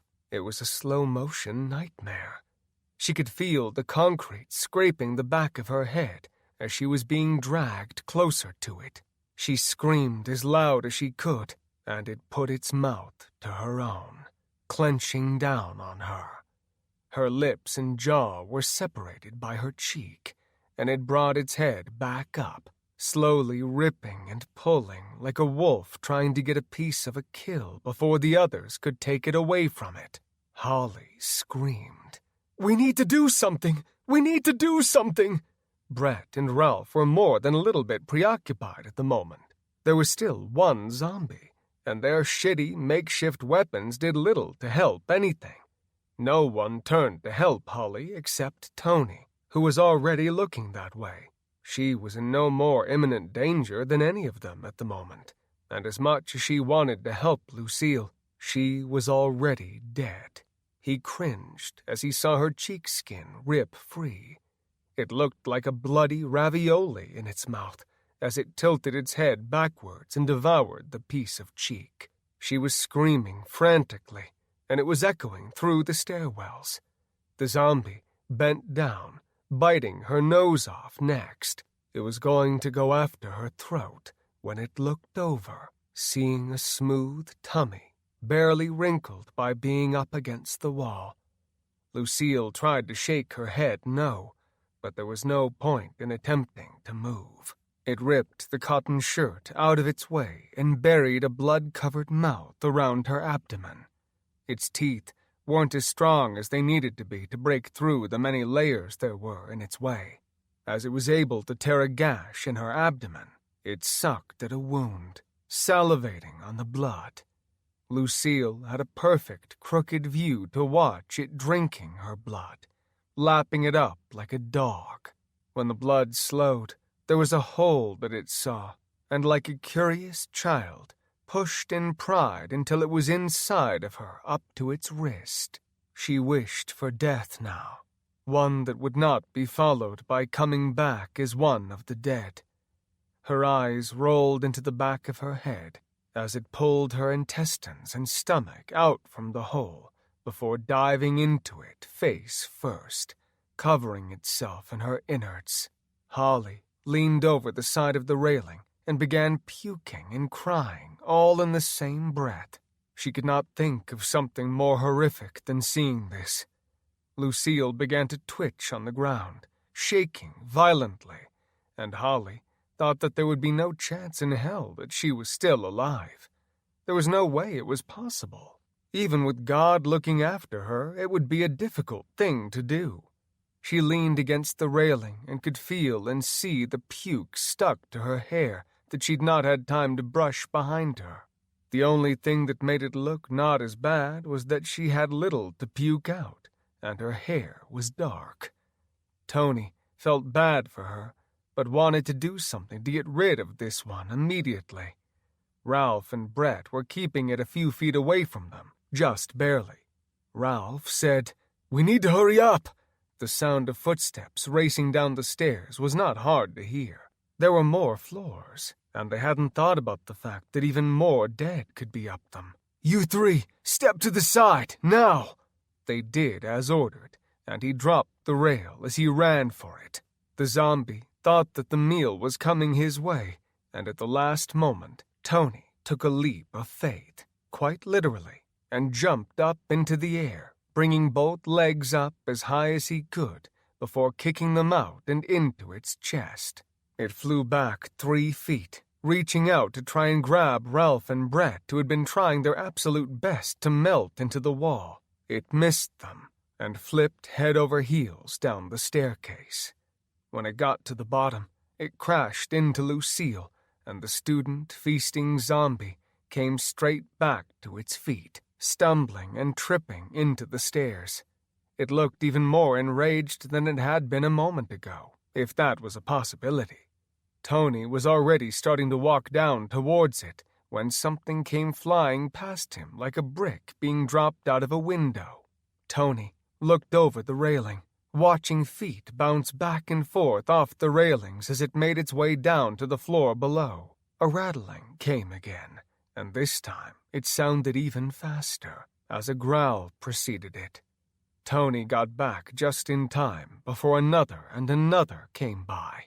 There was a growing sound of a herd's worth of footsteps coming down the stairway, Holly screamed, "We need to go! We need to go now! There isn't any time! Come on!" They went to run down and try to get past the two at the bottom of the steps. The dead both started to fill the space at the bottom of the steps. Tony looked over the side one last time, in between the falling bodies, and realized it wasn't just those coming down the steps that they needed to fear, but that there were just as many possibly coming up the steps as well. A light bulb went off in Tony's brain, and an evil grin spread across his face. The two boys who saw the immediate threat of the two dead coming up the steps again, followed by Lucille, who would be dragging a string of guts behind her, knew it wouldn't be long. Ralph said, "What are we going to do? What are we going to do? We can't go up. We can't go down." Brett said, "Yeah, we are fucked." Holly came running back up the steps. The idea of being trapped here forever was more than she could bear. She went past both boys and hugged Tony. He said, "I think I've got an idea." "I don't understand. What magical idea did you come up with? Did your hangover finally go away?" she questioned, with no shortage of sarcasm. "It's going to be a little leap of faith. I mean, do you think you can trust me?" "Of course I'd trust you, Tony. I just don't want to get trapped here. It doesn't feel very safe on campus at the moment, and I don't want to stay here any longer than is physically necessary. The longer we are here, the closer we are to death. How strong is your idea?" "A solid 6.5, Tony said as he pulled Holly in close to him, put a quick, wet kiss on her lips, and squeezed her. "We are going to make it through this. You and I are going to be just fine." Brett cleared his throat. What about us? I mean, what are we going to do?" "You can come with. I just don't know if you two are going to be able to handle it." "Handle what?" Brett snapped back. "The descent." "What descent? What are you talking about?" "Oh, don't worry. I have a horrible idea." Chapter 14. Mackenzie had taken the first side street available to her. The current state of the main roads looked like a war zone. There were crashed cars, flipped cars, and burning cars. The only thing else needed to complete it would be a young boy standing with an AK-47 out in the middle of the street and smoking a cigarette. Instead of a boy, there were blood-soaked people racing around the streets everywhere, running up to the cars who were still attempting to move and growing insane with rage that they couldn't get the meals on the inside of the car. When they couldn't, they began smashing their faces on the glass. It was at that time that she'd punched the gas, turning the wheel hard, and raced down the street, swerving up and down off sidewalks. She turned her phone over, seeing she'd be to Emily in less than 2 minutes. She attempted to call her parents and sisters, but only her teenage sister answered. She said, "Oh, thank God, Angela, you are all right. Where are you, honey? Are you okay?" "Yeah, Dad's driving. We figured that no one was home, though." "Why wouldn't you think that anyone was home? I don't understand." "Your front window was shattered when we went by. We just figured you guys had gotten out of there and were driving home to Michael's parents or something." "I was at work. Marin and Michael were...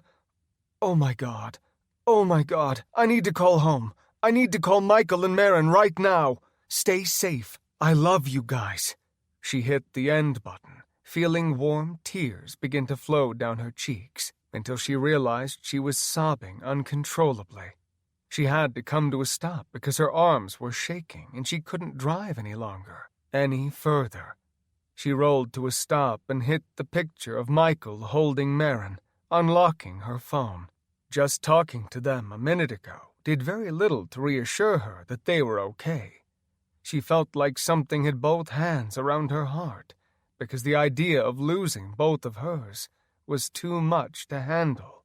The phone answered, but no picture came across when it did. Mackenzie yelled, because she felt like she needed to see it to believe it. "Hey, hello? Where are you? Michael? Are you there? Honey?" A barely audible voice came back as more of a whisper. "Yes, we are here, and we are fine. What's wrong? Did you not find Emily?" "My sister said they drove by and looked and saw the windows in the front had been broken in, and the dead were walking around everywhere. I thought for a moment that—" "You don't have to think about that. New Peter got in from next door. He's already turned into one of those things. I took care of him. But the bad news is we are probably going to need a new television. I kind of smashed the one in the living room over New Peter's head." "I assumed that New Peter was a zombie." "Yeah, of course. A zombie apocalypse doesn't give me free rein on people. Although I could see it being a good idea to go to the Indian dealer and make sure that all those brand new motorcycles are safe and have a safe place to call home." "There is nothing wrong with the one you have. Going to Des Moines is the last thing you want to do. I can assure you of this." She knew she was kidding, and she appreciated him trying to make a joke, when on the inside his anxiety was probably at an 11 out of 10. "Are you going to be able to make it to Emily?" "I don't see why not. The side roads aren't great, but they are a lot better than attempting to go down 6th Avenue. That was a freaking train wreck. It was going to take a while to get home if all the roads are like this from Des Moines to Ankeny. Just take your time. I don't want to worry about you driving recklessly." "Okay, Dad." "Good Lord, Michael, you sound so old sometimes." "I'm sorry that I care. You are a long way away, and today isn't ideal to take Marin somewhere. I'm sure you have figured that out.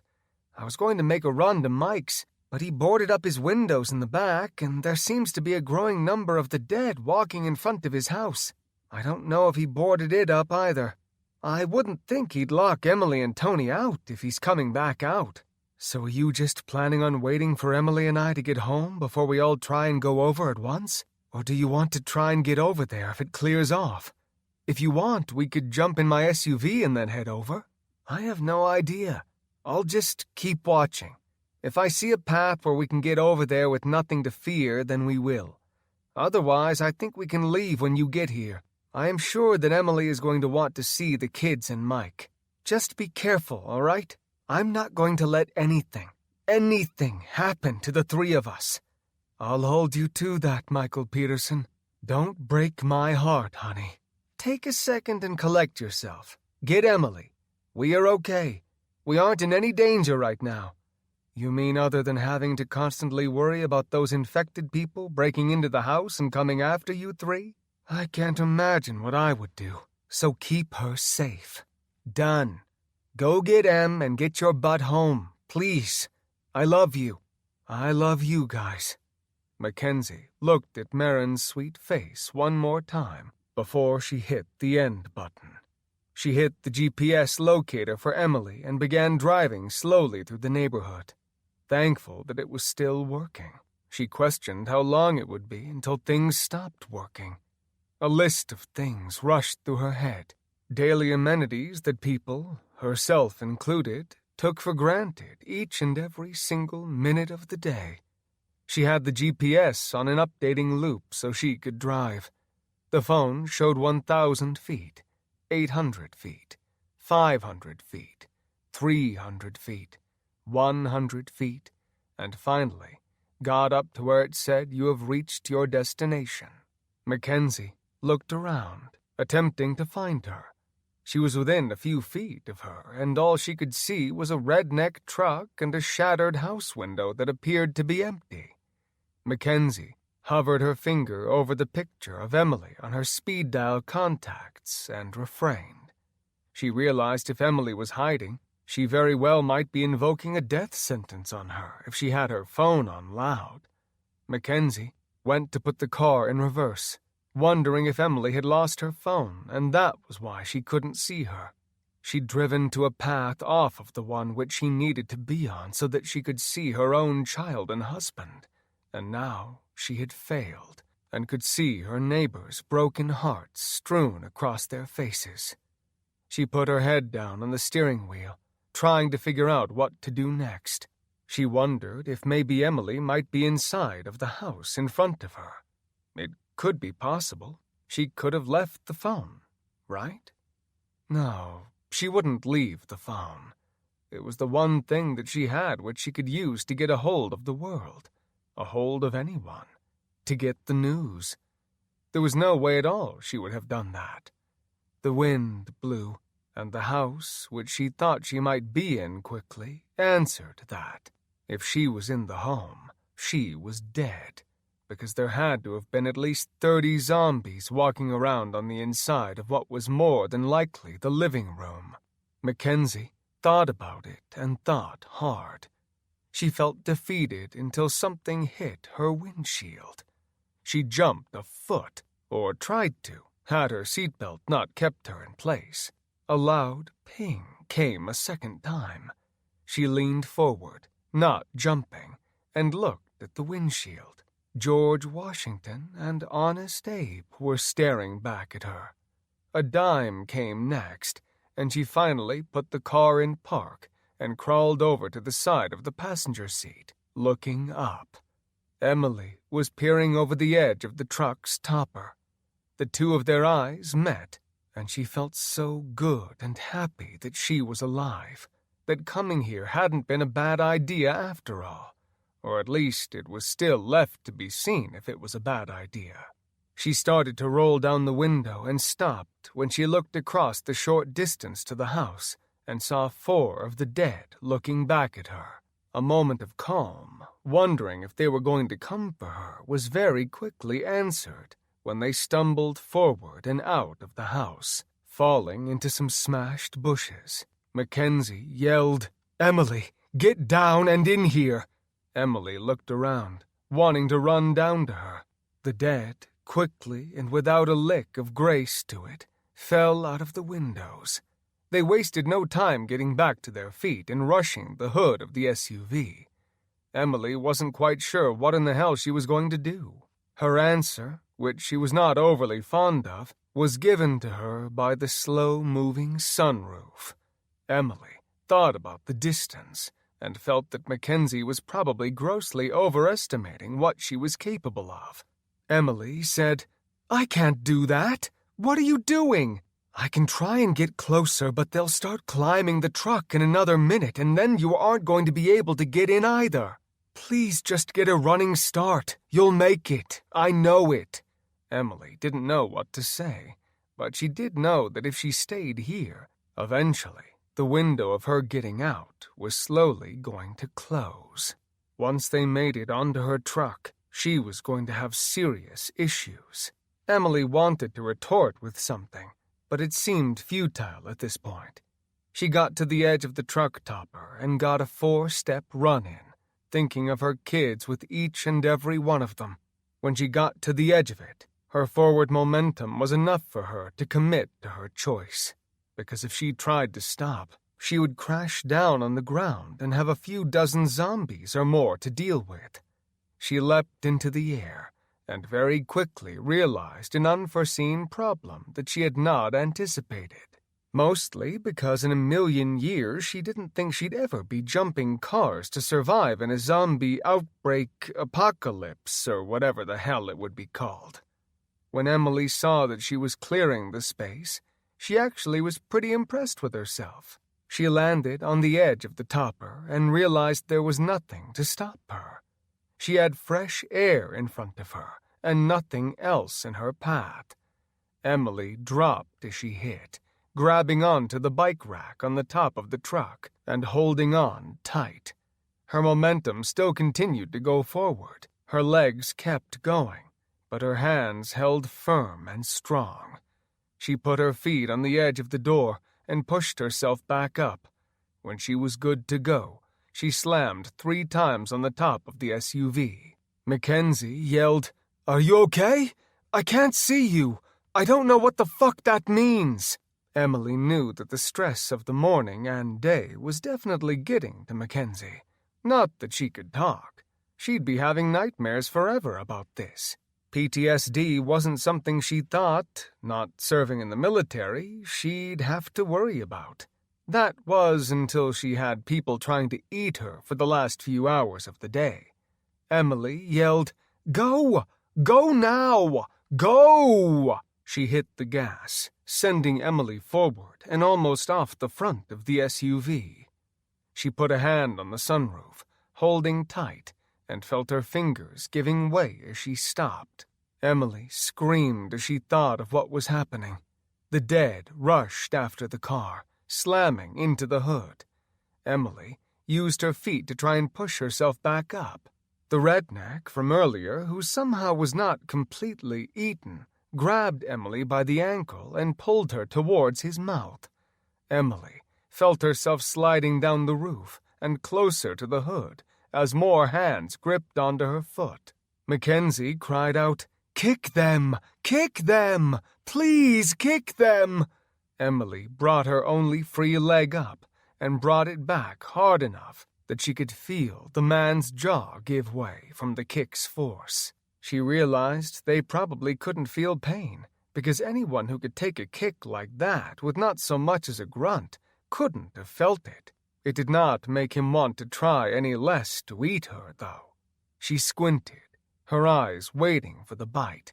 She felt his warm tongue, a mixture of blood and saliva drooling and coating her bare ankle. Emily couldn't handle that and began crying. She waited for that pain, one she could only imagine. Emily, after a 2 count, finally looked back behind her. It was doing the motion, but looked like an old man with a limp dick trying to hump a wife. There wasn't anything that could be done.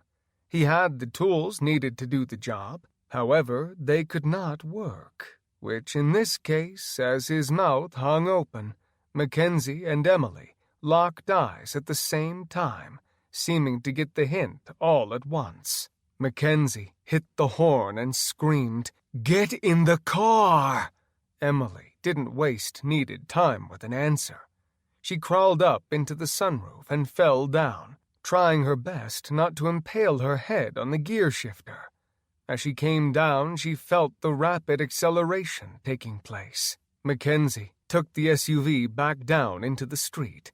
When the Toyota hit the curb, Emily's arms buckled, and she collapsed into the passenger seat, which she was thinking she'd gracefully lower herself, arms first, into. "Shit up a tree!" Emily yelled as she fell down into the seat and console. Mackenzie was mouthing "shit up a tree" to herself and realized asking and finding out what it meant probably wasn't nearly as important as getting the two of them out of the city and back to Ankeny, where they'd be safe, or at the very least, where they could be home. At home, they'd have some time to make plans and figure out what everyone else was going to be doing. The idea of being stuck at the hospital with all of those things running around was not appealing. However, being stuck in the city was not any better. Emily crawled forward, ending up in the rear seat. She turned around, yelling when she saw herself in the mirror. Her hair was going in a slew of different directions. Mackenzie swerved, looking around, trying to see what was going on and why she was screaming. "What's wrong? What happened?" Emily kind of ran her hands in front of her face, motioning that was why she was screaming. "You see me, right? Emily Evans, I see women giving birth multiple times a day. I can assure you, I have seen you better for sure, but I 100% have seen worse in the hospital, hands down." Emily still did the best she could with her fingers to try and get the hair all going in one direction. She did a very ugly job of crawling up to the front seat, where she immediately leaned over, giving Mackenzie a bone-crushing hug. Emily rested her head on her shoulder, trying not to lose her shit. She felt like she'd done a pretty good job, up until the realization she might get home and she might live through the day all struck her at once. "Thank you for coming to get me. I didn't know what I was going to do.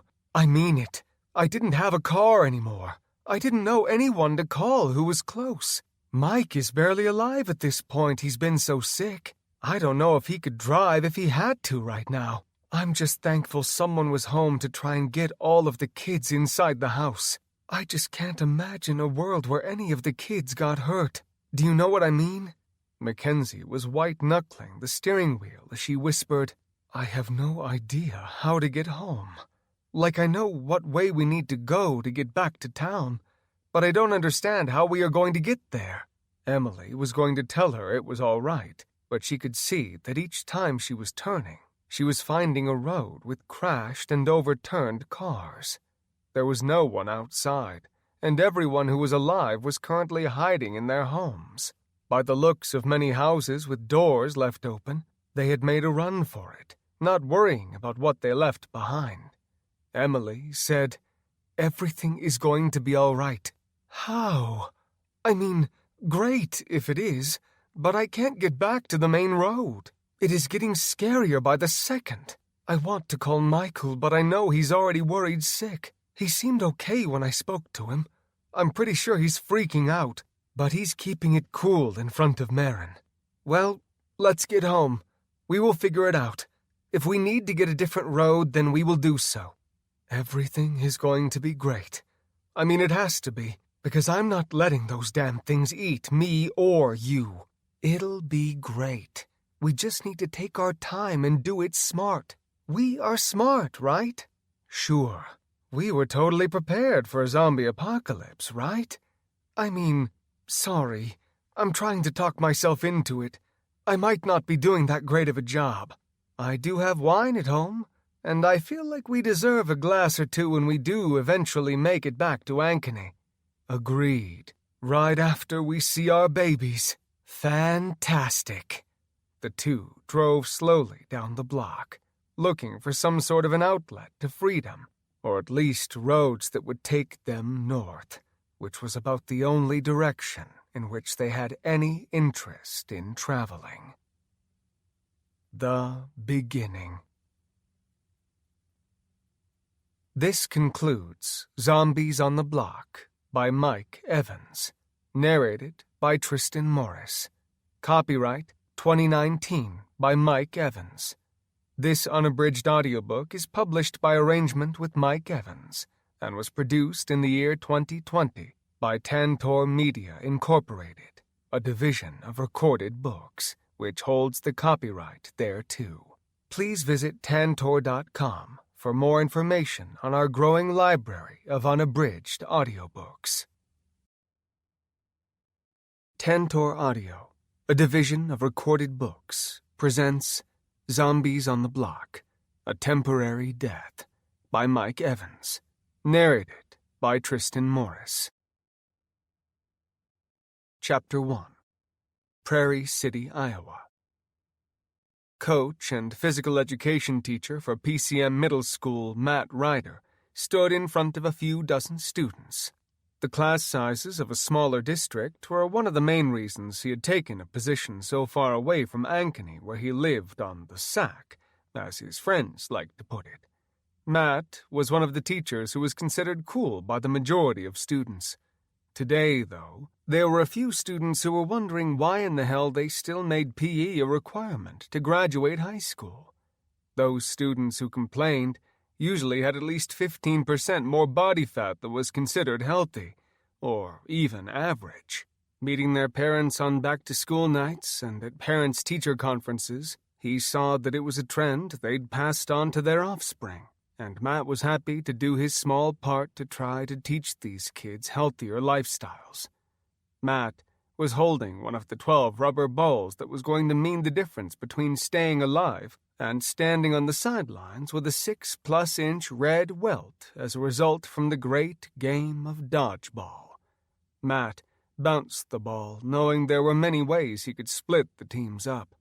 If he let the students who were in sports make the decision, then the emo kids and the kids who just had no interest in any kind of sports would be picked last, or would all be put on one team. Matt went down the line, picking the kids one at a time and letting them know which team they were going to be on. Kyle, a skinny and flamboyantly effeminate kid, raised a nervous hand, waving it wildly at Matt, and asked, "Coach Ryder, why do we have to play this barbaric game? I don't understand what this is going to teach us about real life. I feel like I would rather go to the school safe place if I had the choice." Matt smiled, nodding his head as if he was actually considering what Kyle was saying. Matt said, "You don't have that choice today, Kyle. Sorry to say, Kyle, but you're going to have to learn there isn't always a safe place. You're on my time right now, and we are going to let you get picked last. Don't you worry, buddy." "Buddy? If I was your buddy, you wouldn't let these Neanderthals launch balls at my face," Kyle replied with a weak stomp of his foot. Matt, who knew all types of people, couldn't care less about the sexuality of these kids. He had gone to college on a wrestling scholarship, and while teaching others on his team how to do certain moves, he had realized he had a knack for teaching others. He'd changed his major in the second semester of his freshman year from business to physical education, and he'd never looked back. His wife, Amber, had been in a nursing program and had given him her full support. Todd Vogel, the center for the school's 8th grade football team, laughed aloud and said, "Oh, I heard you're a really big fan of balls coming at your face, Kyle, among other things." Matt pinched the bridge of his nose. It was too early for this kind of talk. Bullying at their school, or for that matter any school, was frowned upon with the utmost prejudice and would not be tolerated. Matt also was not a big fan of yelling.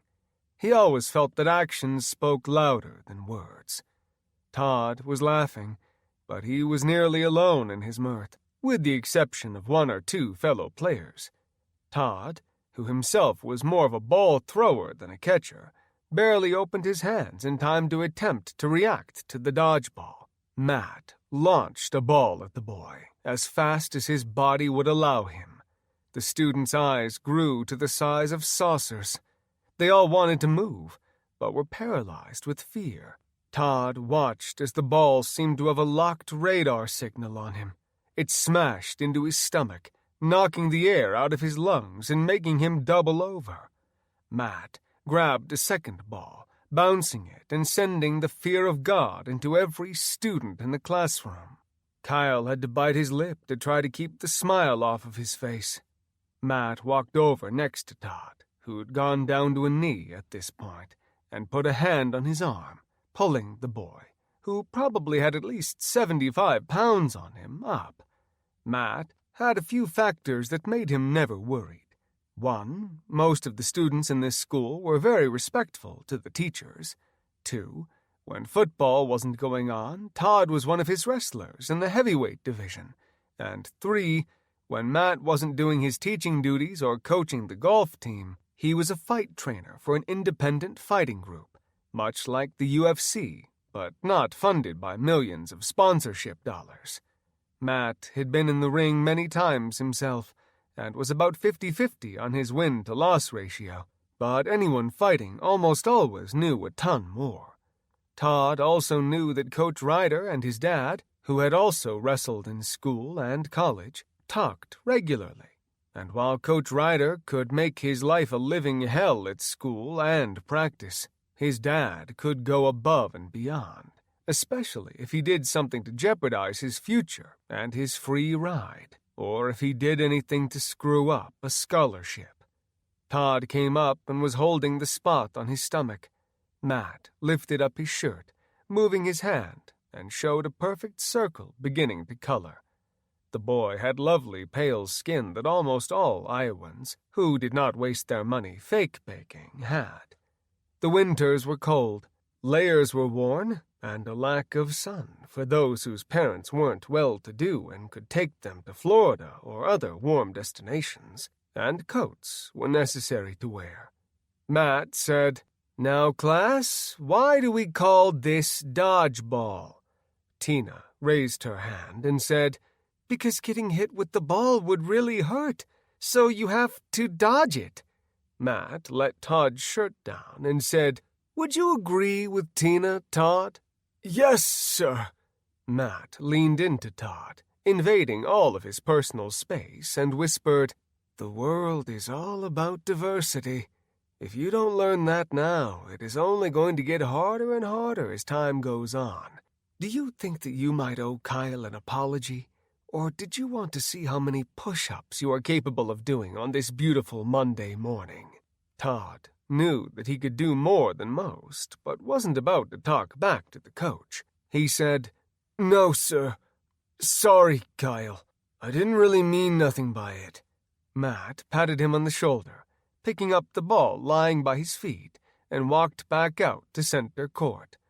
He looked at the group and matched it up as fairly as possible, going out of his way to make sure he didn't assign the students from the strongest to weakest. Matt got to the last two students before he saw two kids, Max and Ryan, who were just your run-of-the-mill students, respectful, not athletes, not losers, just kids doing their time who wanted nothing but to finish their class, rinse and repeat. Matt walked up to them and whispered, "You two doing all right this morning? You feeling okay? You've both already broke a sweat, and we haven't even started playing yet." Max nodded slowly, not convincing anyone that he was feeling okay. Ryan said, "I kind of feel like a bag of crap, Coach Ryder. I think I'm probably coming down with something. I don't know what. I was feeling fine yesterday, and it all started to feel like a bag of crap." Matt nodded his head. He'd seen more than a few of the kids who weren't feeling great. He knew it was all just a matter of time, and if he didn't have a newborn, a 10-year-old, and his loving wife, he would not really worry so much about getting sick. But he despised taking germs home. Between his daughter Sydney coming home from elementary school and his wife, who, while on maternity leave, it wasn't an issue, but normally coming from the hospital each day made the three of them practically walking petri dishes for any virus that was going around. Matt wanted to give them the benefit of the doubt. He figured if they weren't asking to go to the nurse, there was no reason to send them there. He thought about it for another moment and finally said, "All right, everyone, please remember the rules to live by. Todd, laugh and you will do push-ups the rest of the class. No balls to the face, no balls to the crotch. Try to avoid the neck. Try not to cause any dental damage as well." Kyle raised his hand, unsure that he wanted to ask it. "Is there any way that I could go to the nurse?" "Did you just become immediately sick, Kyle?" Matt questioned. "I think it's anxiety. Do you have a paper bag?" Matt pressed his hands against his empty track pants, minus a phone. "I'm all out, Kyle. You're going to have to suck it up and do your best to dodge, bend, and jump. You want to move on to high school next year, then you need my class. You aren't going to grow if you aren't putting yourself in a sink or swim position. You'll be okay. To my knowledge, there haven't ever been any fatal rounds of dodgeball during its history." Kyle was going to say something, but Matt blew his whistle for the kids to take their respective spots. Kyle muttered as he walked away. "Yeah, none until today." Matt walked over next to the radio he had set up in the gym. When he trained his fighters on his sidekick, he had learned over time that they definitely responded differently when they had music versus just training to pure silence. Before Matt hit play on the radio, he yelled a reference which instantly dated him, blew his whistle, and yelled, "There can only be one." There was not one student out of the 24 who had ever heard of the movie Highlander. A very good majority of them had never seen Sean Connery in anything outside of a meme of James Bond, more than likely. When the kids did not respond at all, he blew the whistle for a second time and pushed the play button. Metallica's Master of Puppets' opening guitar riff screamed from the speakers, and for some of the students injected adrenaline into their bodies. He had not realized that most of them had never heard this song. Most of the students didn't need a song going because this was definitely a scenario where fight or flight came into play. Those kids who didn't like dodgeball did the flight, and those on sports teams raced for the balls with no regard for their own safety or getting out. The fact that there were only a few balls compared to many targets, and they knew they needed to get the fuck out of Dodge. Matt stood back, knowing this was probably going to get ugly pretty quickly. Kyle, to his surprise, though definitely not going for the fight, was smart enough to stand behind Todd, who was considerably larger than the skinny, rail-framed teen. Kyle mirrored Todd's movements, doing his best to stay away from the red rubber balls flying around like the only thing they existed for was to cause pain. Since the music was blaring, Matt could not hear the tornado sirens going off outside. He continued to watch as one student after another was slowly taken out. The sound of the ball on skin, regardless of the shirt in its way, was eminent and a bit daunting at the same time. Matt cringed a little as the dodgeballs flew, and he couldn't agree more that this game was truly the epitome of only the strong survive. When there were only a few kids left on one team, he noticed Max and Ryan, who said that they were okay but still very much looked like absolute bags of shit, standing almost lethargic-looking, neither boy moving at all. The fact that they had not already been taken out was somewhat of a mystery, and at the same time a miracle to him. The kids who put forth no effort in gym were usually the first ones to go down in a competitive sport like this. He could only assume that the targets who were closer and moving were the ones who drew the attention of the opposite team members, and therefore drawing their fire. As the numbers dissipated, it was becoming more and more important to start throwing balls at them. Todd, who actually for once in his life did not mean to be an asshole, locked radar on Max and Ryan, running quickly forward, with great balance for a boy of his size, bent and grabbed a ball in each hand and launched them at a baseball pitcher's speed with great preciseness, one after another. Todd was already cringing as he noticed the balls going higher, much higher than he had expected. He let the spin off a little too sharp on it, and the ball basically looked more like a curveball, but a curve that was going straight up. The balls pelted both boys directly in the faces.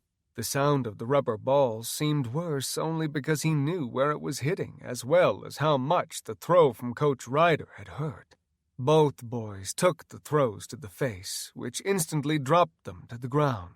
Had anyone known what was going to come next, they would have tried to get a head start on the hell that was about to unfold in front of the remaining 22 students. Matt turned the radio off immediately and raced over to the two boys to assess the situation. Todd already had his hands up in defense, even though Matt did not have a ball in his hands and was not typically a violent teacher, regardless of his pastime. Todd yelled, as almost any typical teenager who thought he was in trouble would. "It wasn't my fault! I didn't mean it! Okay, well, maybe it was my fault, because I threw the ball. I swear I was trying to hit them in the gut. I wasn't trying to throw it into their faces. There is something wrong with those balls. I have no idea how that happened and how it happened twice. I think maybe we need to get new balls because those seem to be malfunctioning or something." Kyle, who probably should not have tried to add anything, said, "Yeah, Todd, those balls are defective because they have air and they bounce. And if you throw them at someone's head, they hit them in the head. Real smart. I hope you enjoy your push-up session, because from the look of Coach Ryder's face, I would say you are in some serious trouble." Todd, who realized that he was going to have a red stomach for the better part of the morning because of Kyle, and now was also going to have sore arms for God knows how long because of the less than pleasant push-up session he was about to endure, whispered over his shoulder back to Kyle, "Look, you little fucker, don't think that I'm going to forget what happened today just because you're a prick. I don't want you to say later that I'm doing any of this shit because you probably like boys and act like a girl.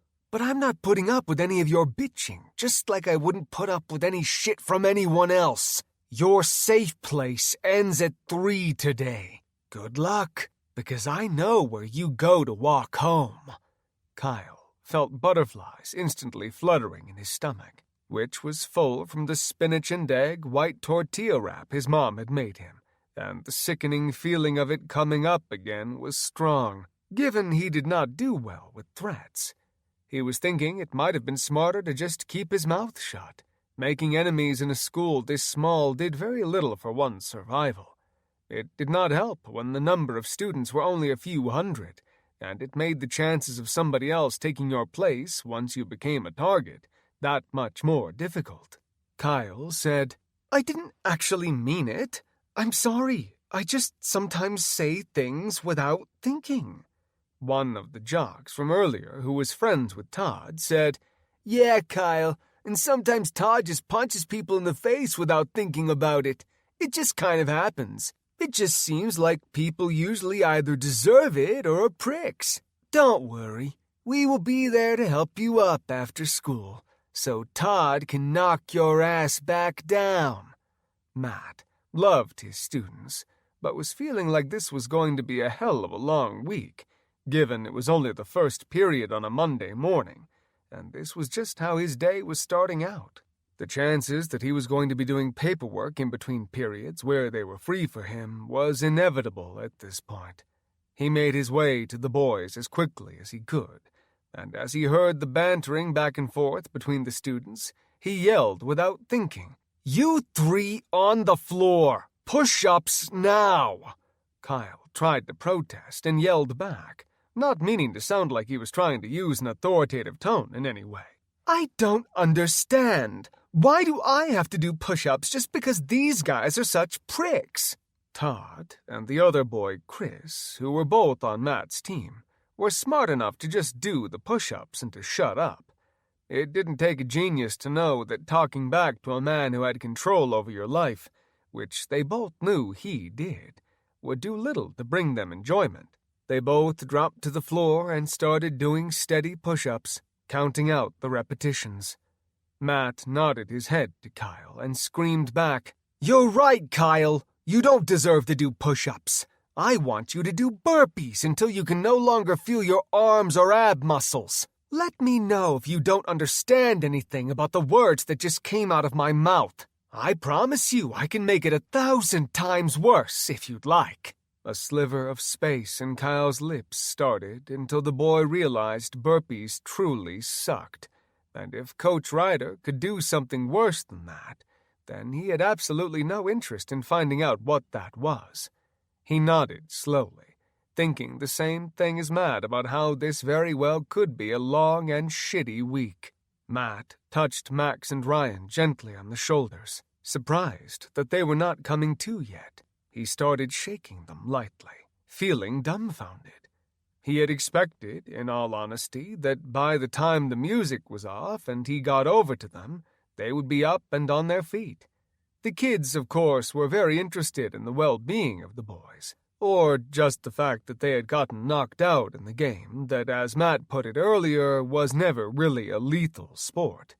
Matt shook them a little harder and said, "Okay, guys, the fun's over. Let's get up. You guys, are you okay? If you're messing with me, there's going to be consequences. Come on, it's time to get up.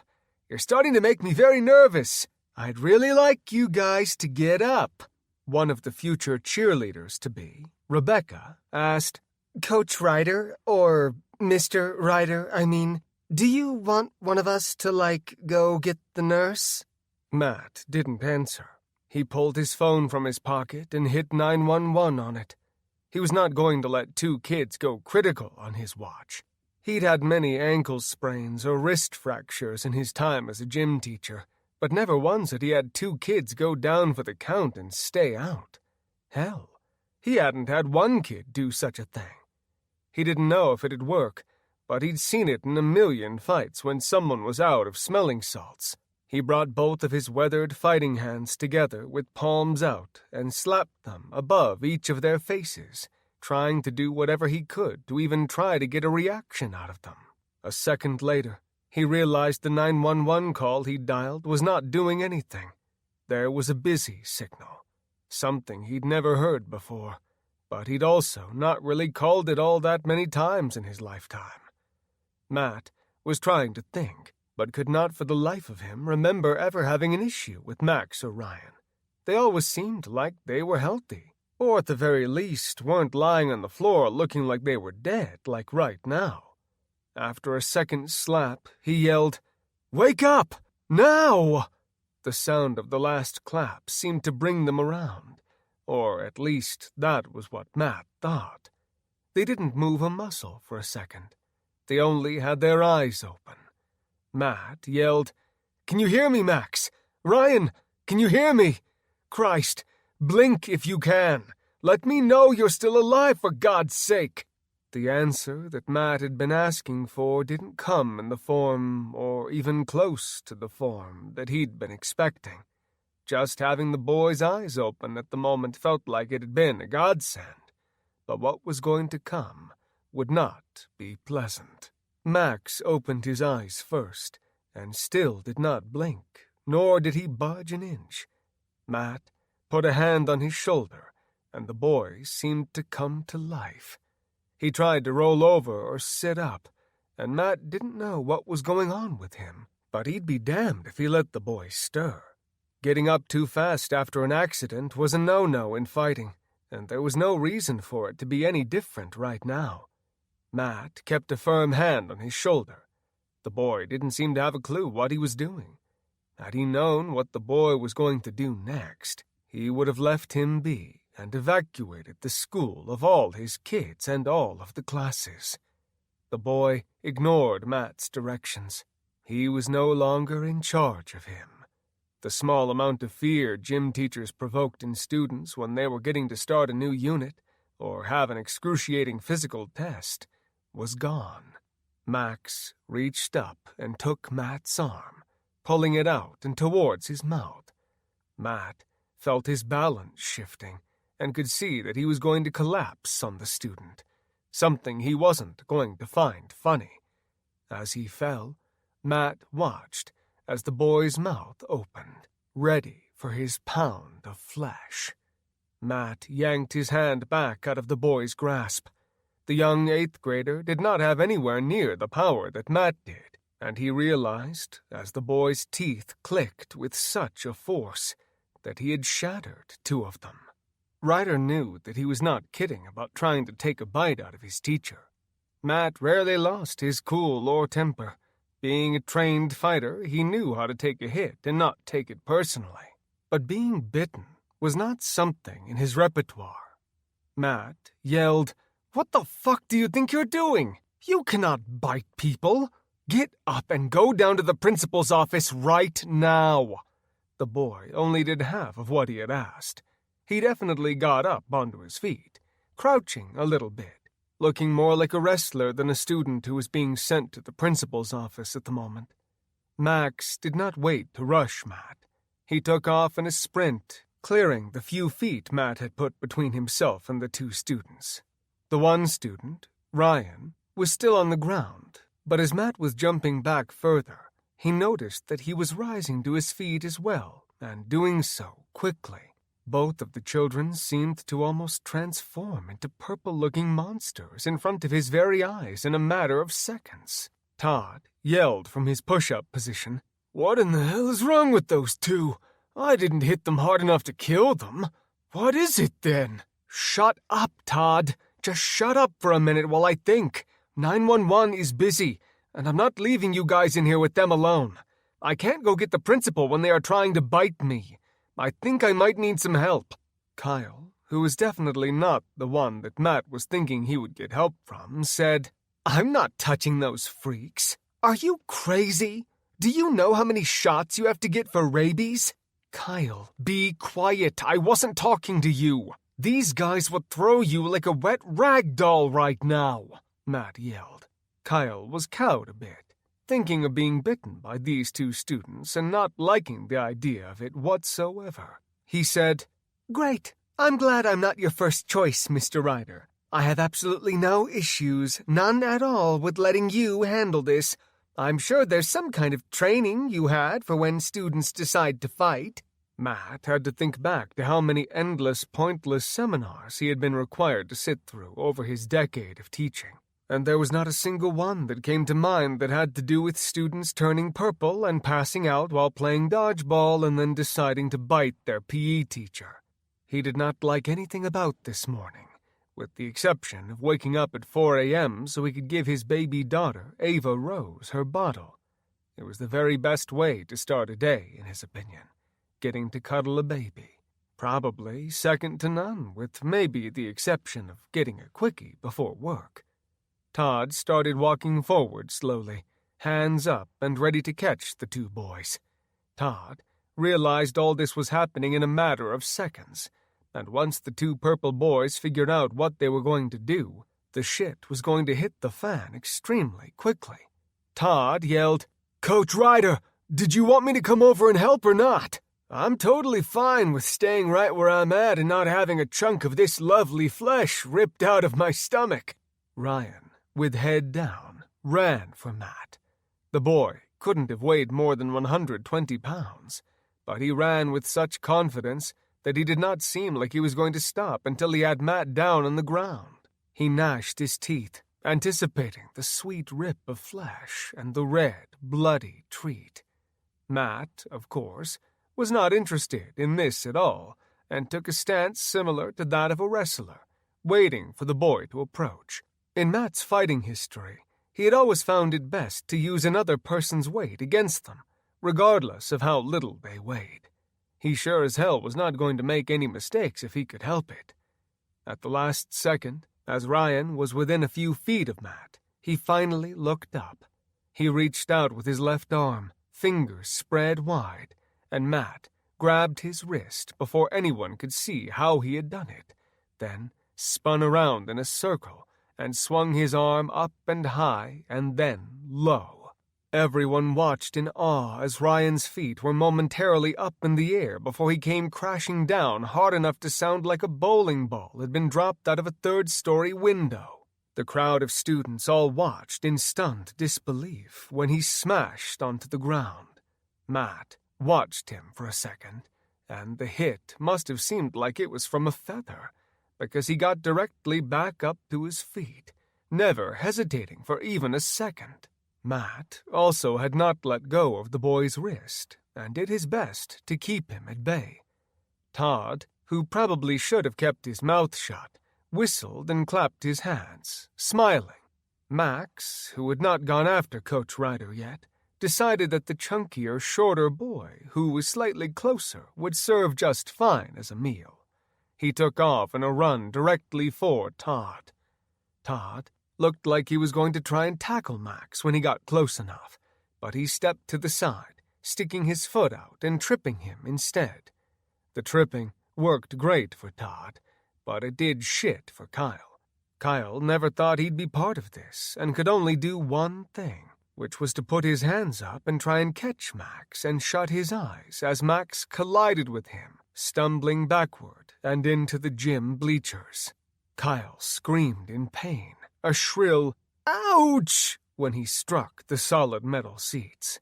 Max growled and hissed as he clawed at Kyle's hands, which were currently the only thing keeping Max from biting him. Todd was seriously debating if this would be an opportune time to get the hell out of there. He wondered what would happen, though, if he did, and like a typical teenager, wondered what consequences he would face if he did cower and run away. The overwhelming idea of disappointing his dad was what motivated him. He decided he'd better fight and start acting like a man, or his dad was definitely going to ask him if they needed to stop at the store on the way home and pick up some tampons. Matt yelled, "Everyone get out of here!" Todd was busy looking at him and never saw or predicted what was going to come next. Chapter 2. Amber and Baby Ava Rose. Amber Ryder watched from their front living room window as all hell was breaking loose in their small neighborhood. She was holding the newest addition to their family, their brand new daughter, Ava Rose. Out of mommy instincts, she was making a hushing sound without even thinking about it. Ava was starting to fuss because they had overslept, and when they had tried to get Sydney off to school, she hadn't had any time to prepare a bottle for Ava. Amber had thought with Matt feeding her this morning that would buy her a few hours, but Ava had different ideas. When she had seen the van racing down the street, she had freaked out, thinking of it ending with her oldest daughter, who was 10 and in Lily's grade, being struck. Only after their babies being born healthy and her husband coming out of the octagon healthy as well as brain damage-free had she ever felt relief like she was currently experiencing at the moment. She was terrified when she watched the block's beloved bus driver, John, turn into some kind of a purple monster and attempt to eat the next-door neighbor dad, Mike. She shared a passion for serial killer fiction with him, along with other dark television and movie shows that they would recommend to each other. Although she was not a writer in any sense, she still enjoyed it, just not to the extent of darkness that Mike was able to handle. She'd felt indefinite, immeasurable relief when she'd seen Mike lead the zombies into the backyard, leaving the kids to run into the safety of the garage. She was still worried quite a lot when she had not been able to get a hold of anyone. Typically, it was Emily answering the phone or watching the kids as they got on the bus.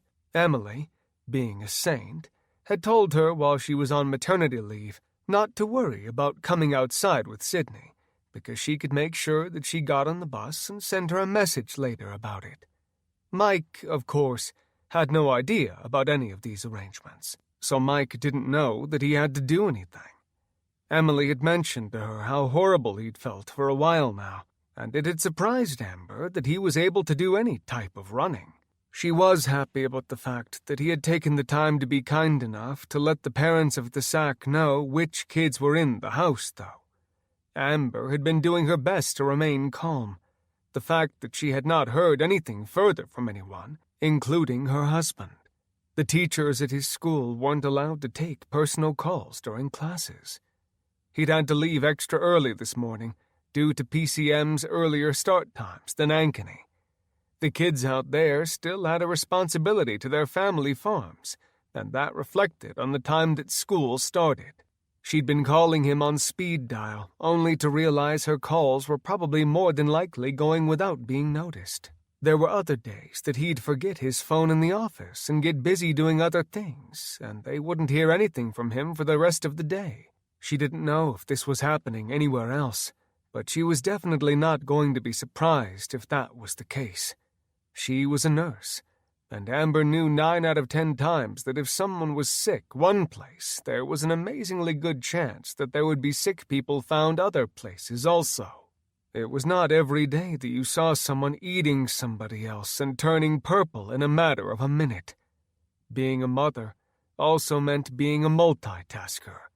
While trying to reach her husband, Amber had made Ava Rose a bottle, and the two were doing a stakeout on the top floor of their house, watching the Evanses' house.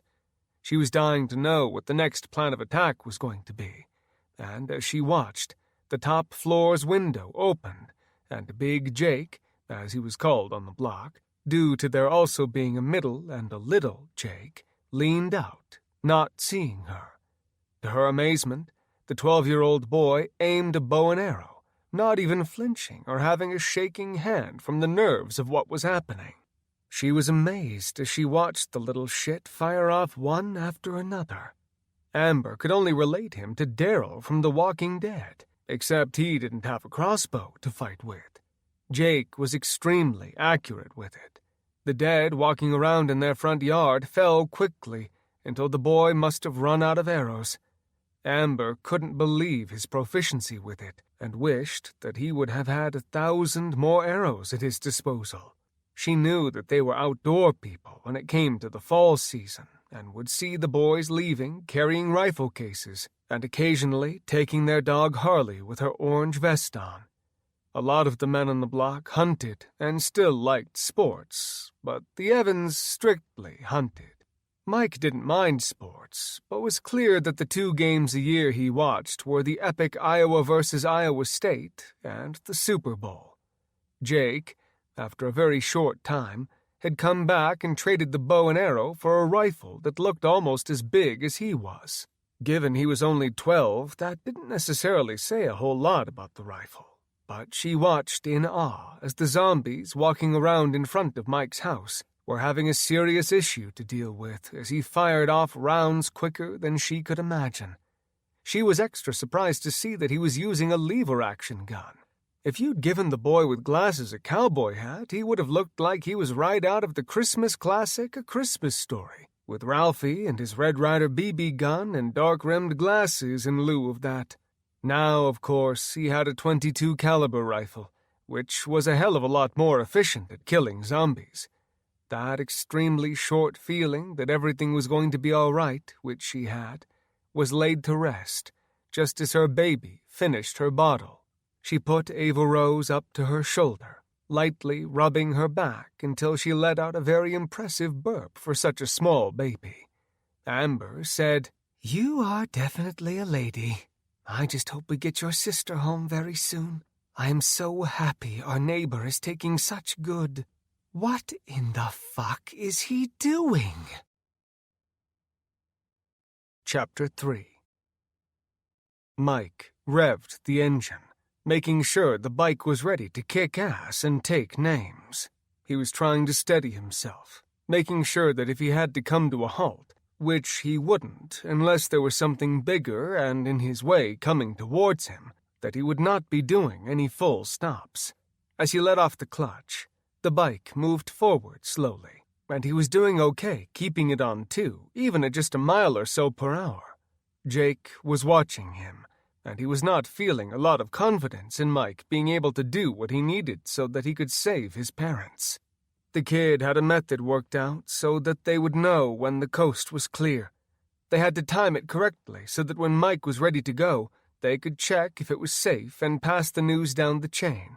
After all of them saw Mike getting ready, and much like Jake, their confidence levels were low. However, they had figured if he had kept the kids alive feeling this bad that they had to give him a little bit of credit. Mike looked to Jake and said, "Do you have your gun fully loaded? This would be the time to make sure that you're on full with your .22. Is it ready to go?" Jake nodded his head, holding up the rifle, showing that the safety was off, and said, "Yeah, I have this and I have the shotgun, but hopefully I won't need either of them. I'm going to stick with the shotgun to start, though. I think birdshot should slow them down something fierce. Just get the door down as soon as I get going. I'm going to go like a bat out of hell, so as soon as we know that everything looks clear, I'm gone. Like I said earlier, I'll be back as soon as I can with Grandma and Grandpa, and you can get the climbing sticks out for anyone else who comes for their kids. We will figure out what to do with your grandparents once we get here. Between your grandma's knee and your grandpa's back, I still don't see them going up and down those steps, or at least doing it with any amount of grace, success, or speed. Make sure your phone is on loud."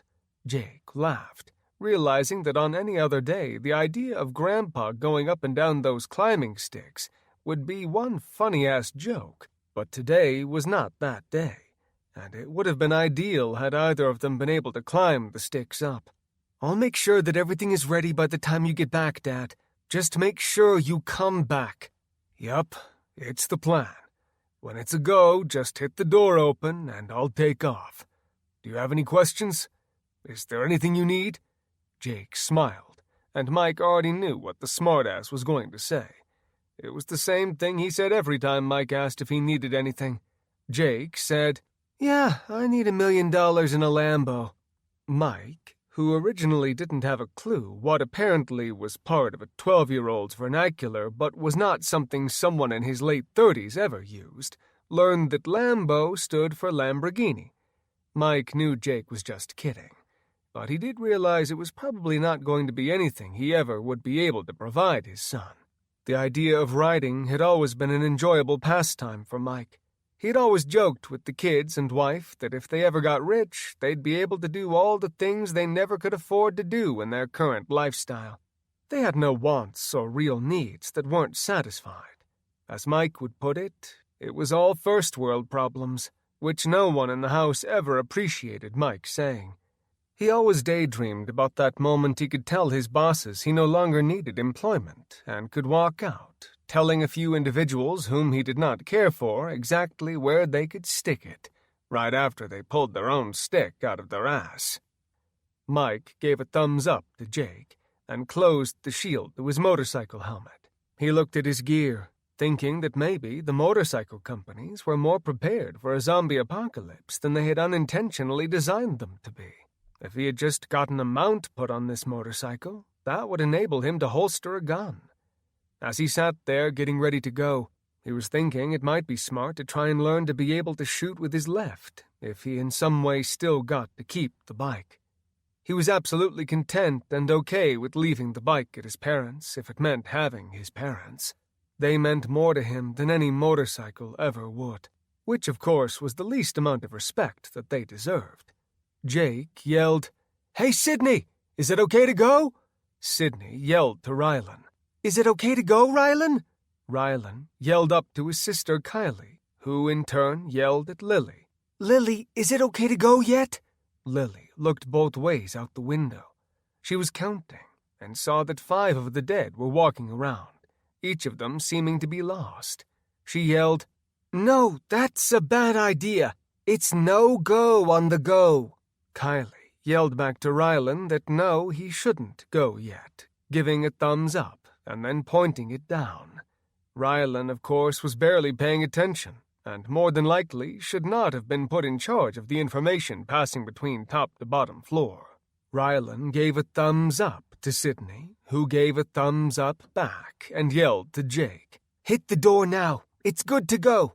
None of them could hear Lily over the screeching of Mike's tire as he waited until he could let off the front brake and let the bike loose, unleashing every ounce of horsepower that it had to offer him. The bike started to fill the garage with a haze of smoke. The door began to rise slowly. The door was fine, but the opener attached to the top of the garage had definitely seen better days. Mike and Emily had talked regularly over the last 2 years about replacing it. Unfortunately for the door, though, it only stopped working usually halfway during the winter, and by the time they were budgeting to try to put in a new one, spring flowers started to come.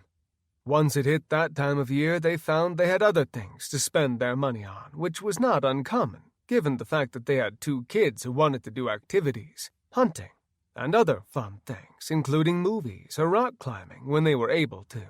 Jake had his finger resting next to the opener button, as the garage door opener itself, which was suspended from the ceiling, shook violently as it heaved the door up. Mike raced down the driveway, cursing like a sailor as he drove immediately through 5 zombies, all failing to try and catch on to his slick motorcycle jacket, which did not allow them to get a good grip. Mike was trying to tell himself to calm down and to keep smart about his weight so that he did not lose control and crash the motorcycle. It didn't seem that he had been clear enough about what fucking clear actually meant, because whatever the fuck that was absolutely anything but clear.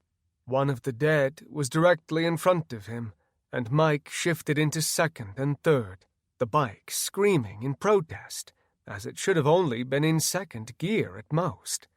The dead raced towards Mike, but the giant handlebar and the locomotive-style headlight were enough to knock it backward. The wheel went directly between its open legs, and Mike hit it with such force that it flew back a few feet, and he happily rode up and over its crotch and across its sternum and face. Even with the roar of the bike and his helmet, he could still hear the bones crunching beneath his wheels and the weight of the bike. Mike tried to look around the neighborhood as he went, and the one thing he immediately felt was guilt at leaving the children, but even more so because he saw Amber, who had put Ava Rose down and was holding both hands up in the air, shaking them in confusion. Mike, who could not read lips all that well, would have bet his life she was saying, "What the fuck are you doing? Where the fuck are you going? And where the hell are the kids?" Mike could only assume the fear she was going through and feeling at the moment. Against his better thought processes, he ignored his gut feeling and turned the bike around, going into Amber's driveway. He downshifted into neutral and flipped open his visor and screamed, "I have to go get my parents. Jake and Lily are holding down the fort. Everything should be okay." Amber was looking a bit hysterical and using a lot of aggression in her tone, which Mike could not necessarily blame her for. She screamed, "What do you mean your kids are watching my child? There are fucking people-eaters running around everywhere. There is no way you can expect Jake and Lillian to keep everyone safe on the block. I'm really sorry, Amber, but they are going to have to do that for me. My parents are old, and I need to go get them. They are only a few blocks away, and God willing, I will be there and back in less than half an hour, I hope. Jake knows where to hide the kids if anything happens at the house. The zombies would never find them in a million years. They seem too damn stupid. Amber definitely looked skeptical, but nodded her head slowly and said, You just make sure that you get back. Sydney is our oldest baby, and we would be lost without her. Ava Rose needs her big sister to help her grow up. I'm not going to let anyone down today.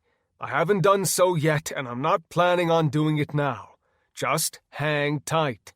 If Matt gets home and he wants to come over and get Sydney, then Jacob is going to get my hunting tree sticks, and she would be able to climb down. Do you guys have any idea what you are going to do going forward? You are the first neighbors besides the Petersons, the neighbors that live kitty corner behind us that I've spoken to. Nobody really seems like they have much of an idea about what they are going to do, though, including us. Amber said, I haven't had the chance to talk to Matt. It is a pain in the butt to get a hold of a teacher, and throw this into it and you've got an even harder time. If this is happening elsewhere, which I assume it is, then we're going to have to do a serious come-to-Jesus meeting on what the plan is next for the Ryder family. It isn't going to be easy to take a baby anywhere. I don't know how these things react to sound, but God knows little Ava makes enough of it. I don't want to do anything that's going to put anyone's life at risk any more than I need to. I mean, holy shit, Mike, watch out! Mike looked over his shoulder to see one of the dead. It was Jim, the guy who grilled 365 days a year but rarely said anything, coming towards him at a pace he'd never seen the guy move at before. He didn't seem to know what was about to happen, as Mike pulled his pistol from its holster. He was typically a strong supporter that you always had the safety on until you had something you were going to shoot at in your sights, and that you only pointed your gun at what you truly meant to shoot at. Mike had his safety off already, and had every intention of shooting. He didn't want to wait for him to get too close, and fired the first shot, missing. It was too far of a shot for a gun with such a short barrel. He fired off a second time, taking off a chunk from the side of his neck, and he rolled a 180, spinning and falling to the ground. Mike felt a sigh of relief until Jim leapt to his feet, barely staying down for a moment before coming back at Mike with a vengeance. It was then that Mike, who thought he'd hit meat, at least the meat he wanted, in the head, realized he had only hit him in the neck. Amber yelled as if Mike didn't know. Jake shot them in the head earlier. That seemed to kill them. You need to shoot better. Mike knew that Amber was only trying to be nice and supportive at the moment, and probably more informative than anything. She also probably had a small amount of anger towards him, which he could not blame her for abandoning the children and heading out to do something that he wanted to do as opposed to staying and guarding the kids. Mike had to refrain from extending his middle finger for her to let her know that he perfectly understood that he had to shoot them in the head. In her defense, she had not seen him in the house or having to deal with the zombies in the backyard. Jim came running again, with blood squirting from the side of his neck. He did not seem to mind whatsoever the fact that if he was still alive, that he would be dead very, very soon. Mike squeezed off 2 in a row, remembering Zombieland, and that during the zombie apocalypse, there wasn't any time to get stingy with your bullets. Each of the 2 shots hit home. The first struck him in the nose, making it practically implode all at once, and followed by the second shot, which buried itself in his skull. Amber, not really helping anything, yelled, "See, you shoot him in the head! Good job, Mike! Now get your ass going and get back so you can take care of the kids until we can get them home. Good luck!" Mike nodded, putting his helmet shield back down, and the pistol back away, strapping it in. Then took off down the 2 blocks to the main highway that they lived off of, which was quite heavily traveled. as it was the only way to get near the interstate from where they lived. Most people in town were not fortunate enough to work in town. They only called the suburb a home, not somewhere they could also earn a living. Mike was always hyper-aware when he was on the bike, and today was no different. He would probably attribute everything to his hyper-paranoia that he was feeling at the moment. He looked at the houses as he was riding down the street, and even through the dim tint on his shield, could see the crimson red painted on people's windows. It definitely made him think they might have been some of the lucky ones on the block. It did not look like the others were doing very well. When Mike looked down the townhome driveways, which had a good 60 houses, he could see the dead in the street, eating those that tried to flee. Mike was wondering how great of an idea this was at the moment, knowing in the back of his mind he didn't have any choice. If he did live through today, he would have a lifetime full of guilt if anything happened to his mom and dad. He was their only son, and in his way of thinking, it was on his shoulders to take care of them as they had taken care of him in his youth. It was the natural cycle of things.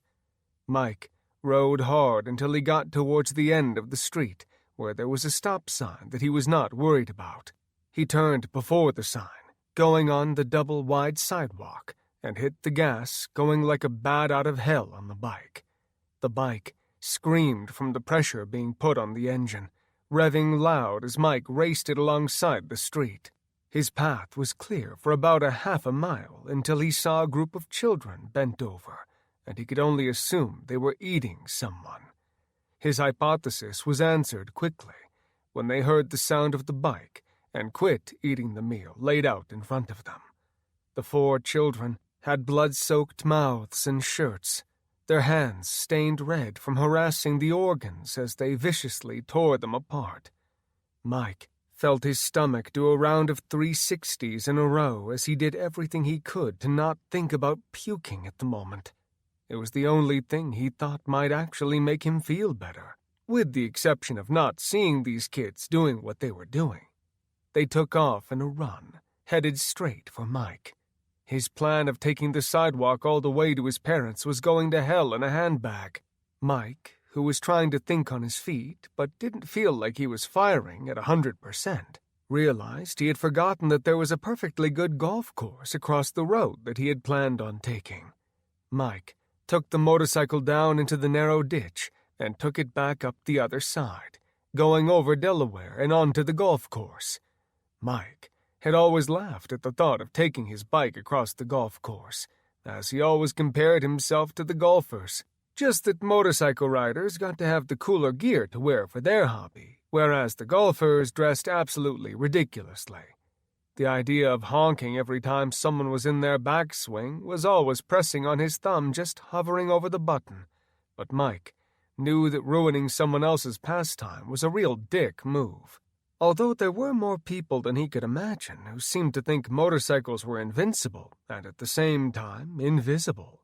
Those dumbasses who did see him regularly cut him off as he was going down the road, or as he was waiting at a stop sign would take half of his lane, not realizing he was there, even though he was on a giant black shiny bike. 9 out of 10 times in town, it was a soccer mom in an SUV 10 times bigger than she needed, who was on her phone doing something she was not supposed to be. He was more used to seeing women and men's eyelids than eyes when driving, and it definitely made him think that motorcycles would be a lot safer if everyone driving would have an electric car with self-navigating software. Mike rode quickly across the freshly cut grass, leaving one hell of a line as the 600-pound bike, which was not meant for the delicate ground raised for the golf course, which Mike thought would be safer to just ride on and not ride on. People were screaming from the balconies at him, waving their hands for help, but Mike was, as the Blues Brothers would say, on a mission from God. He was not going to change his route for anyone at all. The strangers would have to do something for themselves. The people in the homes might not be millionaires, but they were damn close. Mike had a steadfast rule that he never felt bad for a millionaire. When Mike got to the 9th hole, he saw probably one of the funniest things he was going to see that day. mostly because it reminded him of Bill Murray in Zombieland. When it heard him coming, a man soaked in blood who already turned purple, but with what might have been the worst pink sweater vest and checkered pants outfit he had ever seen, came racing straight for him. Mike tried to shoot while riding the bike and realized it was basically an impossible feat. He thought there was a really good chance Daryl from The Walking Dead would have died a very long time ago in a real zombie apocalypse. Although he thought these zombies were a hell of a lot scarier than those in The Walking Dead, who basically could shuffle and walk, but that was about all they were capable of. Mike slowed the bike down, coming to a stop, keeping his hand on the clutch so that he could go in first at any moment. When the dead got close enough, Mike was able to shoot it in the leg. It reacted as the others did, not seeming to understand or comprehend pain. However, that did not matter in this case, because Mike didn't really hit it in the leg. He hit it in the knee, and without a knee, it didn't matter if you were dead or not. You were not going to walk, and your purple ass sure as hell wasn't going to run. The zombie screamed and yelled, not in pain, but in frustration that his meal was going to get away. Mike knew that it didn't understand, but giving it the finger did little to break his heart. Emily had always said he had an issue with road rage, and, well, Mike couldn't disagree. He always felt like it made him feel just a little bit better about saying something when he was cut off or almost injured while driving.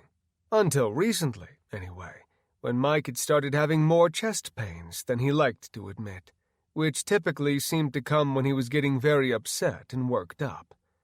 He had heard an interview from a doctor who had said that every time someone made him angry, he tried to think of an idea that maybe they were in a hurry because they were doing something more important than Mike was. So, to Emily's surprise, every time someone would have cut him off in traffic now, Mike would simply say, probably going to cure cancer, probably going to go do open-heart surgery, probably has organs to drop off for somebody dying, probably going to go fight a fire. She knew that this was better than the alternative of Mike's face going red, followed by his ears, and him giving a much-feared hate worth of finger to strangers. Mike rode through the golf course, realizing he probably would never do so again, at least on a motorcycle. Unless, of course, God was happy with him for saving his parents and thought that maybe even in a post-apocalyptic world, it was finally time for Mike to have a Harley in his life, and not the dog kind. Mike only had to ride for a few minutes before he got to the main intersection. This was something that he had not put a lot of thought into. When he arrived at 36th Street in Delaware, Mike realized something immediately, and it was not to his liking. Something that he should have assumed would have been everybody's thought process was that when the shit hits the fan, you get out of the way of the fan. The current fan in most of these people's cases was the interstate, and the bloody hell that was taking place on it. Cars crashing, fires, people losing their minds trying to escape, people who were former soldiers with PTSD having to deal with something that looks like a war scene on a Monday morning was not good for one's psyche. Mike looked down to the left, which was east in Ankeny, and where the exit and on-ramps were, and saw fire trucks with firemen doing their best to try and keep the zombies away from them. The dead were rushing forward, and the firemen were using their hoses to shoot them with as much force as appeared that they could. Mike definitely could not blame them for their decision that they were making. The zombies were the first that he'd seen who didn't look like Oompa Loompas. These had been hit with enough pressurized hose water to peel the skin off their faces and necks. There were many people who had not yet been bitten by the dead that seemed to be taking refuge alongside the firemen, hoping that they would not succumb to becoming a meal. Mike wished that there was something he could do, but for the number of dead that they were holding off versus the number of bullets he had available, there wasn't a chance in hell that he was going to be able to offer enough assistance to make it worthwhile. He also didn't feel like getting that close to a giant horde of purple dead zombies on a motorcycle where eventually his small amount of layered protection would give way to the dead, and he would either become one of them or simply be a meal, if enough of him was left to be turned. Mike thought of how many busy places there were in Des Moines, which on a national scale was tiny, but that they must look like war zones. He drove slowly across 36th Street and onto the next path of sidewalk, seeing that Delaware had a plethora of people all the way down. Mike knew that there was no way he was going to continue with such good luck. If luck, he thought jokingly, was something that he had actually had. About the only thing he had to be thankful for right now was the fact that he had not puked or shit himself, and to his knowledge, all of his family was still alive and doing well. The idea that Tony was still in Ames made him realize that he might have a second trip possible in his future, which he was not in love with the idea of. Mike laughed as he thought that he actually really did have a small amount of luck. The billionaire living in Ankeny who had made his fortune from pesticides had enough capital and money floating around that he had built himself his own private golf course called Talons of Ankeny. He, at one time, had the largest house in town, but had sold it and built one near Mike's parents. Mike had laughed when he saw that monstrosity being built, thinking it was already difficult enough for him to have to see the beautiful houses down the street when he left his house. He and Emily were always thankful for their new home, compared to the tiny townhome where they had been busting at the seams to get out of when they finally sold. However, this guy's damn house was like putting a trailer park home next to the White House when you stopped to look at it. It backed the golf course, had a private 8-foot-tall gate spanning the front of the entire property, and it was one of the very few times Mike could show the children that when money doesn't mean anything, you can literally get something done as quickly as possible. The home had been built, the grass had been seeded, the property was immaculate, and it had all been done in under the length of a summer. When Mike saw the private golf course that still had the golf cart paths on it, he felt like they were screaming at him to come over and have a little ride. Mike wasted no time doing so, and headed straight south to his parents. He was hoping that once he got into the billionaire's backyard, one of the gates would be open, or that he'd be able to drive around them to get to his parents. Mike had never put in enough thought about the property because it was one of those things he didn't believe in looking at if it was something he wouldn't ever be able to afford. Unless he ended up being a billionaire, which even for a writer was a pretty goddamn slim chance, he wouldn't have to worry about falling in love with something like that.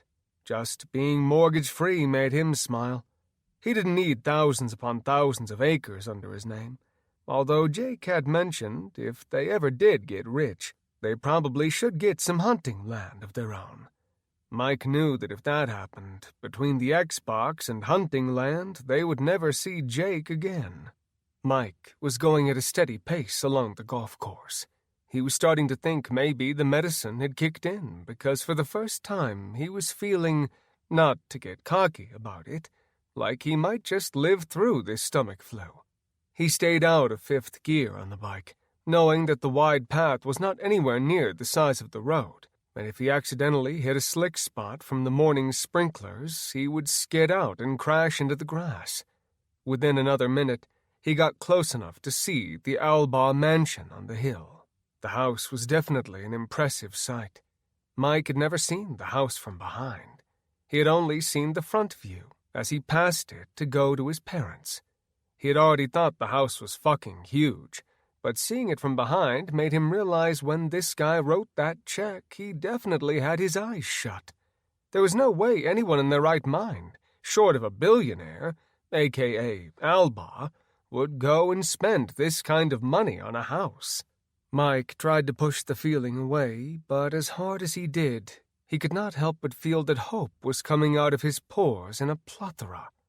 Mike waited just 1 second longer, looking around, seeing there were no dead in the backyard, and that was the majority of the distance that he still needed to cover in between where he was now and his parents' house.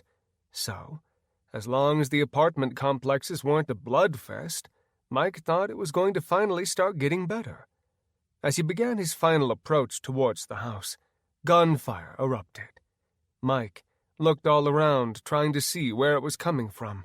A shot ricocheted after hitting his bike's fuel tank. Whatever caliber it was either wasn't strong enough or hadn't been aimed in the right direction for it to go through and into his gas tank. Mike could always joke that you had to be halfway insane to ride motorcycles. The very idea of taking something with hundreds of horsepower, was able to go over 100 miles per hour, and rested on top of the rattling engine which heated up a tank full of gasoline that was all located directly in front of his crotch, probably meant you were a bit nutty. Mike looked dead ahead and saw a rifle pointing out of the rear of the giant mansion. Mike pushed hard on the handlebar, taking the bike left immediately, and actually saved his own life. Had he continued straight, a shot aimed directly for his chest would have gone in the front and tore out the back. Even the motorcycle armor would not be enough to match the caliber of fire coming his way. Mike kept hard on the gas, slamming on the brakes as he skidded to a stop, right behind an old, wide oak tree that was going to be his new best friend for just a few minutes. The gunfire continued relentlessly, not letting up for a moment. Mike had to wonder what size of a magazine the son of a bitch was using. It most definitely was not your standard 10-round magazine, not clip, as the city boys would call it at home. Mike sat for a second, watching as the sides of the tree were shot up and bark flew in each direction. Mike wanted to wave a white flag, but he didn't have one and wasn't leaving. A bullhorn started its siren before an elderly man's voice came over it. The man said, "Get off of my property, now! Right now!" Mike yelled, "I was on my way off of it, but this old asshole started shooting at me. You have until the count of 5 until—" "All right, dipshit, but you're going to call all those dead right to you if you don't get off of that stupid thing." "How do I know that you aren't one of the dead?" Mike slapped the side of his helmet. He screamed, "Because I was riding a fucking motorcycle and I'm not trying to eat you. I'm not dealing with any looters either. I know what happens when things go to hell. I know your type." Mike was baffled. "Yeah, you get a lot of middle-class looters, asshole. Things don't go to hell in Ankeny. It's fucking Ankeny." The man seemed to settle down for a moment before shots erupted again. This time, Mike wasn't seeing any bark coming off the tree. After another moment, he got his balls up enough to look and hoped his helmet could handle whatever caliber was coming his way. Mike did a quick peek around the old oak, seeing that his predictions about that bullhorn and what it was going to do were spot on. The man was busy firing off his rifle. He didn't seem to know who to pick, though. The dead seemed to be coming from all directions now. A golf course fairway leading up to his house was now covered with the dead. The man had built his mansion less than a few hundred yards from the interstate that currently was overrun, much like the rest of Ankeny, with purple zombies.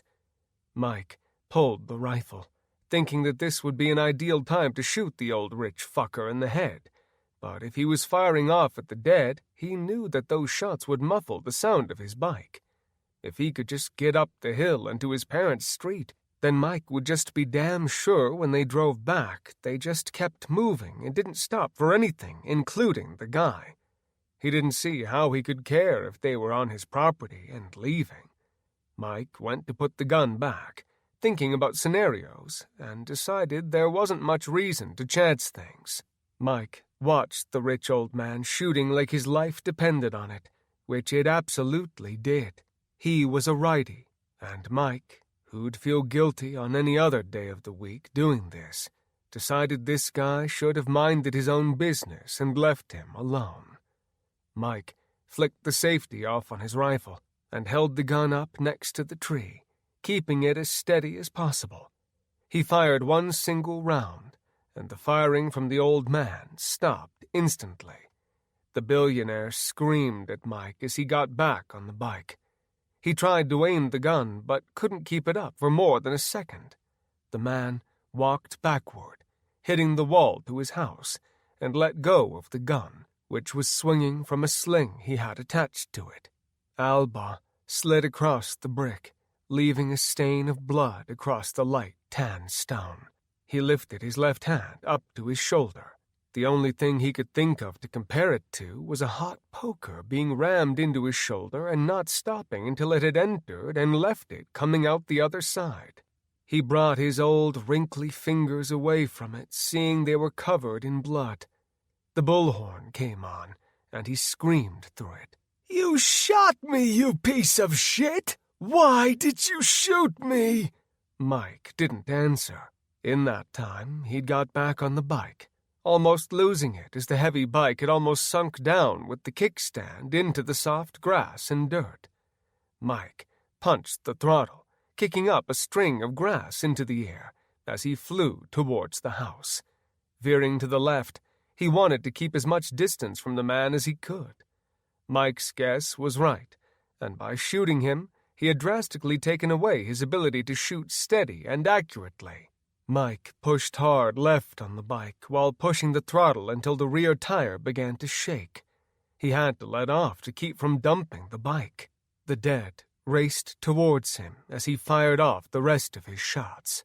When his time to decide if he should fight or flee came, he chose flight, and the security that he hoped would be offered by his expensive, thick-stoned, immaculate house. An elderly woman was standing behind the door looking like she was losing her shit. Mike realized that besides those that were already up on his stone patio, there was nothing further making the deadhead move towards the house. The fact was, Mike was now the only thing moving on the fairway besides a few dozen geese losing their minds and racing around, not used to being hunted by the dead. The pampered birds were not in danger of anything here, short of getting struck by a golf ball. Mike took the bike straight up the steep hill towards the home. When he got to the top of the hill, Mike went around the giant fire pit that was just on the outside of the fence he still needed to get around. He was feeling hope until he saw the dead on the other side of the house. The numbers in the back of the house had only been a few dozen. This was freaking insane. Mike rode around the fence, though, never letting off the gas and only twisting the throttle harder. Chapter 4. Jake ran to the edge of the garage door, shotgun in hand. It looked like a cannon in his hands. He ignored his dad's request to shut the door immediately. The kids had told him it was clear. However, that was not the case. Not even at all. They raced after his dad, and Mike, to Jake's amazement, had ridden right over one. Jake laughed a second as he saw him knock it over and ride up and over its crotch and head. The ones who he'd thought he was clear of were reaching out hands in an attempt to grab Mike by the jacket, or whatever was available. Jake prayed to God that he was as accurate as he was on the shooting range with his dad. He fired off 2 shots, one to the left and one to the right. Both of them struck the dead, one through the spine and the other through the knee. He just needed to immobilize them for a short period of time. For good measure, Jake fired off the remaining 3 bird shots in the gun at 3 dead who were just starting to chase after his dad. He clicked empty, just as they decided they'd take an appetizer like Jake over Mike, if that was what was available. Jake looked back to the door, thinking that right now the door and his .22 felt like they were a mile away. Jake raced for it, pressed the down button on the outdoor keypad, and turned to run into the house. The cringing moment came when he knew nothing was happening. He remembered the many times in previous winters it hadn't worked, and his dad or mom, depending on who he was with, would let out a string of slurs a mile long. Jake knew what had to be done, but saw 2 dead running, excuse the pun, dead straight for him. Jake jumped to pull the red rope and missed it. He got a bucket and leapt up, pulling it down, then flew forward, jumping up and gripping the edge of the door's bottom. His weight, at first, was barely enough for it to come down. Jake didn't know if these things would be smart enough to know if they lifted the door, they'd have an entrance to the house. Jake brought his legs up high and down, trying to force the door down. He got the momentum to start it coming down, just as he realized he wouldn't have the time needed for the door to close before they were able to make it up to him. Jake was thinking curse words in his head, and the dead were focused on his bare stomach, which looked like 6 little muscles that would be the perfect snack pack. Jake closed his eyes. They were too close to him. He was not a fan of shots, and assumed that this thing's teeth weren't going to feel one bit better. He closed his eyes as it got within diving distance. A gun crack came out of nowhere. Jake looked all around. His dad's taillights were disappearing into the unknown of the city. No neighbors were in the window, but for Amber across the street, and he didn't think a baby bottle was much of a zombie weapon. A second one approached, and a second shot fired, answering the dead's question of if a meal was coming his way with a bullet to the side of its head. The door finally began to come down, and Jake had never been so happy about something in all his damn life. When the force of the door started moving, he used what little weight he had to offer to pull it the rest of the way down. He stood on the flat piece of the bottom, making sure it was flush, then slid the lock through the frame. A millisecond later, a slam, slam, slam hit the door. Jake didn't know if there was more than one of the purple dead, and he didn't care either, so long as this door was between him and it. Jake walked over, grabbing his shotgun and pulling a handful of shells out of his pocket. He slid one after another into the chamber and walked back to the door to the house and sat on the wood steps. He sat there for a second, trying to calm himself down, as well as to hold back the tears doing their best to fight their way out. Jake rubbed his arm across his eyes, not willing to admit that he was going to cry over this. He wondered if this was what people in war dealt with in near-death experiences. He wasn't a nervous preteen, but right now didn't know what to think. His foot was shaking uncontrollably, and he wiggled it out in front of him before opening the door and going into the house. Rylan was sitting near the door and had a fork and spoon in each hand, a 6-year-old's idea of something to try and save himself in a zombie apocalypse. He heard Lily yelling from upstairs in between shots. "Do you see Jake? Do you see Jake? Hey, is anyone listening to me?" Jake walked up the steps, carrying a gun in each hand. He didn't say anything as he went up the stairs. The kids seemed to be able to sense it as he got to the top step. Lily had her rifle up and was going to town. Jake cleared his throat, and the two stared at each other for a minute. Jake didn't say anything. Typically, neither of them were very touchy, as it mostly made them each nuts. With Emily being a photographer, typically of newborns, she did the family photos for many years, each one being in comparison to a tooth-pulling experience. Jake set his guns down on the bed and walked over to Lily, who was unsure of what Jake, who was being uncharacteristically calm, was doing, and already had her hand up in a self-defense motion. Jake smiled a little bit and wrapped his arms around his sister, probably giving the biggest hug that he had ever given her since the two, who were only a year apart, were both in diapers. Lily clenched up, flexing muscle for a moment, until she realized it wasn't an older brother trick. He was genuinely being sweet and kind. Lily said, "Are you okay? Did they get you? I saw them running for the door and could tell by the sound of it that it was not going down. We really need to get that garage door opener fixed. I hate that thing." Oh, I assure you, I have more hate for that garage door opener than you will ever know. I thought I was screwed. I thought Dad was the one shooting, but then I saw his motorcycle flying off. I can only assume he thought the door had gone down. I know that he can't hear very much with that new helmet on. I will never give you crap about shooting again. Thank you. More than I can say. Is there a reason Rylan said that it was okay to put the door up? No, there is no reason. I said it was not time to go, and I would say that my directions seem to have gotten lost in the passing of the message. I'm glad that Dad did not get eaten either. He totally rode right over a zombie. That was actually kind of awesome. Yeah, that was pretty sweet. I haven't seen anyone in The Walking Dead do that. Of course, it would probably be best for him in the future to just avoid those things, instead of trying to ride over them.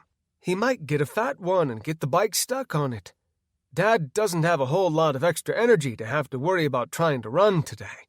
I'm hoping he's okay, though, in a few days. Do you think he is going to be able to save Grandma and Grandpa Evans? I don't know, but I do hope so. Dad is pretty hard-headed. I don't see him giving up trying unless he absolutely has to. But I guess only time will tell. Have you checked the Family Tracker app? Lily shook her head no as she was swiping her phone and unlocking it, not needing to look, and went directly to the application, which was one of the only ones allowed on the two kids' phones. She waited for a second for it to come up, and felt a bit of relief that the picture of her dad was very close to one of the marked locations, which, of course, was Grandma and Grandpa Evans's house. She remembered that Tony never left his on, even though his dad would repeatedly put the application back on the phone when he was visiting home. She saw her mom's picture and just knew that she was not anywhere near close to Ankeny. Lily said, "It looks like he pretty much made it over there, but it doesn't look like he is moving. I don't know why he would be sitting still unless maybe—" Jake cut her off and said, "Hey, don't think like that. If Dad is sitting still, it's because it isn't safe to move, or he has to wait something out. He isn't going to do anything stupid that'll keep him from getting to their house." Lily nodded, not necessarily agreeing he was right, but she didn't see a reason to share how sick she was feeling inside about the fact that it was just the kids at home. She said, "Didn't Dad tell you to, get his hunting sticks put together so when people get here, they will be able to get inside?" Jake nodded and walked to the door, holding just the .22 rifle, not wanting to walk anywhere without it, and pointed to the shotgun and said, "Hey, the gun's loaded. The safety is on. If you have a couple of them real close together, then maybe aim for their faces and use the shotgun. You'll get more bang for your buck. Oh, and thank you for, saving my life and everything. You're kind of awesome. But don't ask me to admit that in front of anyone. It sort of breaks all the big brother being a jerk codes I have to follow to keep my man card." Lily smiled, her sarcasm as strong as anyone's in the family, and said, "Do you know how much trouble I would have gotten into if you had got bit by one of those things? I would hate to be grounded for the summer because one of those zombies made the mistake of thinking someone as skinny as you would be a good meal." Jake smiled and gave her his Dwayne "The Rock" Johnson eyebrow, then disappeared from the doorway, leaving her to tend to the zombies that posed a threat. Jake walked through the living room, trying not to make eye contact with the kids sitting there. Madison, the only kid who was Jake's age, said, "Jake, is there a plan? Your dad, totally left. Do you know when he's, going to come back? Or if anyone has gotten a hold of our parents? This is cool and all, but I think I would like to go home whenever we can. I don't want to just sit here doing nothing. I could not feel more helpless than I do right now." "Well, why don't you come out to the garage and you can take the sticks as I hand them down from the attic? Do you think you could do that for me? I would hate to drop them and break one or bend it so they don't go together. There's a really good chance, especially now that the garage door is acting up, That is how you guys are going to get down to your parents or whoever is coming to get you." Rylan, the 6-year-old, was bouncing up and down, which was sort of his normal way to act. He asked, "Big Jake, can I help you too? I can carry sticks. Is that okay?" Jake, who realized Rylan just wanted to either feel helpful or not be ignored as one of the babies, said, "Sure, Rylan. You can come out and help carry up some of the sticks. Maybe everyone can grab one and take it up to my room.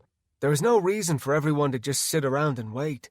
It might be smarter for everyone to be upstairs anyway, so we can keep an eye out for when all your parents come. So you'll be ready and won't have to put your parents in danger by making them wait for you to come to the window and climb down. Is there anyone here that doesn't think they can climb the sticks down?" Penny raised her hand. She was probably the shyest and quietest child on the block, with the exception of her sister Ruby, who was only 3 and did not talk a whole lot. Both of the girls adored being able to hang out and play with the older girls on the block, who seemed like giants to them. For Penny, much like Rylan compared to Big Jake or even Middle Jake, she looked up to Lily, Madison, and Alana like they were the coolest thing in the world. She said, "I know how to climb a ladder at the jungle gym, but I don't have any idea how to climb a stick. Aren't sticks, like, on trees?" Jake nodded, but said, "Yeah, but this is a different kind of stick. If you can't climb down it, we can stick you in my dad's tree harness and lower you down to your dad. Or maybe your dad can just climb up the sticks and come get you. How does that sound, Penny?" Penny shrugged, brushing her long blonde hair out of her eyes, and smiled.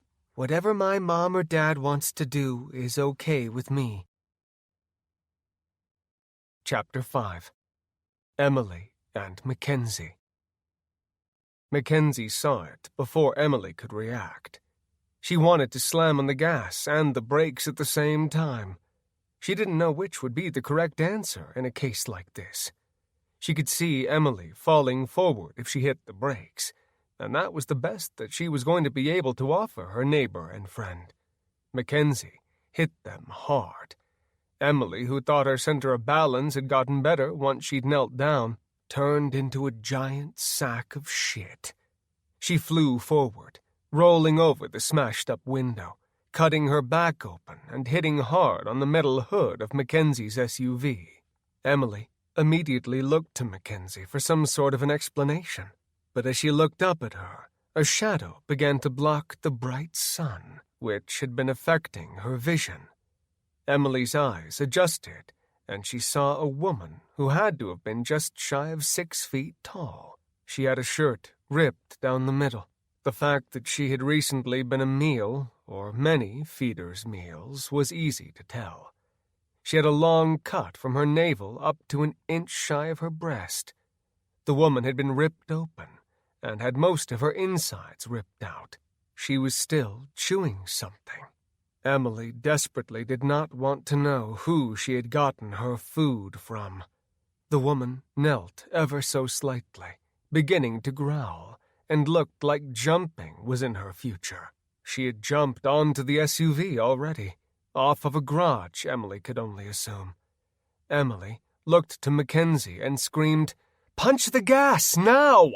Mackenzie did as told, and hoped Emily was going to be capable of holding on to the hood well enough that she wouldn't follow the purple Amazon zombie if things went right.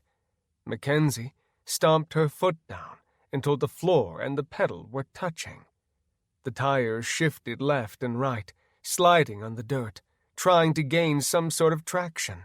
The SUV finally caught, and the small vehicle flew forward. Emily closed her eyes, gripping just beneath where the windshield wipers and the hood met. The woman did as Mackenzie had hoped she would, and just like Emily had, completely lost her balance.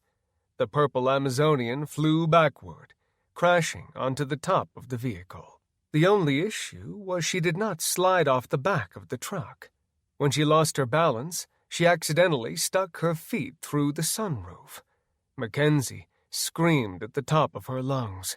The woman's bloody, dirty, torn-up feet were a mere few inches from her face.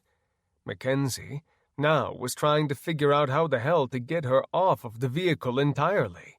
Emily, who was in no real current threat, screamed as well, but it was only because she had put herself in the same position as Mackenzie in her mind.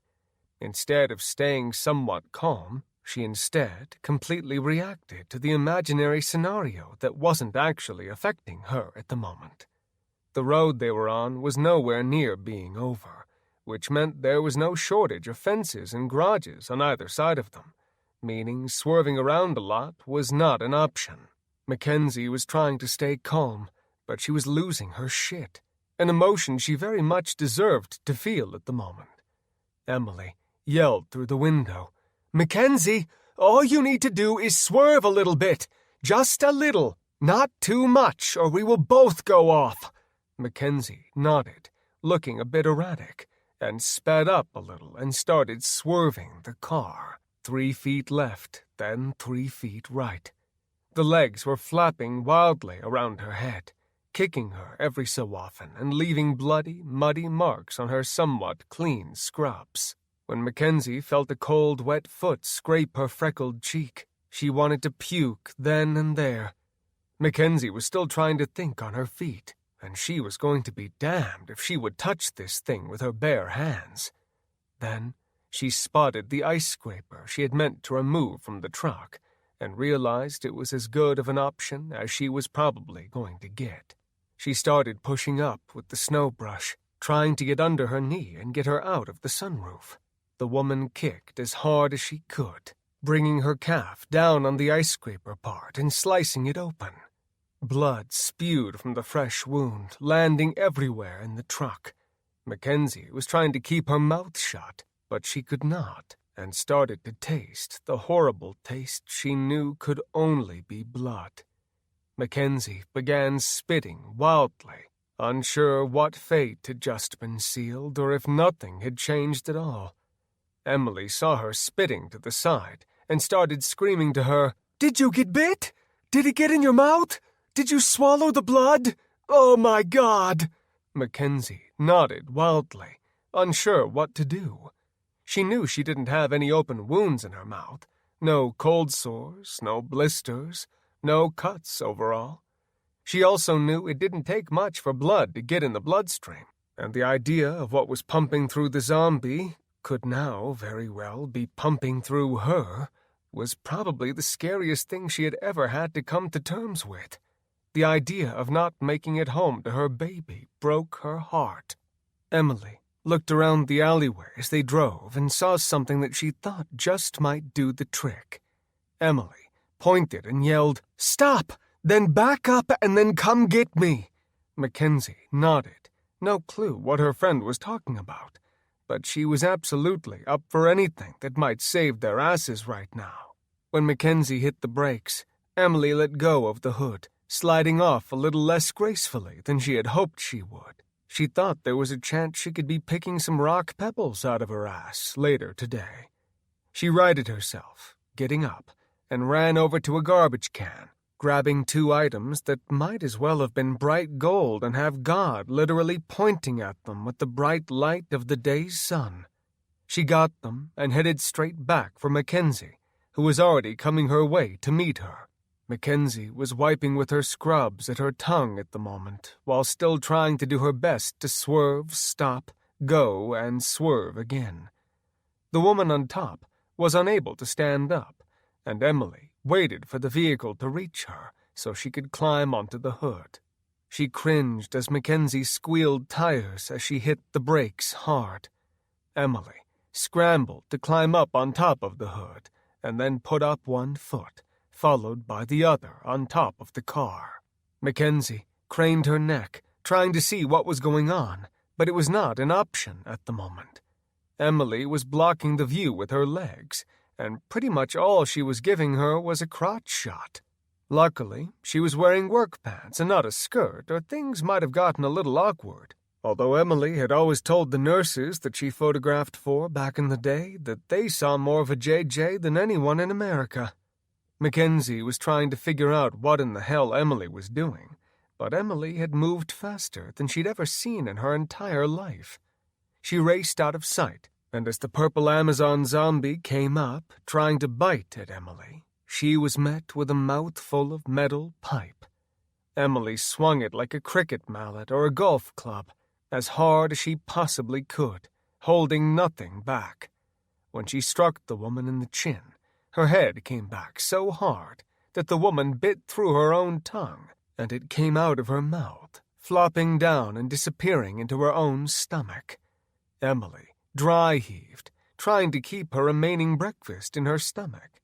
The woman, who was oblivious to pain, made Emily reassess that she needed to aim a little different and a little better.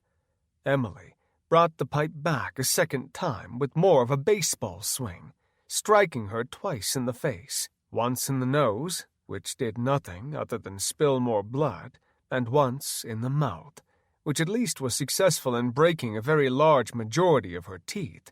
Emily thought at least the zombies with dentures would not be nearly as large of a threat. When the woman gripped onto Emily, she took the pipe with both hands, bringing it down more like a spear into her skull. The woman was relentless and was going to get her pound of flesh if it killed her. A second time. Emily screamed. "Would you fucking stay dead? God damn it! Just fucking die!" She kicked the lady's grip free of her leg and went from behind, smashing the woman over the top of the head again. This time, the woman fell backward in a futile attempt to reach Emily. Emily happily used this to her advantage and began smashing the woman's face in, making more noise than she probably should have been. But at the moment, if it meant only killing this one, it meant succeeding.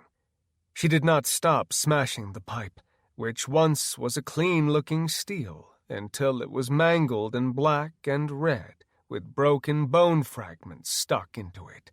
The woman's skull collapsed finally, and Emily dropped the pipe, both of her hands shaking, and was doing her absolute best not to lose her shit.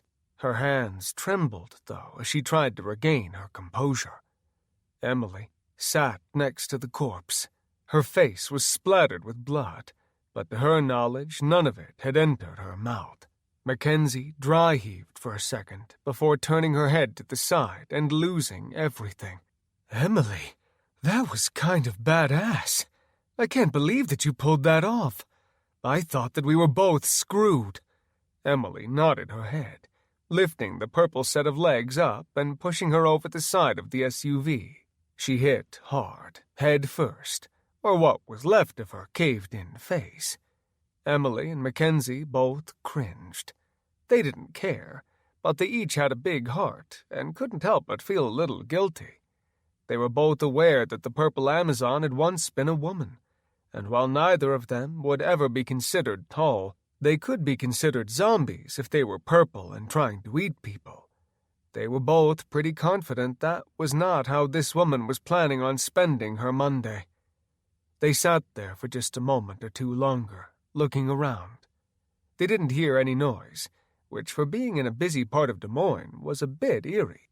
Mackenzie was trying to listen, but it sounded like she was at the end of a hallway, and all she could hear were the echoes coming, and the words were baffled, and she could not understand them.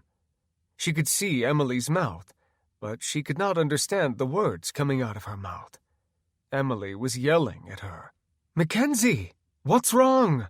Are you okay? Did she bite you? Please, God, don't tell me she bit you. It'd be all my fault because you came and got me. I can't imagine what I would tell Michael if you'd been bitten. Did it bite you?" Mackenzie tried to smile, but the smile was not fooling anyone and did not really pass for a smile. Mackenzie, who could barely think, realized things were going downhill very fast. She never had anything hit her this hard in her life. With her last rational thought, she said, "Emily, why don't you just leave me here, and you can take the car back home? It seems like we should, well, it seems like you should try and get home while one of us still can." "I can't understand anything you're saying, Emily. I have so many things that I don't understand right now racing through my head. Emily appreciated how kind her friend was. But over her dead body would she leave her on her own by herself in an alleyway where she didn't stand a chance in hell? Until Mackenzie was trying to eat her, she was not going to leave her on her own. Emily slid down ungracefully back onto the hood, and then the ground. She helped Mackenzie get back down onto the seat and kind of helped her fall backward into the rear seat. She got her arranged so that she was lying down on the seat and pulled a blanket from the floor up and covered her up. Emily patted her on the back, seeing her brow start to sweat. She wasn't sure if this was her end, but she wasn't going to leave her by herself under any circumstances. Emily decided that if she was going to do anything, she was going to go fast enough that she could hit any of them with the speed necessary to take whatever she hit out for the long count. Emily closed the sunroof all the way and got all the remaining windows up. The windshield was a mess, and she was lost. Emily tried to not begin crying, and knew she didn't have time to waste with allowing the tears to start. She needed to drive, and needed to do so right now. A very quiet alleyway was starting to look like it couldn't be a much worse place. There was a line of the dead standing on top of the brick fences, watching her. It seemed their standing still was only a momentary thing as they leapt off the walls and rushed her way.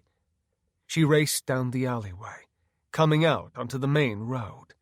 When she made it, she realized it was a main street, and she actually knew where she was. She sped down the road, trying to keep an eye on Mackenzie in the rear seat.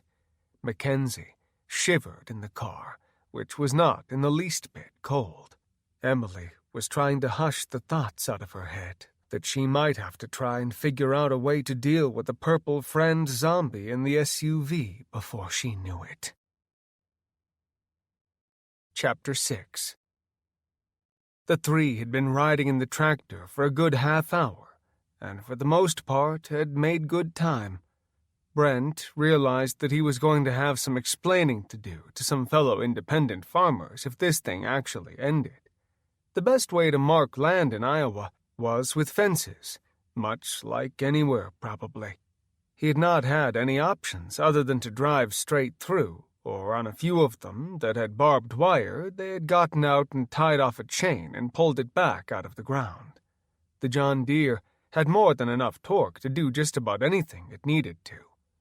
Karen joked and said, "So do you think Marcia's going to mind if you bring home a girl from work?" Brett smiled and knew she was only kidding. He had no issues at all with people trying to have a bit of a sense of humor, given the world seemed very much like it might be going to hell in a handbag. Brent could feel his pocket vibrating and could not have been more pleased. He was hoping it was Marcia finally trying to contact him again. He had felt very guilty and hoped she would give him a pass on the fact, given the circumstances, that he hadn't answered the phone earlier. He had been so relieved when he noticed there were prayer signs and thumbs up from the group chat of neighbors, and he hoped those who had replied were still alive and well.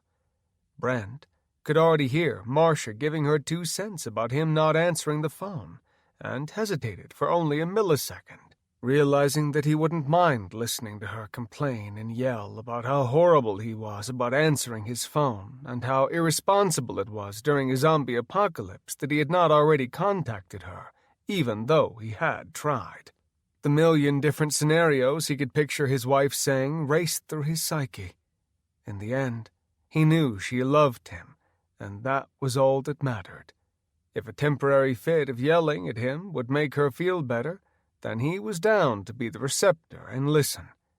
Brett thought it strange that she was FaceTiming him in a time like this.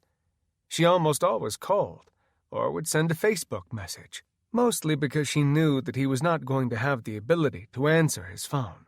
Typically not because he didn't want to, or because he couldn't drive a straight line while talking, but because he did not have great reception out in the boonies. Karen asked, "Hey, it's Marcia. That's good, right? I hope she is already on her way home. I can only imagine that your kids are freaking out without the two of you home and knowing you guys are safe. Hopefully she had an easier start to this than the three of us did." Brent nodded, not saying anything, and swiped up on his wife's face. It took Brent a minute to realize what it was that he was looking at. Everything about his visual did not make any sense to him, as it was supposed to look a different way, and was not what anyone would expect to see.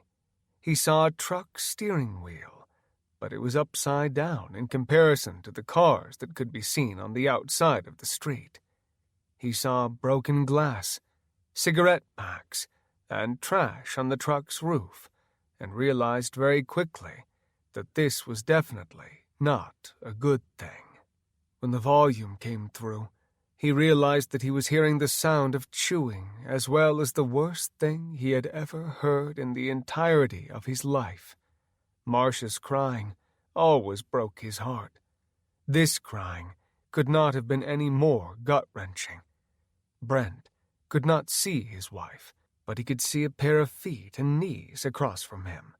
Every so often, a hand would come into view, and Brent could feel tears forming in his eyes as he noticed the wedding ring on the ring finger of the hand in front of him. He had a very clear-as-day memory of sliding that ring onto his wife's hand when he took her as his bride. Brent was trying to tell himself that this was not true, and that it was only a nightmare, but one could only lie to himself so much when this amount of evidence was placed before him.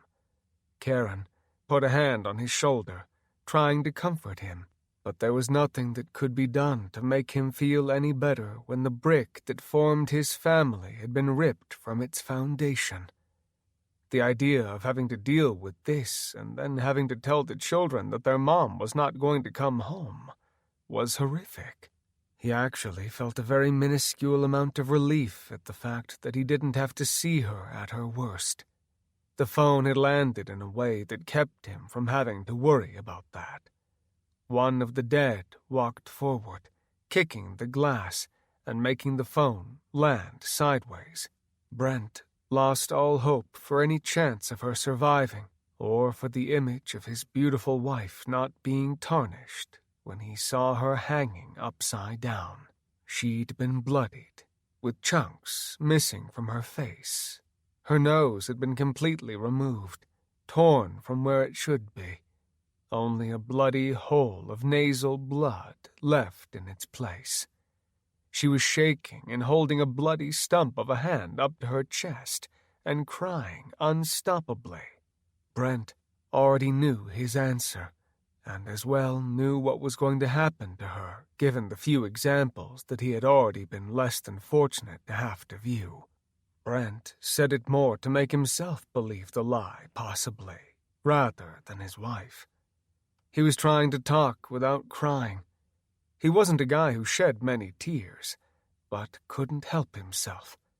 He choked on it as he spoke, and said, "Marcia, baby, you're gonna be all right, okay? We are going to come get you, and I'm gonna get you fixed up. Can you hear me, honey? Can you please say something? Anything? Please?" Marcia looked around. She looked like she was in some sort of confused daze. Brent hadn't figured on when he saw her hand, or lack thereof, how much blood she'd probably lost. He knew that at some point that much blood loss was like a drug in itself, and she probably was in a hazy state of euphoria, one which she would not come back from. He couldn't stomach watching the love of his life like that. She said, "Brent, is that you? Where are you? I can't see you. I want to go home. Can we please go home and forget this horrible day?" Brent knew to lie to her was not right, but telling her what her future held was not anything that he felt she deserved to think about in her dying moment, given that was her fate, as temporary as the death might be. "I'll get there as soon as I can. You just hold tight, and I'll be there before you know it." She seemed to rest easy at this news. Whatever left of the dead had exited the truck, it seemed. maybe in lieu of a fresher meal. He watched her, but only for another minute. His heart couldn't stand any more of this visual. Karen and he watched as her arm slowly slid out of its spot where she was holding it. He realized that she had either passed out or died. He tried to yell to wake her up, but within a minute, he watched as her tanned skin went paler than he had ever seen it before. The purple began to take over her skin's normally perfect complexion, and her arm came back up slowly. She didn't make any more sounds of suffering, of pain, or distaste for her current situation. She began trying to walk, not seeming to understand that she was upside down and trapped inside of the truck's cab by a seatbelt. She pulled at it with her hand, yanking and slapping at it, infuriated by being trapped. A moment later, by pure dumb luck, she slapped the button hard enough that she was released from the seat. Brent and Karen both cringed when she landed head first on the roof of the truck's cab. She curled up into a limp ball for only a second before she began doing her best sloppy job of righting herself. Marcia crawled across towards the phone, her face a light lavender, and the veins, which were never able to be seen on her face and neck, practically bulged from the skin. Brent wished that the dead would have just put her out of her misery, so that she would not be able to cause any pain for others. When she got closer to the phone, a string of drool mixed with blood fell from her mouth. Brent couldn't bring himself to hit the end button on the phone until the screaming in the outside of the pickup cab could be heard, and Marcia snapped her head up as if a dinner bell had just rung. The last sound he would ever hear his wife make would be that of her feeding on something that had been as unfortunate as she had been in luck. Karen reached down, gently taking the phone from his hand, and hit the end button. Karen said, "Brent, I am so sorry. She was such a great woman. I saw the way that she looked at you and the kids. The three of you were her entire life."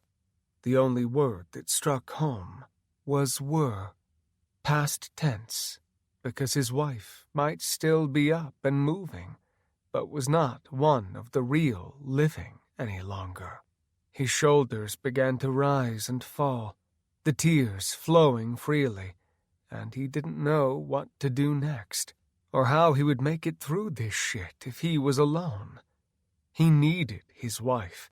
He was already thinking of the million scenarios which he would have to contend with, and he didn't like any of them. The idea, if he had had a bed and had to sleep alone in it, made him feel worse than anything. He hated everything about this day. Mark, who couldn't have been more wrong at the moment, pounded on the window. He yelled, "You need the wheels to keep moving. Y'all see we ain't ever gonna make it back to town if we don't keep going. We don't have the time to waste the gas either. We aren't going to make it without it, so how about we keep on moving? I think them kids and pretty wife of yours are probably dying to see you, so maybe we need to grant their little wishes." Karen pinched her brow, trying to think of a way to fill Mark in on the chain of events. She whispered, "Marcia didn't make it, so maybe, just maybe, you could shut the fuck up for once. Could you please shut the fuck up?" Brent wanted to pull him off the roof and follow that up with taking the multi-ton vehicle over his torso and then backing it up and running it over his head. He eventually reached down with shaking hands and put the tractor back into gear. "I don't think it's a good idea for me to talk to Mark for just a few minutes.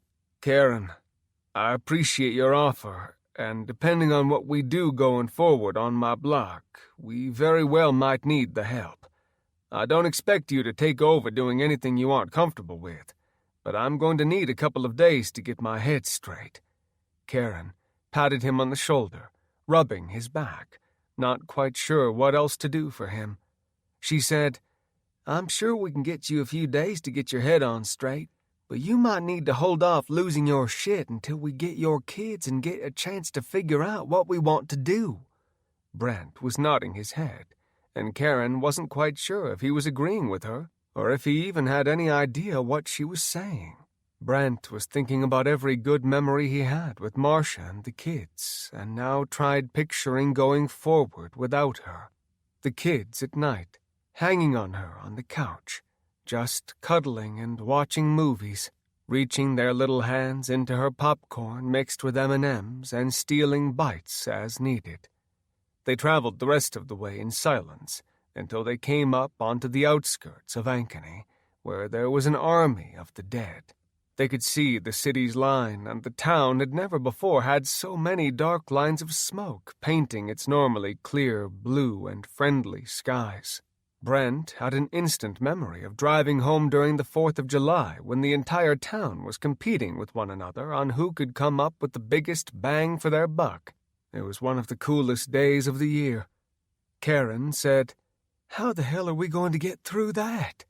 Mark bent back down and asked, Can I please get in the cab before we drive through that? What if some of them are like amazing jumpers and can jump up on the roof of this thing?" Brent, who was not too worried about his well-being at the moment, given the love of his life was just lost, said, "Mark, fortunately for me, I am okay with the possibility of losing you. I already risked my ass to save you once, and if you guys had just knocked James out, we'd have more than just you with us." "We didn't know what was wrong with him. How in the hell is that my fault?" Mark yelled. Brent tried not to smile when he did it, and tapped the brakes a lot harder than he needed to. Mark flew forward, landing on the sheet metal that covered the diesel engine, yelling, "Fuck me sideways!" Karen said, "I don't know if that was the best thing for his back, but it was still pretty awesome." Brent let off the brake and continued forward. When they got to the edge of the field and to where the construction in Ankeny started, he decided that he needed to do some reconsidering. He thought that the chances of anyone who was running for their lives would take time to stop and steal his seeds was asinine. Brent put it in gear, never turning the massive machine off, and got out, walking to the back and unhooking the cedar wagon. For good measure, he took the pin out that made it possible to hook it onto a trailer hitch. Mark said, "You know we mentioned that." "Fuck off, Mark. Just fuck off.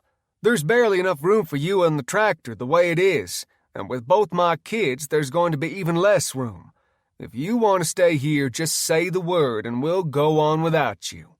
Mark looked around at the skeletons that were eventually supposed to rise up into beautiful houses and figured there was a potential to run into some zombies in there.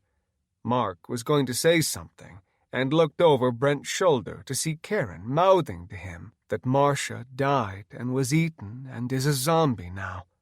Mark sat down on the tractor's hood, walking backwards slowly, and hopped up onto the top of the tractor's cab.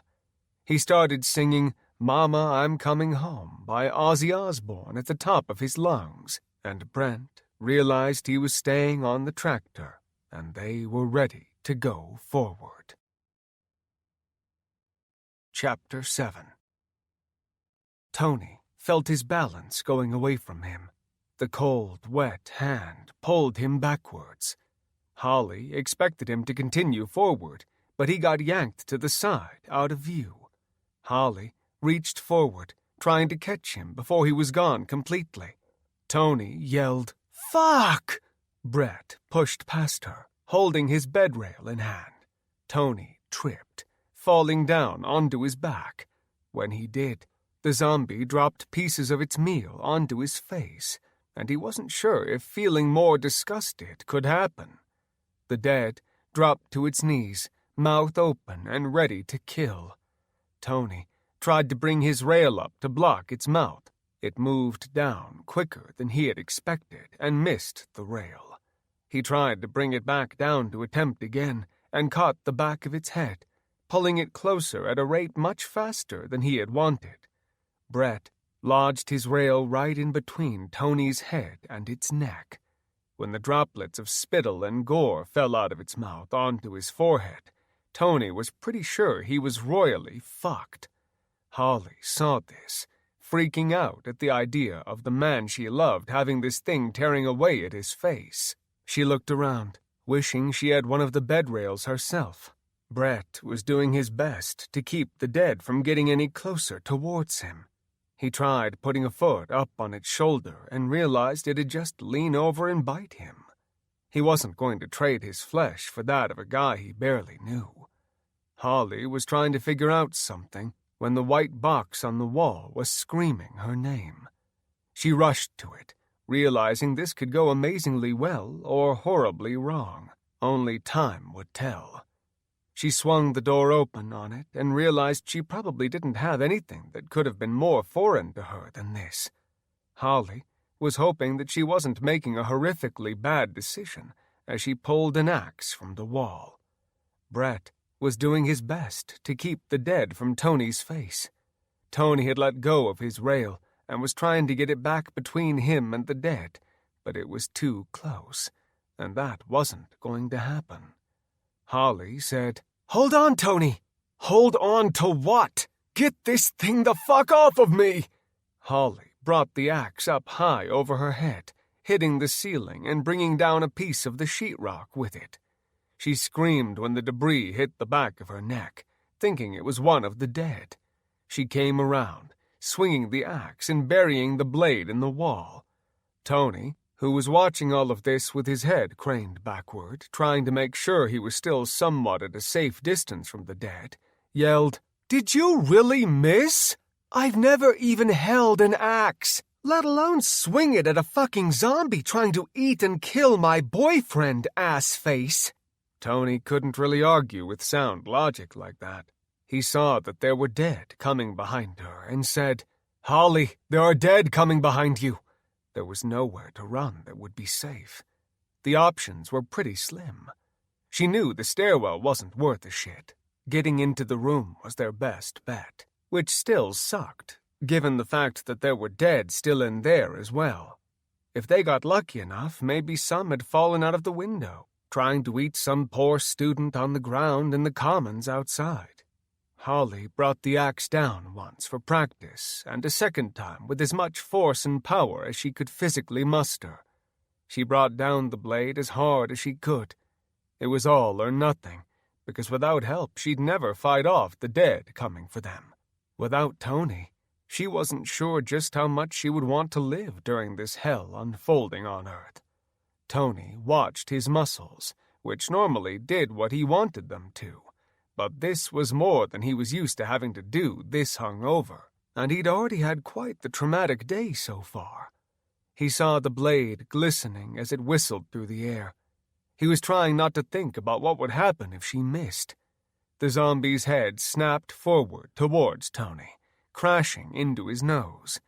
He felt warmth running down each of his cheeks and realized that the force of the hit had broken or at least split open his nose. Either way, it fucking hurt, and he wasn't quite sure what to do about it. He realized all the pressure he was feeling was now no longer a forceful weight, but was now just, to be quite literal, dead weight. The pressure was gone, and he and Brett easily flipped the dead off of him and onto the floor. Tony wanted to sit there for a moment, relishing the fact that he was still alive, but he couldn't afford to waste the time. Holly had a foot on the back of its head, trying to force the blade back out of its skull. She was kicking and cursing as she was pulling with all her might. When she realized it wasn't coming out, "Little help, please! Tony? Brett?" Tony rolled to his side, stumbling forward and grabbing onto the axe handle. The dead were racing down the hallway towards the three of them, and they were matched 1 for 1. Tony knew even with an axe and a couple of bed rails they weren't enough. They had to get out of this damn building before the dead left, because they were hungry and looking for food. Tony pulled Holly behind him as he was trying his best to think on his feet. The dead were staggered in the hallway, and Tony took full advantage of their positions coming for him. When the first of 4 was within distance, he jumped to the right, spinning around and using the top of the axe to punch it in its head. The dead flew into the wall, but it hadn't even fazed it, only throwing the dead off balance momentarily. When the second one got within reach, he swung the axe so hard it landed between its upper and lower jaw. When the blade connected, it went straight through the dead's opened mouth. The blade hit so hard that it separated the top of its head from the bottom half of everything left. The head rolled back as its feet came up into the air, and the body landed on the floor on its back. Its head spun off, bouncing off of the wall. Holly gagged a little when that happened, and decided not to think about all the gross things happening today. Tony had been spoiled by his Grandma Diane, but his Grandpa Denny had never worried about working a kid too hard. Anyone who complained would get a lovely story that always seemed to make it sound like Grandpa Denny had been working since he was in diapers, moving 1,000 pounds of whatever they were working on that day. Tony was glad to know how to skillfully wield the axe. Holly raced forward, sticking the steel rail between a zombie's legs and tripping it before it could go back and stop Tony and his zombie massacre. Brett yelled, "Shouldn't we get back in the room or do something else, like put some distance between us and them?" Holly yelled, "Sure, but how much are we putting between us when the room is full of the dead as well?" Brett realized either direction was going to be difficult. Holly put the leg behind it so that it fell down hard. Tony backtracked, wanting to stop it before it could get back up. If he could keep from having to worry about it coming after him, it was absolutely fine by him. Tony said, "Just one more and then we take my room back." Holly loved his enthusiasm, but still thought they were pushing their luck trying to fight the dead. At the moment, running and not stopping seemed to be the best thing for everyone, at least those who wanted to live another day, even if they didn't have shit for supplies. Tony swung one last time as he came upon the fourth of the dead. It tripped as he took his swing, and he buried the axe into the wall. Brett and Holly were rushing directly behind Troy. They tried to put on the brakes, but it was too late. The zombie leapt as it tripped forward. Holly put the rail down, catapulting herself upwards out of its dive zone. Holly watched as it flew past her and into Brett's current path. Brett tried to jump as well, but leapt up too late. The dead wrapped its arms around his legs as he connected and took them backward. Brett screamed as his legs went out from under him and he fell. He tried to crawl away from it, but a hand snagged his belt, pulling him backward and off his hands. He landed on his face, and when Brett tried to get back up, he felt sudden, agonizing pain in his ankle. Tony raced forward, dodging Holly, screaming and coming straight for him. Her look of hope that he was going to catch her disappeared quickly. She screamed, "Why didn't you fucking catch me, you ass face?" Tony knew he'd catch hell for this later, and that hopefully his hunch was going to work. He figured worst-case scenario, if it didn't work, that would mean there would still be something good to come out of this. He wiped the blade on his shirt the best that he could, and brought the axe down with more force than when he'd done the first time he went through the guy's mouth. Brett was crying in pain. He thought that Tony was going to take care of the guy, but he was wrong. Painfully wrong. Tony grunted as the axe tore through muscle and bone. Brett's eyes filled with tears and questions. He jumped forward a foot. Tony wasn't done with the axe and mimicked a golf swing, lodging it in the zombie's skull. He let go of the handle, flipping Brett over and ripping away at his pants. Holly, who hadn't turned around quickly enough to see what was happening, only saw a zombie with an axe sticking out of its head, and Tony ripping away at Brett's crotch. Tony fought Brett's hands and ripped his belt off. Tony wrapped the belt around the bloody stump, pulled the axe handle through, and twisted it until Brett screamed at the top of his lungs. Holly looked at the pool of blood and Brett's removed ankle. She saw the fresh bite mark on his leg and realized what the hell was going on. Brett looked like he was going to pass out, which he absolutely was about to do. Tony didn't want to hit him, but couldn't let him pass out, because he'd be dead weight. He slapped him as hard as he could, bringing the lights back on in his eyes. Tony said, "We need to move. I'm going to get up under your arm and help you to my room. Just put your weight on my shoulder and we will watch out for you." "I'm not going to be able to move. There's no way that I can run across the courtyard. You might as well have just put me out of my misery. Please." Tony had been trying to come up with something on the fly, and he was still only hoping that this worked. It was impossible to say just yet. After that much blood loss, he was sure to look pale. The fact that it was only him and Holly did little for comfort. There were 3 of the dead in his bedroom. The little details he needed to remember, mixed with how quickly things had been going on, made remembering those tiny details which could save their lives so important. They ignored Brett's screams as they pulled him along the floor, his very fresh wound bouncing as they went up and down over bodies in the hall. Holly noticed Brett's screams were subsiding. He wasn't getting used to the pain so much as he wasn't responding to anything. The grip he'd had on their arms had gone limp, along with his ability to keep his head up. They got to the door, and Tony, who was gung-ho about getting inside and secure again, hadn't noticed it. Holly looked at his hand in hers and noticed it wasn't just pale anymore. It was a pale purple. Holly screamed, letting go. When she did, his eyes snapped open, wide and bloodshot. His hand wrapped tightly around her wrist and began pulling her down towards his outstretched mouth. Tony looked for his axe, forgetting they'd used the handle to make a makeshift tourniquet. Tony tried to pull his hand away too, but Brett had a death grip, or more accurately, a dead man's grip on his wrist as well.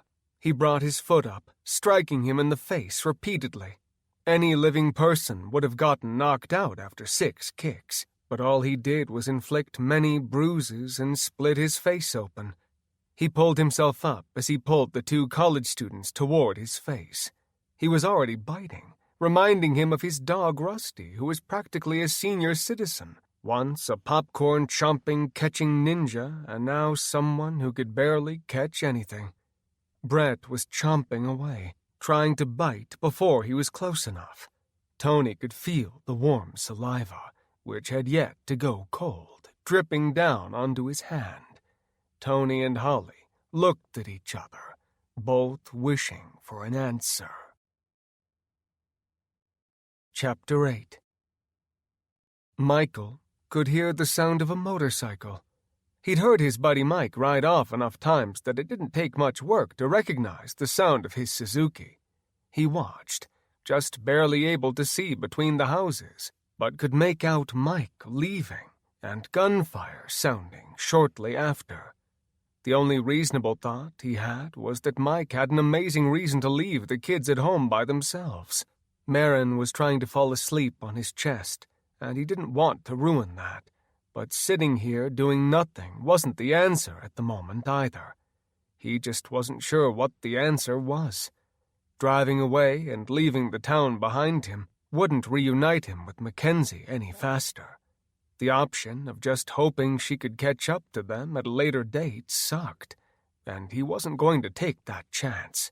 Milo was bouncing around, and Micah was trying to settle him down.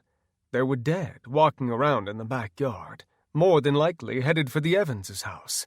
He knew those gunshots weren't going to do anything to slow them down at all. Michael watched for a moment longer before deciding that being away was the best option for Marin and him after all, at least being away from the ground floor. The deck and the broken front picture window were not going to keep them out. If Mackenzie got home... No, Mackenzie would get home, because doing this without her was not an option, or even a thought which he wanted to entertain. She would get home, and that was the end of the discussion. Their 2-story house didn't have a door separating the stairway. It didn't need one.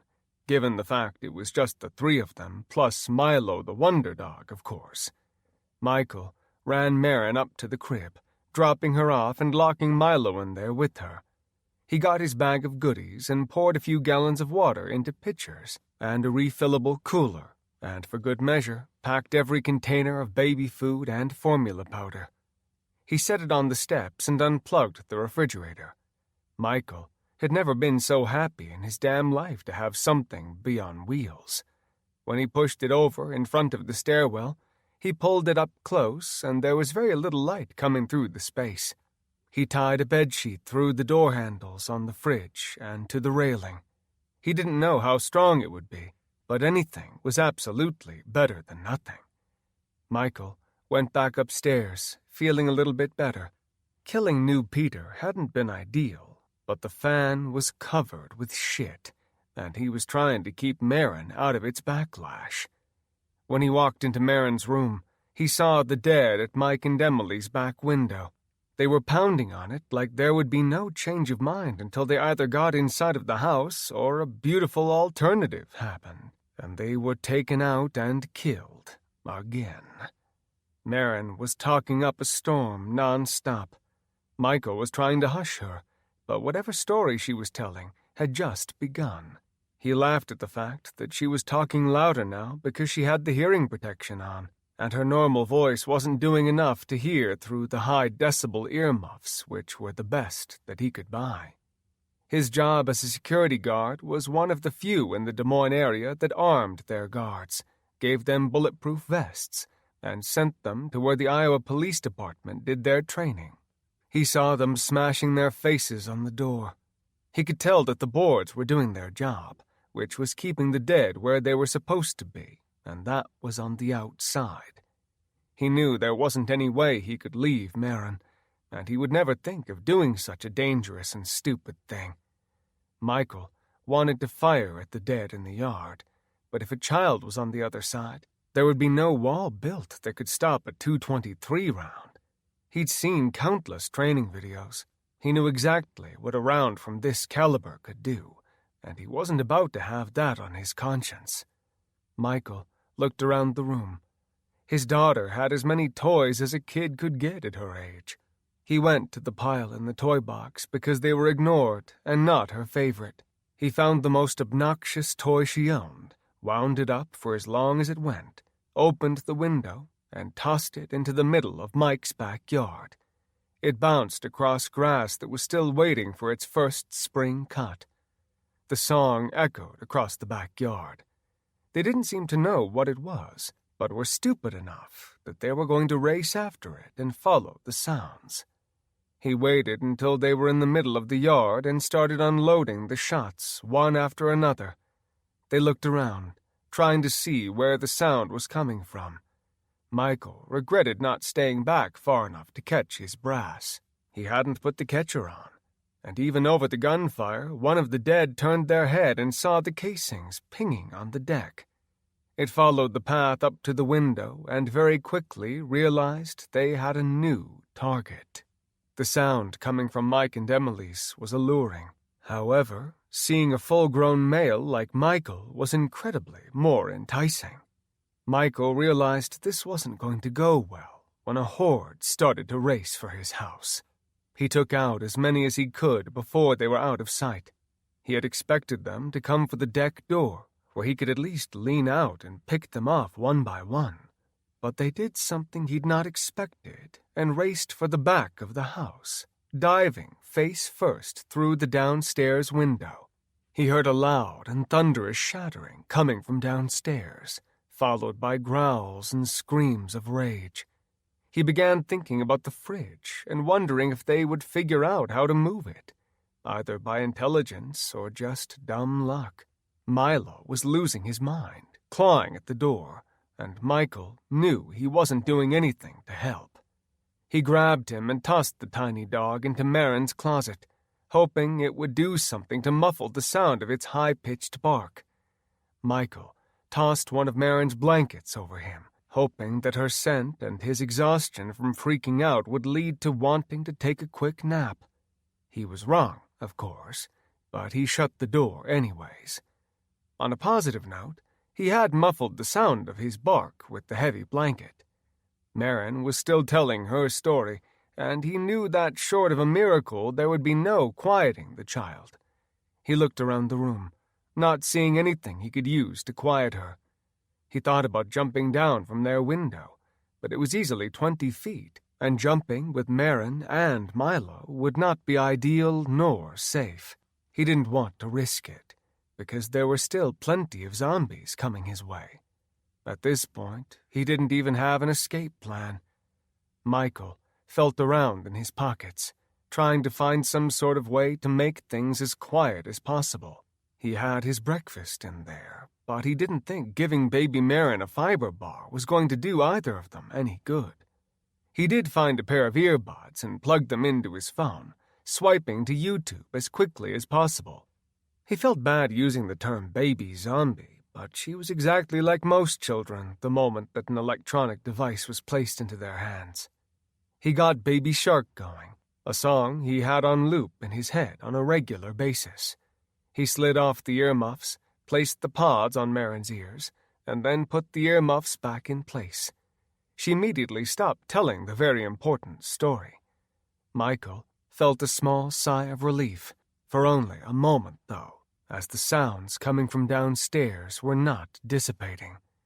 Michael walked around the top floor of the house, trying to think of a plan that did not suck. He could hear the dead pounding on everything in sight in the living room. He thought about Mackenzie and how many hours she had put into making that spot the perfect mix of love and design. Everything she had put in the room had some sort of sentimental value that meant the world to her, and he, who would have been happy in a cave, smiled politely every time she found that perfect new piece that tied into their lives somehow. Michael left Marin in her crib, happy with his choice of entertainment being presented to her, and rolled through the top floor. He wasn't sure what the answer was going to be, but he knew that time was limited, and he sure as shit needed to figure one out immediately. When he went into the laundry room, he looked up, seeing something that he'd looked at 1,000,000 times, but was one of those things that if it wasn't broken, there was no reason to mess with it. He knew that the house obviously had an attic, but had never had a reason to go into it. He climbed up on top of the washing machine, trying to keep a steady foot. He had to climb up onto his tiptoes to see anything, and used his pen light to scan the room. He pulled himself up, realizing it had been a bit since he had been required to do any type of a pull-up. He could feel the muscles strain in his abs as he forced himself up until he could get more momentum and fully enter the attic. Michael went across on his knees as it was the only height available for him to move in there. He was glad that he was not being chased at the moment, or whatever it was would stand a very good chance of getting him. Michael crawled until he was up to the end of the attic, and noticed that the attic was not straight across. A small amount of hope came forth when he saw there was a small ladder which led to what he could only assume was the garage, as there were no other entrances like this in the house. Michael figured even if it led nowhere that it was still going to be better than anywhere else in the house. The chances of the dead finding them in there were pretty slim to none. Michael turned around, going as easily as he could across the wood that made up the frame of the roof. When Michael got back to the opening, he could still hear the thudding and pounding coming from below. If he had ever heard the sound of a fridge shaking back and forth, he could not remember a time, but if he had to guess what it sounded like, he would surely think that this was probably it. Michael, with as much grace as he had available, dropped back down out of the ceiling. He ran to Marin's room, listening at the top of the stairs for a second, unsure if he had the luck he needed for this to hold out for much longer. He opened the closet, putting a disapproving Milo back in his goodies bag and zipping it shut. He looked further in Marin's closet, not feeling very tough at the moment, like in any way at all. He pulled the straps tied on Marin's baby carrier and accidentally caught a glimpse of himself as he passed by the door mirror. Marin was in her baby carrier, Still was rocking her baby shark song and holding on to his phone with both hands. She was humming along with the music, smiling and completely unaware of the horror transpiring on the streets outside. Of course, if things didn't improve, what was going on outside might easily happen inside if the zombies got that fridge moved out of the way. Michael had never enjoyed scary things. He had gotten a dose of a different world when he and Mackenzie, still newly married, had moved in next to Mike and Emily. Mike had never been big on plugging and promoting his books, and had just mentioned that he wrote in his spare time, and when they were done, he published on Amazon. He and Mackenzie had Googled him one evening, seeing he had a few dozen books out with hundreds of reviews. When they looked at the reviews, he had seen his very nice and kind neighbor was writing some horrifically dark shit. Michael had looked through the orphan's book, Origins, trying to be a kind and supportive neighbor. After he read Origins, he did the same thing a lot of new readers to the apocalypse genre did. Started thinking of a game plan, a fictional worst-case scenario if the shit truly hit the fan. Michael looked at himself with a bag holding a small barking white dog, a baby carrier on his back, and a semi-automatic rifle across his chest. At best, he thought, he was doing a hell of a Hangover and SWAT mashup if this was Halloween and he was actually taking his daughter and dog to a party, which he wasn't. He checked his phone, making sure he hadn't missed any calls and that the Baby Shark show was still going strong. He just needed enough time to get up into the attic and move into the garage, which he was praying to all gods the door was currently down. He and Mackenzie were pretty consistent about remembering to do it, but everyone occasionally forgot, and when she left at the butt crack of dawn for her 14-hour shift, she forgot the garage door every so often. Michael tried to be as quiet as possible as he walked across the floor. He was doing his best to keep silent. Even though his house wasn't all that old, it still creaked like any home, new or old. The rocking of the fridge finally stopped with a huge thud that shook the stairway. He heard footsteps racing his way, and he quickly realized it was time to get going. Michael realized that there wasn't any way for them to both get up into the attic without assistance. Michael lifted her up, sliding her over the attic's entrance.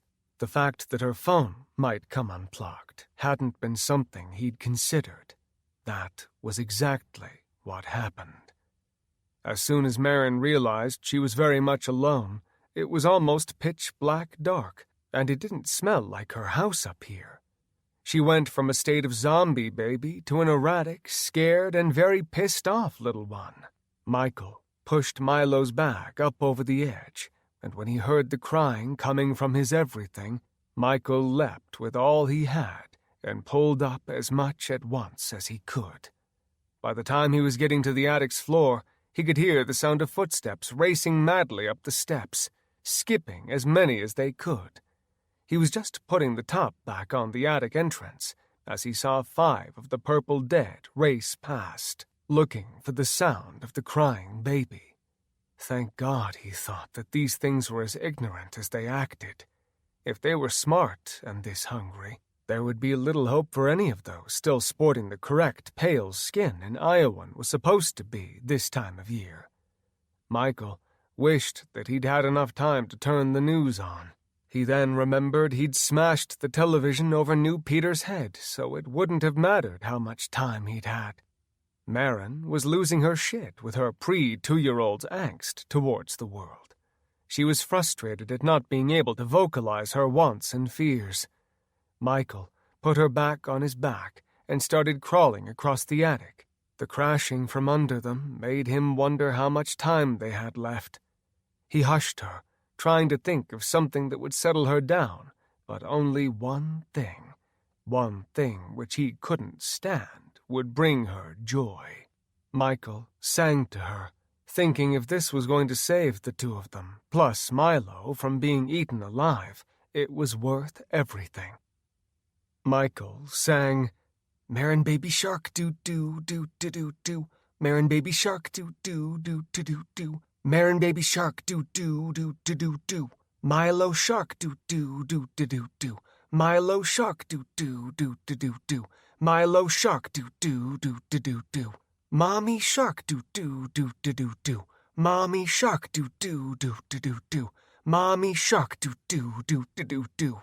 Zombie shark do-do-do-do-do-do. Zombie shark do-do-do-do-do-do. Zombie shark do-do-do-do-do-do. Let's go hunt the zombies do-do-do-do. Let's go hunt the zombies do-do-do-do. Let's go hunt the zombies do-do-do-do. Let's go hunt the zombies do-do-do-do. When they got to the attic door over the garage, he looked down, checking it out. Marin was starting to get upset again. Michael wasn't as worried so long as the garage was empty. He used his pen light to swipe around the room and saw that it was empty. If all of these freaks were in his house and he could hit the garage open and roll, he thought he would be all right and they might just have a chance. Michael checked Marin one more time, making sure she was good to go, and took his cell phone back, sliding it into his pocket.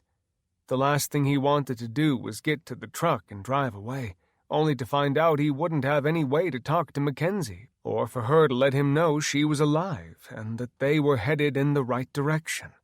He debated going to her parents' house, but since they came and left, he figured they wouldn't be home. They looked like they were packed to the brim. Her family was big on spending time together, and they also were huge on camping during the summer. Mackenzie made it perfectly clear that just because he wasn't a fan of going didn't mean she would be giving it up. Some of her fondest memories had been made camping, and the idea of one day taking baby Marin out to do it seemed like the perfect tradition to continue on with. Michael kept Marin on his back this time. He'd have to have a come-to-Jesus meeting with his inner uptightness later. Maybe camping this thing out for a few weeks wouldn't be all that bad, if they could reconnect with their parents or go at it by themselves. Michael took a steadying breath, knowing he could do this. One thing he wasn't overly pleased about was the fact that he had to drop down out of the attic and onto his new truck. He hadn't had it even a few months and still hadn't broken the 1,000-mile marker on the pickup. He had been wanting a truck for as long as the two had known each other, and in truth, a few more years than even that. Dropping down onto the hood with his 200-pound frame could only be bad news for the truck. He cringed when the sound of metal giving way under his physique echoed inside the garage. Marin was still crying, but she at least knew the garage and wasn't quite as upset as she had been. Milo was still going insane and wanted nothing to do with his sack. He was a German shepherd in a little dog's body, and angry, small dog syndrome was strong with this one. Michael got Marin into her car seat, looking around the garage and wishing he had more options. He figured on a worst-case scenario, and it would be the absolute last straw before it would be a true option, but he still placed the bikes for both of them in the back of the truck, along with her bike seat and helmets for all three of them. Michael again thought about the impending zombie apocalypse and what a badass he wasn't feeling like currently. Tanks, Humvees, and rocket launchers were what was needed, not car seats, babies, tiny white dogs, and a lack of supplies and plans. The only thing that made him feel the slightest bit manly was a decent firearm collection, paired with a new truck. Michael got Marin strapped into her car seat tightly and tossed Milo on the back seat. He left him zipped in the back. There was no way he was going to watch Milo racing all around the truck's small cab like a crackhead, bouncing and barking at what he could only guess was going to be a plethora of those damn zombies. Michael slid the key into the truck, hoping this wasn't going to be the shittiest decision he had ever made. He set up his phone to connect with the truck and started her Baby Shark song again, for what would hopefully be the last time that day. The music filled the truck, and his screaming baby slowly but surely went into being entertained mode and felt much better than before. He waited until he was with a calm child and hit the garage door opener, waiting until the door was far enough opened that he could pass through. He waited. One foot pressed down hard on the gas, and the other on the brake. The truck was trying to spin left and right on the floor. Smoke was starting to fill up the small 2-car garage. When the door opened enough, the smoke went with it, and the view behind him did nothing to make him feel any better. Zombies were standing in the driveway. The sound of the engine revving, the door opening, and Michael peeling tires out on the smooth floor might as well have been a dinner bell. The driveway was scattered with the dead. Michael let off on the brake, and the pickup raced backward. He knew he wasn't going to make it into the street. He flew backward and spun the wheel, trying his best to keep the truck on all fours. The dead leapt onto his hood and the rear of the truck's bed. Michael immediately was not feeling overly optimistic about leaving the house. Even the Baby Shark song playing through the truck's speakers was not nearly enough to make Marin not notice the bloody, dead, and gruesome-looking purple zombies clinging to every part of the truck that they could as Michael accelerated backward. The dead were plastered to each side of the truck, grabbing onto whatever they could to hold tight and ensure they had a chance at getting a meal, regardless of how big or small it was. Marin let out a shriek, and Michael knew there was nothing he could do to get her to feel any better for the time being. Doing anything he could to keep her alive felt a hell of a lot more important at the moment. Michael let off the gas before he ever got out of the driveway. He drove across his side yard and the yard of the only house that separated his and Mike's property. Michael was thankful in those winter months that Mike enjoyed using his snowblower so much. Mike's biggest complaint was that he would feel like a dick if he didn't snowblow the lady in between their houses just to get to Michael's. Michael swung the wheel, going along the black fence that led alongside the corner to Mike's house. He drove right next to it, putting a million scratches on his pickup. On an upside, he was able to get all of the dead on the right side of the truck off and had a tiny sense of happiness ripping up the yard as he floored it alongside the fence.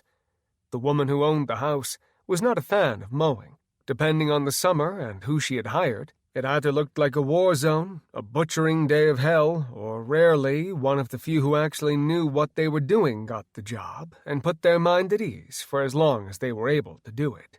Mackenzie and Emily joked regularly about he and Mike being the grumpy old men next door with their yards. Straight lines, well manicured, and don't mow it if it isn't yours.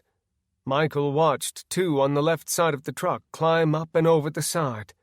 The truck was bouncing along the grass, and he was trying to think quick. The last thing he'd ever want to see was those purple freaks making his only baby girl become a meal for those flesh-eating bastards. Michael was going too fast for them to get much of a chance to be able to stand in the truck's bed and to move forward. He slowed down, as he knew he needed a plan, and could see the tree in Mike's yard coming closer by the second. He trusted the pickup, but didn't know what would happen to it if he hit it with full force. Michael steered away from the fence and swung the wheel hard, almost flipping the pickup. Michael had slowed down just enough that it gave the dead the thought that, given they could think, of course, which they probably couldn't, it was okay to stand up. As the G-force of the truck pasted him to his own window, he watched as those on the rear of the truck flew off and into the middle of the yard. Michael shifted gears into drive, only letting off the gas for a second. They raced forward toward Mike's yard, going past Jake's bedroom window. The two Evans children watched as the pickup raced down the street. Michael was doing his best to get the dead off of his truck and to not collect any new ones. Those that flew off raced after him. Jake and Lily wasted no time, and both unloaded a handful of shots their way. The dead were going down with each pull of the trigger. Michael heard the gunfire and saw the barrels sticking out of the window. He thought that these might be his new favorite neighbors.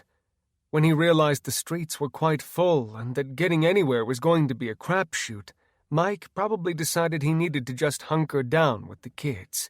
He didn't know most of the kids on the block and typically only saw them for Halloween, as he didn't attend many of the family get-togethers on the block due to work. Michael asked Marin, "Hey, honey, do you want to go see Jake and Lily?" Marin was still trying to regroup from the dead on the truck and having to see that. She did love the Evans kids, as most babies who loved those older than them, because they were the epitome of what was cool. She did not show any excitement, though. Michael thought about it and asked, "Marin, do you want to go see Harley Girl? Do you want to go see Rusty, Doc?" The child's eyes lit up. Not that her enthusiasm would have made any difference, but it always made Michael and Mackenzie feel better that she was happy at places other than just at home and with her grandparents. Michael went down a cul-de-sac, turning the truck around quickly and racing back. Michael swerved in the street, jumping the curb to drive through yards as he found it necessary to keep any new riders from hopping onto the pickup. As he drove back, Jake and Lily had a pair of hunting sticks that had to have been 16 feet long, hanging vertically out of the window. He thought if he got moving and Marin stood still, he would not have any issues climbing the sticks. Currently, there were no dead in the yard, at least those dead who weren't down for the long one. Michael put both feet on the brakes, sliding to a stop right beneath the window. Michael grabbed the keys and unhooked Marin's baby seat. He put the bag containing the dog and guns over his back, and the two of them came out and under the window. Jake and Lily went to lower the sticks, but his truck had actually blocked where it would need to be so that the sticks could come straight down. They dinged on Michael's truck, and both kids knew how much he loved it. They cringed, thinking there was a good chance they were going to get some shit about that, but then remembered him riding alongside the fence and how many countless dents and scratches he had picked up. They lifted it up. Michael started getting nervous, seeing the dead starting to come his way. He slid the earmuffs back over Marin's head and started firing until the sticks hit his gun barrel, and sent a bullet into the side of his passenger door. Michael cursed, but then looked and saw the sticks now waiting there for him, both children holding on tightly so he could try and climb.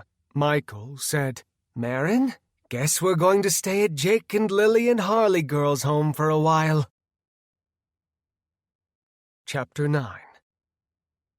Mike sat still for just a moment on his bike.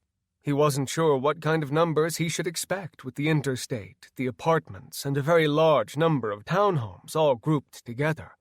He would have to say that the numbers were not what he was expecting, as this seemed like more people than could possibly live there. Unfortunately, for the number of the population, the good damn majority of them were dead. Mike thought things would have to improve for his chances to even be shitty. He revved the bike, thinking if he could just get enough momentum, he would be able to knock the zombies out of the way. He also realized that if they started to chase him, taking them to his parents' house probably wasn't going to do anybody a hell of a lot of good. He had one plan at the moment, and it wasn't much better than a shitty plan at best. Mike rode, and he had no intention of braking any time soon. He used both feet to kick at the dead, knocking them off balance or spinning them, as well as doing anything he could to keep them from coming after him. The ones that dove fared the worst, because they didn't seem to have any sort of way to judge time. They either leapt too soon and Mike rode up and over them, or they were too late, and by the time he left, they had completely missed the opportunity for their meal. Mike felt like his body was a few 100 degrees with all the gear on, and he was feeling awful. His stomach was beginning to gurgle a little bit, but had definitely been feeling better since he had taken the Imodium. Those pills had been the first to stay down since he first started feeling ill. Mike was seriously beginning to wish that he was a left-handed shooter. He fired off a few awkward shots with his left hand, but it led to dismal results. He definitely did not feel like he was using his bullets in the best way possible. The second point he realized was that he could not reload the gun, as he needed at least one hand to steer the bike. He was used to riding with his right hand on the throttle, as he didn't have cruise, and his left hand could hang on at his side, always ready to throw a wave to fellow motorcyclists, regardless of what brand of bike they were on. Japanese bikers were rarely stuck up about brands. The only ones he really ignored were the BMW adventure bike riders. From day one, When he rode just a small starter bike, he realized those guys didn't take their hands off the steering controls for anyone. He didn't know if it was because they were stuck up or just horrible riders. Mike holstered the gun, taking the bike up onto the sidewalk. The idea of trying to take the bike up a curb while feeling like this was not ideal. Mike rode steadily the remainder of the way and into the backyard of his parents, which was not for very long. They had an egress window that he planned on using as his entrance. He saw the windows broken in at the front of the house, and it did not fill him with much confidence. He just hoped that he had gotten here with enough time left to spare. Mike was trying not to think how heartbreaking it would be if he made it all this way just to find his two parents were purple zombies, who, as an added bonus, would be out to try and eat him. Mike coasted to a stop just before the house, before he had a change of heart about his very shitty idea which he was trying to make happen. He'd not even seen it in a movie to let him know how horrible of an idea this quite possibly could be. Mike hit the throttle one last time, getting the bike up as fast as he could, and took the key out and stuck it in the gas tank. Mike took the bike alongside the egress window. He swung his leg over the tank, and when he was parallel with the egress window, he leapt off, pulling the bike over with him and covering the entrance, as well as keeping him from getting out, but more importantly, would keep anything else from getting in. The 600-pound, mostly steel bike would be more than enough to keep anything from entering. He backed out of the way of it, hoping the majority would miss him, and unlocked the gas cap, twisting it off and letting it fall on the ground. Mike had a plan for his almost full gas tank, and thought that when trying to trick a bunch of dumb purple zombies, a fireball would be a fantastic distraction when he and his parents tried to go upstairs to exit the house. He did realize there was one more egress window in the side room, but he could, at the very least, hopefully, get some of the dead outside to go that way, hearing the noise. Purple faces were everywhere in his parents' basement. Mike realized he was now somewhat like a rat in a cage, and did not like the fact that he would be firing hot brass in a gas-filled egress window well. He knew that it evaporated very quickly, but that did little to fill him with any amount of ease. The fact that he was the one who had created his own prison did very little good for his psyche. Mike was trying his best to think on his feet, but he realized he was not firing on all cylinders. There were not many instances where someone would trap themselves in a window with a room full of zombies in front of them, and then, to further enlighten one's horrible chances of living, dump a bunch of gas in the same area that hot metal casings would soon be flowing like a river out of the side of his gun. Mike was thinking he would leave this detail out about what he had done, if he survived. The zombies didn't take long to see Mike, and started breaking the glass, smashing it and reaching for him. Mike realized he didn't have much room to move back to, and to further add fuel to the fire, quite literally, there were hands coming down from up above, trying to get a hold of his helmet and his jacket to pull him up and out of the hole. Mike whispered to himself, "We're going to live. We're going to live. We're going to live. We're going to make smarter decisions. We're going to do less stupid shit."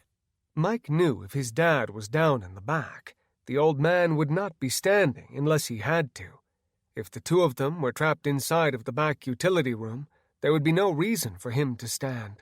He could only imagine how many guns his dad had lined up in front of himself. If his mom was brave enough to have a pistol, he would be surprised. She had not partaken in family gun shooting when he was growing up. It was more of a dad and son scenario, as his dad only had to work 4 days a week, which left Monday to be a son and dad day until Mike had started going to school full-time in 1st grade. Mike swatted and grabbed at the searching hands, pulling the dead close and aiming the pistol upwards so it would fire into their skulls. The dead growled and screamed as he held them in place, frustrating them and not giving them the meal that they so desired.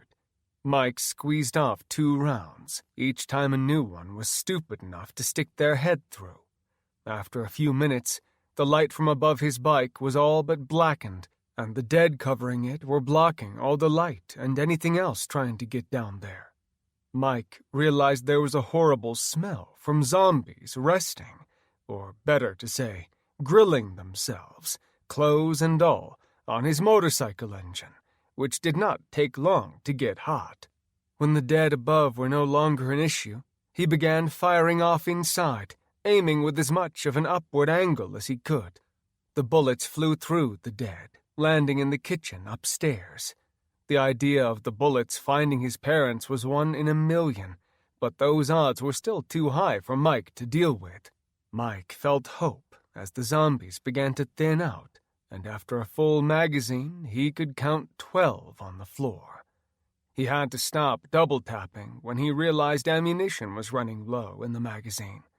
Mike kicked out the window and jumped in, firing off 2 shots at 2 of the dead that were racing down the stairwell towards him. He raced up the stairs, shutting the door to the bedroom in the front of the house and blocking any more zombies from coming through, unless they figured out how to use a doorknob.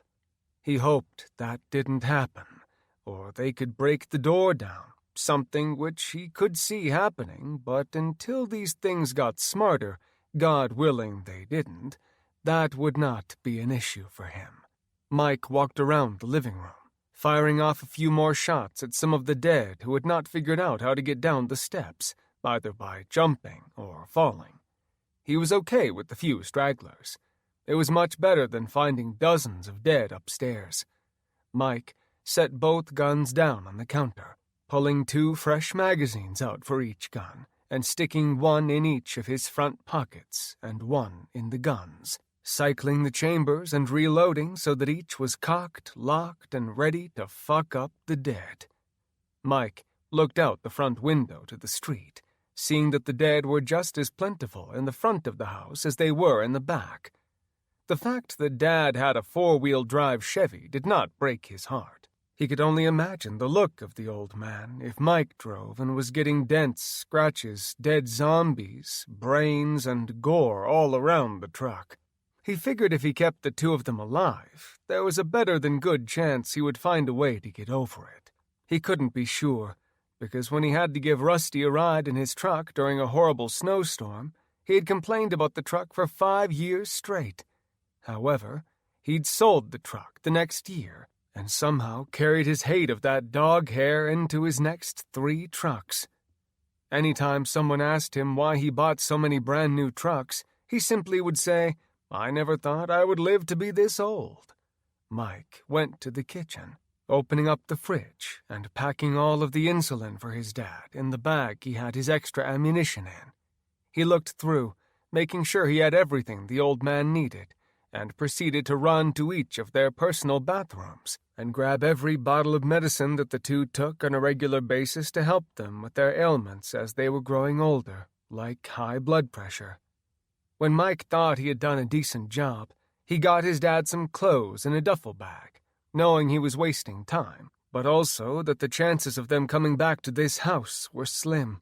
Furthermore, it would be very hard to take them anywhere if they didn't have clothes. Mike stuck to his dad's normal uniform of a pair of dark blue Levi's with a few handfuls of dark blue pocket t-shirts. He put everything by the back door.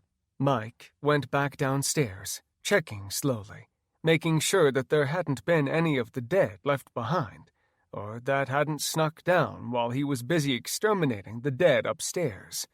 There were no purple zombies, at least alive ones, down here to fuck with him. Mike went up to the door and knocked lightly. He could hear his mom and dad inside bickering about what they should do next. Mike did a cop knock this time, pounding hard 3 times, and yelled impatiently, "Hey, it's me, Mike. Come on, get the door open. We gotta get out of here. Hurry up. Come on, let's go." Mike had probably hung out with Denny too much when he was little. It wasn't that his dad cursed around him heavily, but it was all of the old farmers who were crotchety old men his dad hung out with for morning coffee. There were many farmers Mike had met who couldn't go a full sentence without saying the word fuck, shit, or dickhead. His mom's screams, filled with joy, came from the other side of the door. His mom could be heard sliding something out of the way so the door could be allowed to open inwards. When whatever the item was got moved, the door slowly swung open. His dad was sitting there with one of the carbine rifles aimed directly at Mike's face. Mike looked at him, surprised and not surprised at the same time. Mike said, "For God's sake, put the gun down. I killed all of them. You're welcome." Denny nodded, looking at his son and forgetting somehow about the zombie apocalypse. Denny said, "Mike, you look like a bag of shit warmed up, blended, served hot, and then put away. Is that wife not taking care of you at all? You need to get them to figure it out while they're still young, son, or they're just going to be a handful forever." Diane snapped, "Evans, would you please be quiet? He's been sick. Emily's been working, and probably, knowing her, disinfecting the house 24/7 so the rest of them don't get sick. Now leave the boy alone and let me get a good look at him." Mike walked into the back room, undoing the strap on his helmet and pulling it off. His face was about 5 shades of white, and his eyes looked as tired as she had ever seen them, maybe with the exception of when the kids were born, and he had that to deal with. Mike put a hand on Diane's shoulder, patting her, and she pulled him in for a hug, not caring in the least about the germs he had. Her love for her children was stronger than her concern about his germs. Mike wrapped his arms around his mom. She was a good 5 inches shorter than he was. He squeezed back, but not to the point that he would hurt his mom. Mike said, "I'm glad you guys are still alive. Dad, are you going to be able to walk, or am I going to have to figure something out for you?" "Shit. Mike, you wouldn't be able to carry me if you tried. There's no reason to be sick and bust your back all in the same day. Maybe when you get better you'd stand a chance in hell, but that isn't going to happen today. You get me up on my feet and I'll crawl up those damn stairs if I have to. Just take everything down here up and come back and get me." Mike said, "Is your truck still doing okay? Is everything all right as far as being able to leave? There's no way we would fit on the motorcycle, and I had to trash it to give myself some time to get in here and save you." Diane, who had never been a fan of her only son and the baby of the family riding a bike, said, "Oh my God, you crashed the bike? Are you okay? Did you hurt anything?" Mike said, "I'm just fine. I crashed it on purpose because I wanted to block the egress window. If I didn't do that, I would have had dead purple bastards coming down on my head, and you guys would never have gotten out of this basement, at least alive."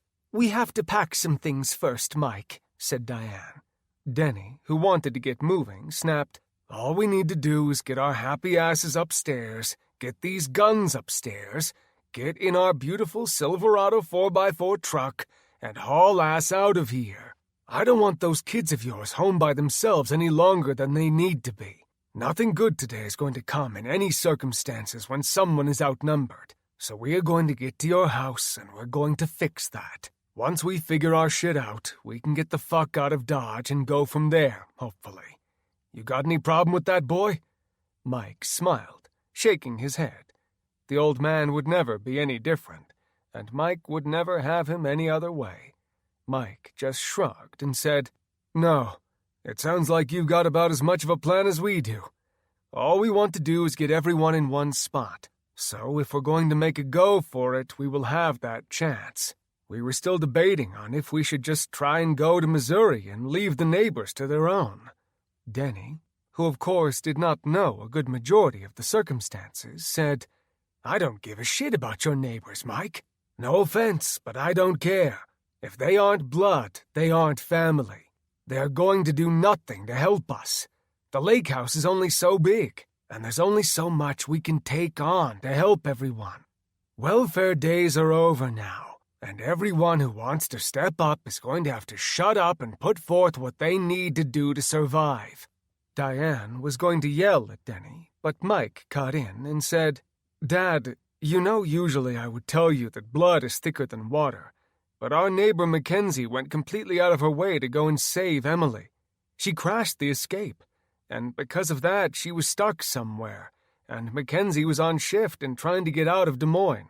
She probably would have been home by now if she had just left Emily and gone with, how did you say it? Blood is thicker than water, and just done her own thing. I don't think for the good of your grandkids that would have turned out very well, do you?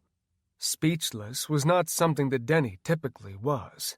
Diane laughed and said, God damn, he doesn't have anything to say. Evans, you didn't have a heart attack, did you?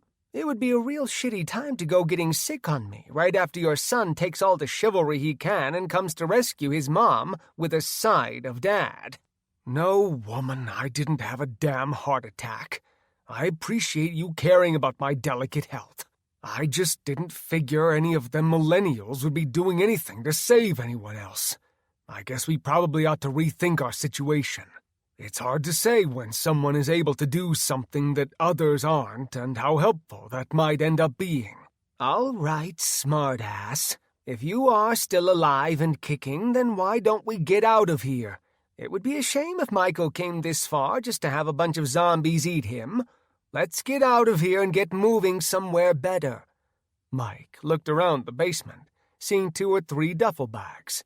It was hard to tell with how they were stacked and pointed, and said, Dad, is that all guns? Denny gave him a look of pure stupidity. He said, Of course that isn't all guns. It's bullets, knives, reloading cans, fresh bullet shells. You name it, it's in there. We can find food, but we can't make bullets if we don't have the shit with us. Mike didn't disagree, but he was thinking that if they were going to have a very long line of cars, it was going to end up being quite the convoy by the time everything was all said and done. Mike knew that trying to reason with his dad was all but pointless, and hefted 2 bags, 1 on each shoulder, and started going up the steps slowly, feeling his own knees beginning to buckle and waves of dizziness beginning to race around his eyesight. Diane, always the mom, said, Why don't you sit down for a minute before it isn't an option? Denny yelled, He can sit in the truck. We gotta get out of this house while the opportunity is there. Diane ignored her husband and grabbed the bottle of water from Mike.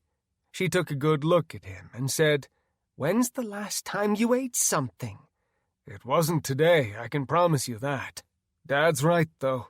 We really don't have time to be pissing away right now. I fear it'll only get worse as it goes. Mike chugged the water, thinking about it for a moment, and slowed down. He'd not introduced any large volume of anything in the last few days. His stomach began to revolt against the introduction of the water. Mike unzipped his jacket, throwing it on the floor, and crawled to the bathroom. Diane asked a question to which he got an answer that was as verbal as it could be. Mike made it to the toilet, puking and gagging on the smell of urine and a cigarette floating in the toilet.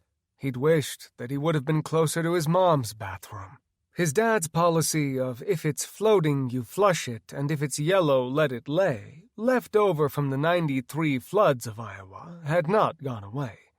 Mike cringed as the mixture of puke ricocheted off the water, and God knows what else dripped up onto his face and beard.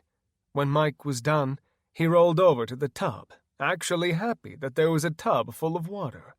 Mike dunked his head in it, coming back up to find a towel resting on his shoulder and his mom's hand on his back, patting him, not knowing what else to do. Mike wiped at his face, taking extra time to get the water out of his beard. He sat back against the wall. Mike realized just how bad he was sweating at the moment and got a sick feeling in his stomach. His dad was hunched over, but had come into the bathroom. Denny was going to tell him to get up and get moving, but seeing his only son looking so sick, he didn't have the heart to say anything. Mike said, Ma, can you get me some crackers or pretzels if you got any? You think he'll be able to keep them down? She asked. If not, we will find out pretty damn quickly, won't we? Diane turned around, leaving, and Mike looked up to his dad, motioning for him to close the door. His dad did it and put the seat down on the toilet, resting slowly, visibly in pain. "You going to make it, Mikey?" Mike smiled. There were only 2 people allowed to call him that, and his favorite Uncle Greg was the other one. Mike choked on a couple tears, which immediately threw his dad off kilter. Mike didn't cry. It didn't matter for births, deaths, events, and tragic news. His kids joked that his tear ducts were broken. Mike said, "If I turn into one of those things, then I want you to make sure the kids don't see me like that. Don't let me be a threat. There's no need for it. Either leave me or put me out of my misery. Can you do that?" Denny thought about his son being one of those evil fucks and snapped, "Tell you what, why don't you get up to your fucking feet and let's get out of here? You aren't turning into one of those things. You've been sicker longer than these people have. You're just sick." Denny was about to tell him that he wasn't going to be one of those things again when the door busted open. Secrets weren't Diane's favorite thing, and she wasn't about to have any today, especially between the 2 Evans men in the bathroom. Diane scolded them and said, "Is there a reason the door is shut? You can tell me whatever it is you guys are saying. Don't just think that because this day is a day of hell that I can't handle what you're going to say. I'm just as big a part of this family as the 2 of you, so why don't you quit with this shit and tell me what the little secret party is all about?" Mike was going to answer, but Denny cut him off and said, "You're right, sweet cheeks. Sorry. Mike was just feeling extra shitty and was having some serious brain farts about thinking he might be turning into one of those zombies. We don't really know enough about them. I was trying to tell him to know who is and who isn't going to turn. I think if he was going to be one of the original, it would have happened already." Diane, who could not get her head wrapped around the idea that her only son could be a zombie, said, "He's right. There is no way to know who is and who isn't going to be one of those. But there's no way it would happen to you, Mike." Mike tried not to laugh. Being rational right now was something he was focusing on more than anything. He stated it as bluntly as possible and replied, "This disease, or virus, or whatever it is, isn't discriminatory, Mom. It doesn't matter if you're black or white or whatever. It seems to be happening to everyone. No one knows what it is yet, and the way it's going, I don't know when anyone is going to have the time they need to try and figure it out." Before she could say anything, Mike pushed up on the side of the bathtub, getting his balance back under him, and decided the smart thing would be to make a few trips. He walked the duffel bags out to the garage, sliding them in the extended cab of the truck, knowing those bullets weren't going to be any good if they were in the bed of the truck and were not reachable. When all was said and done, Mike yelled for his parents to come out, and each of them were holding a small bag of clothes and medicine. They went to climb into the truck. Mike thought about being the one to drive, but realized he probably wasn't the best man for the job at the moment. With the way Denny's back was, he wondered if the best man, very much in this case, was his mom. Mike climbed in the passenger seat and said, "Dad, maybe you should ride in the back so you can lie down on the seat. Would that help your back?"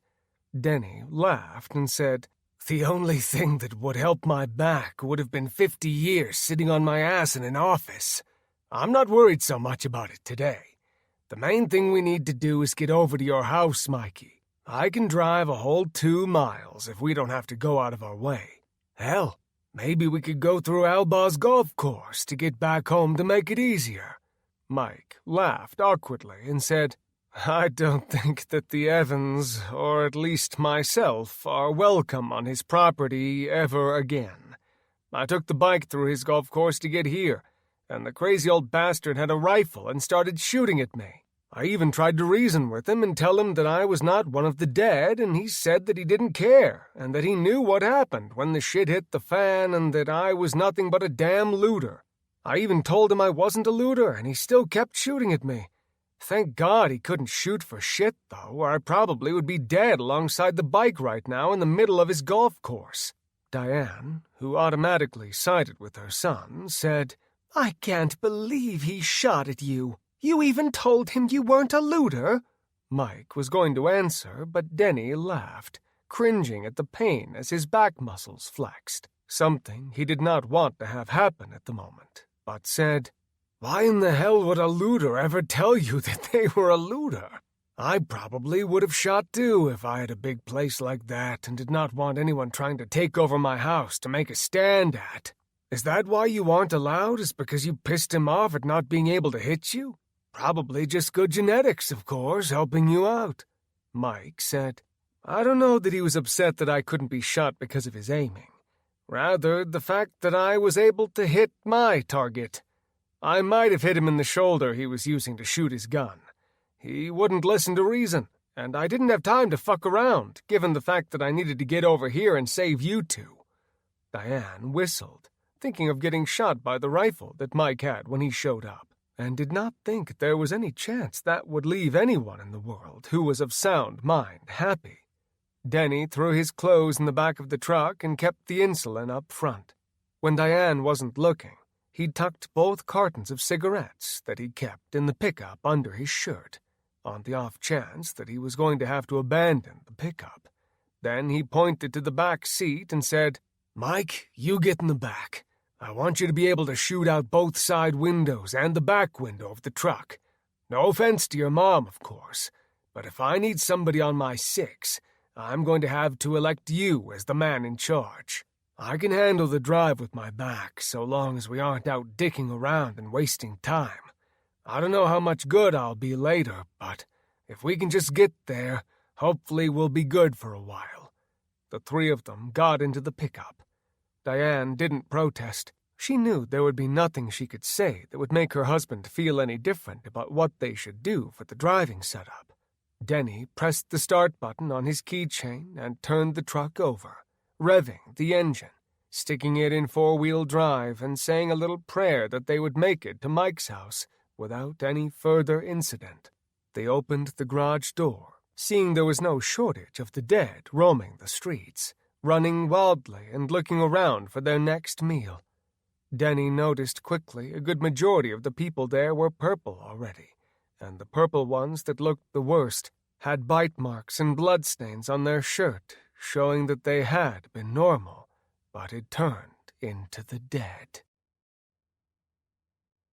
Chapter 10. Prairie City, Iowa. Matt tried to yell for Todd to pay attention, but it was too little, way too late. Matt's hope for the remaining students getting out of there with limited casualties was diminishing. He tried to think of what to do, and the fact that a tornado siren was going off finally hit home to him. There was no way there was a tornado today to worry about. He'd lived in Iowa all his life, and unless it was stupid hot and then dropped 20 degrees, they almost never got any tornadoes. Teaching out in the small town did little for his love of the twisters, though. The large cornfields produced by these families, made up mostly of farmers, or someone that had to do with the food chain process, seemed to be a magnet for the windy cyclones that terrorized the innocents of Middle America. Todd looked back, but Max was already in the air. He tried to put his hands up to catch and throw him, but he was moving too fast, and there was too much force behind the power coming at him.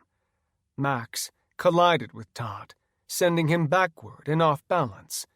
He felt the warm spit around his neck as he bit down harder than the boy had ever been bitten in all of his life. Todd screamed for help, but no student was making any effort and moving towards him. Matt wanted to race to the boy, but he knew if he let go of Ryan that he would have a psychopath on the loose, and that wasn't ideal right now. Matt wished he had some way he could knock the boy out temporarily, until he could figure out what was going on. But that currently wasn't an option, at least not until he saw what was going on outside. Todd fought and punched, but with the bite on his neck, it was too little too late. Todd was pinned to the ground. Max was pushing all his pressure on him with a knee, and he could not lift it for anything. Max put all of his pressure on his skull as he pulled backward, ripping a string of skin and flesh from Todd's neck. Kyle was on the floor, shaking and turning purple within seconds. He watched, thinking that things could not get any worse, until Kyle flew up to his feet quicker than he had ever seen the boy move before, and locked eyes with him. Kyle no longer knew him, or had any sort of fear of Todd. Kyle came racing over, practically knocking Max off and bending down. Taking Todd's ears in both hands, he pulled him up towards him and tore his nose from its place. Kyle chewed it happily, and for good measure, ripped off his ears and started chewing on those as well.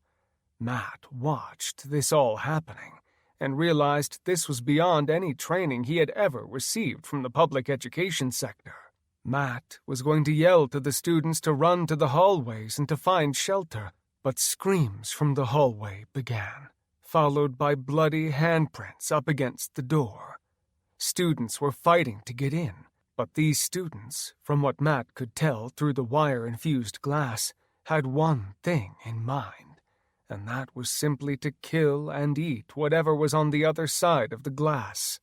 When Matt saw this was most likely not an isolated incident, and the tornado siren going was probably related, he realized he needed to at least get these kids out of the school so they could have a fighting chance. The good majority of them either lived in town or on the outskirts of the town on one of the family farms. Matt watched Kyle and Max chewing on Todd, who himself was now turning purple and shaking rapidly on the ground. This thing was contagious, and he would be damned if he was going to become one of these abominations. He knew his wife would be freaking out the moment she found out about this. He hoped it was only in Prairie City, but chances were that was not the case. Ryan was throwing his free arm rapidly at Matt, fighting and trying to get free. Matt figured this was only wasting precious and valuable time the longer he stayed here. Matt flipped the boy around and onto his back. When the boy tried to get up, Matt hoped that God would give him a pass and punched him directly in the face. For the second time, Ryan took the hit like an absolute champ and did not hesitate to wait to attempt to get back up to his feet. Matt still had to let go of his arm to attempt what he was going to do next. Matt figured if he couldn't knock the boy out, he wasn't quite sure what else he was going to be able to do. Kyle and Max had quit chewing on Todd, or were at least chewing on new pieces of Todd, seeming temporarily content with what was in their mouth. Todd had stopped screaming and was now the same shade of lavender as the boys. He rose to his feet, seeming to have let all of his stress and pain go, and replaced it with a hunger rage like no one had ever seen before. He locked eyes with Matt and took off in a dead sprint for him. Matt saw that it was going to be 3-on-1, as the other two kids were right behind him. He was the biggest one in the room, and apparently they had eyes bigger than their stomach. Matt knew how to do it, but still didn't feel any better about the decision he felt he was forced to make under these horrific circumstances. He took Ryan in both hands, putting a knee on his shoulder, and both hands now under his neck. He struggled to get away, and Matt cringed, thinking about the horrible things happening right now. Matt pulled back with both hands as hard as he could, and the sound of the bone popping in his neck as he dislocated his spine would haunt him, something he would happily accept if it meant that he and his loved ones would be granted many more days together on Earth. One of the girls from his class, Leslie, screamed, "Mr. Ryder, did you just break his neck? Oh my God, I can't believe you killed him! What is wrong with you?" Matt, who typically used the good majority of the kids' last names to address them, yelled, "Bryant, shut... Leslie, I mean. God damn it, Leslie, shut up! We need to get out of this gymnasium and get outside of the school. Obviously, there's something horribly wrong going on." Leslie was going to rebut, but decided that listening to the teacher at a time like this might just be the smartest thing she could do. The fact that 3 zombies were running directly for her teacher at the moment also made her think he might have a fantastic idea about leaving the school. She only pointed, bringing his attention back to the dead, who were making their way towards him ridiculously quickly. Matt was glad that Kyle was outrunning the other 2. Kyle made it to him first, and Matt used him as a zombie shield against the other 2. The other 2 boys were trying anything they could to get close to Matt. Matt was thinking on his feet and was keeping a firm grip on the back of Kyle's neck, keeping his arm practically stiff and giving him a few feet to think with if he needed to let go. Kyle, of course, was not making this any easier, as he was snapping at Matt and bending his neck to impossible degrees that no neck should ever be bent and still be capable of working. The boys and girls in class just stood there, slack-jawed. None of them knew what to do. He could not blame them, and had no suggestions either. Matt let go of his neck, reaching up higher and feeling just as horrible as he had when he broke Ryan's neck. He dug his fingers in until the top of his second knuckle was inside of Kyle's eyeballs. He pushed and wiggled his fingers around until he had them around his eye socket and pulled both eyeballs out, one after another. The sound only could remind him of digging through Jell-O. He heard the Bryant girl puking all over the floor, and he could not blame her. This was absolutely the most disgusting thing he had ever encountered. That was saying a lot, considering he was a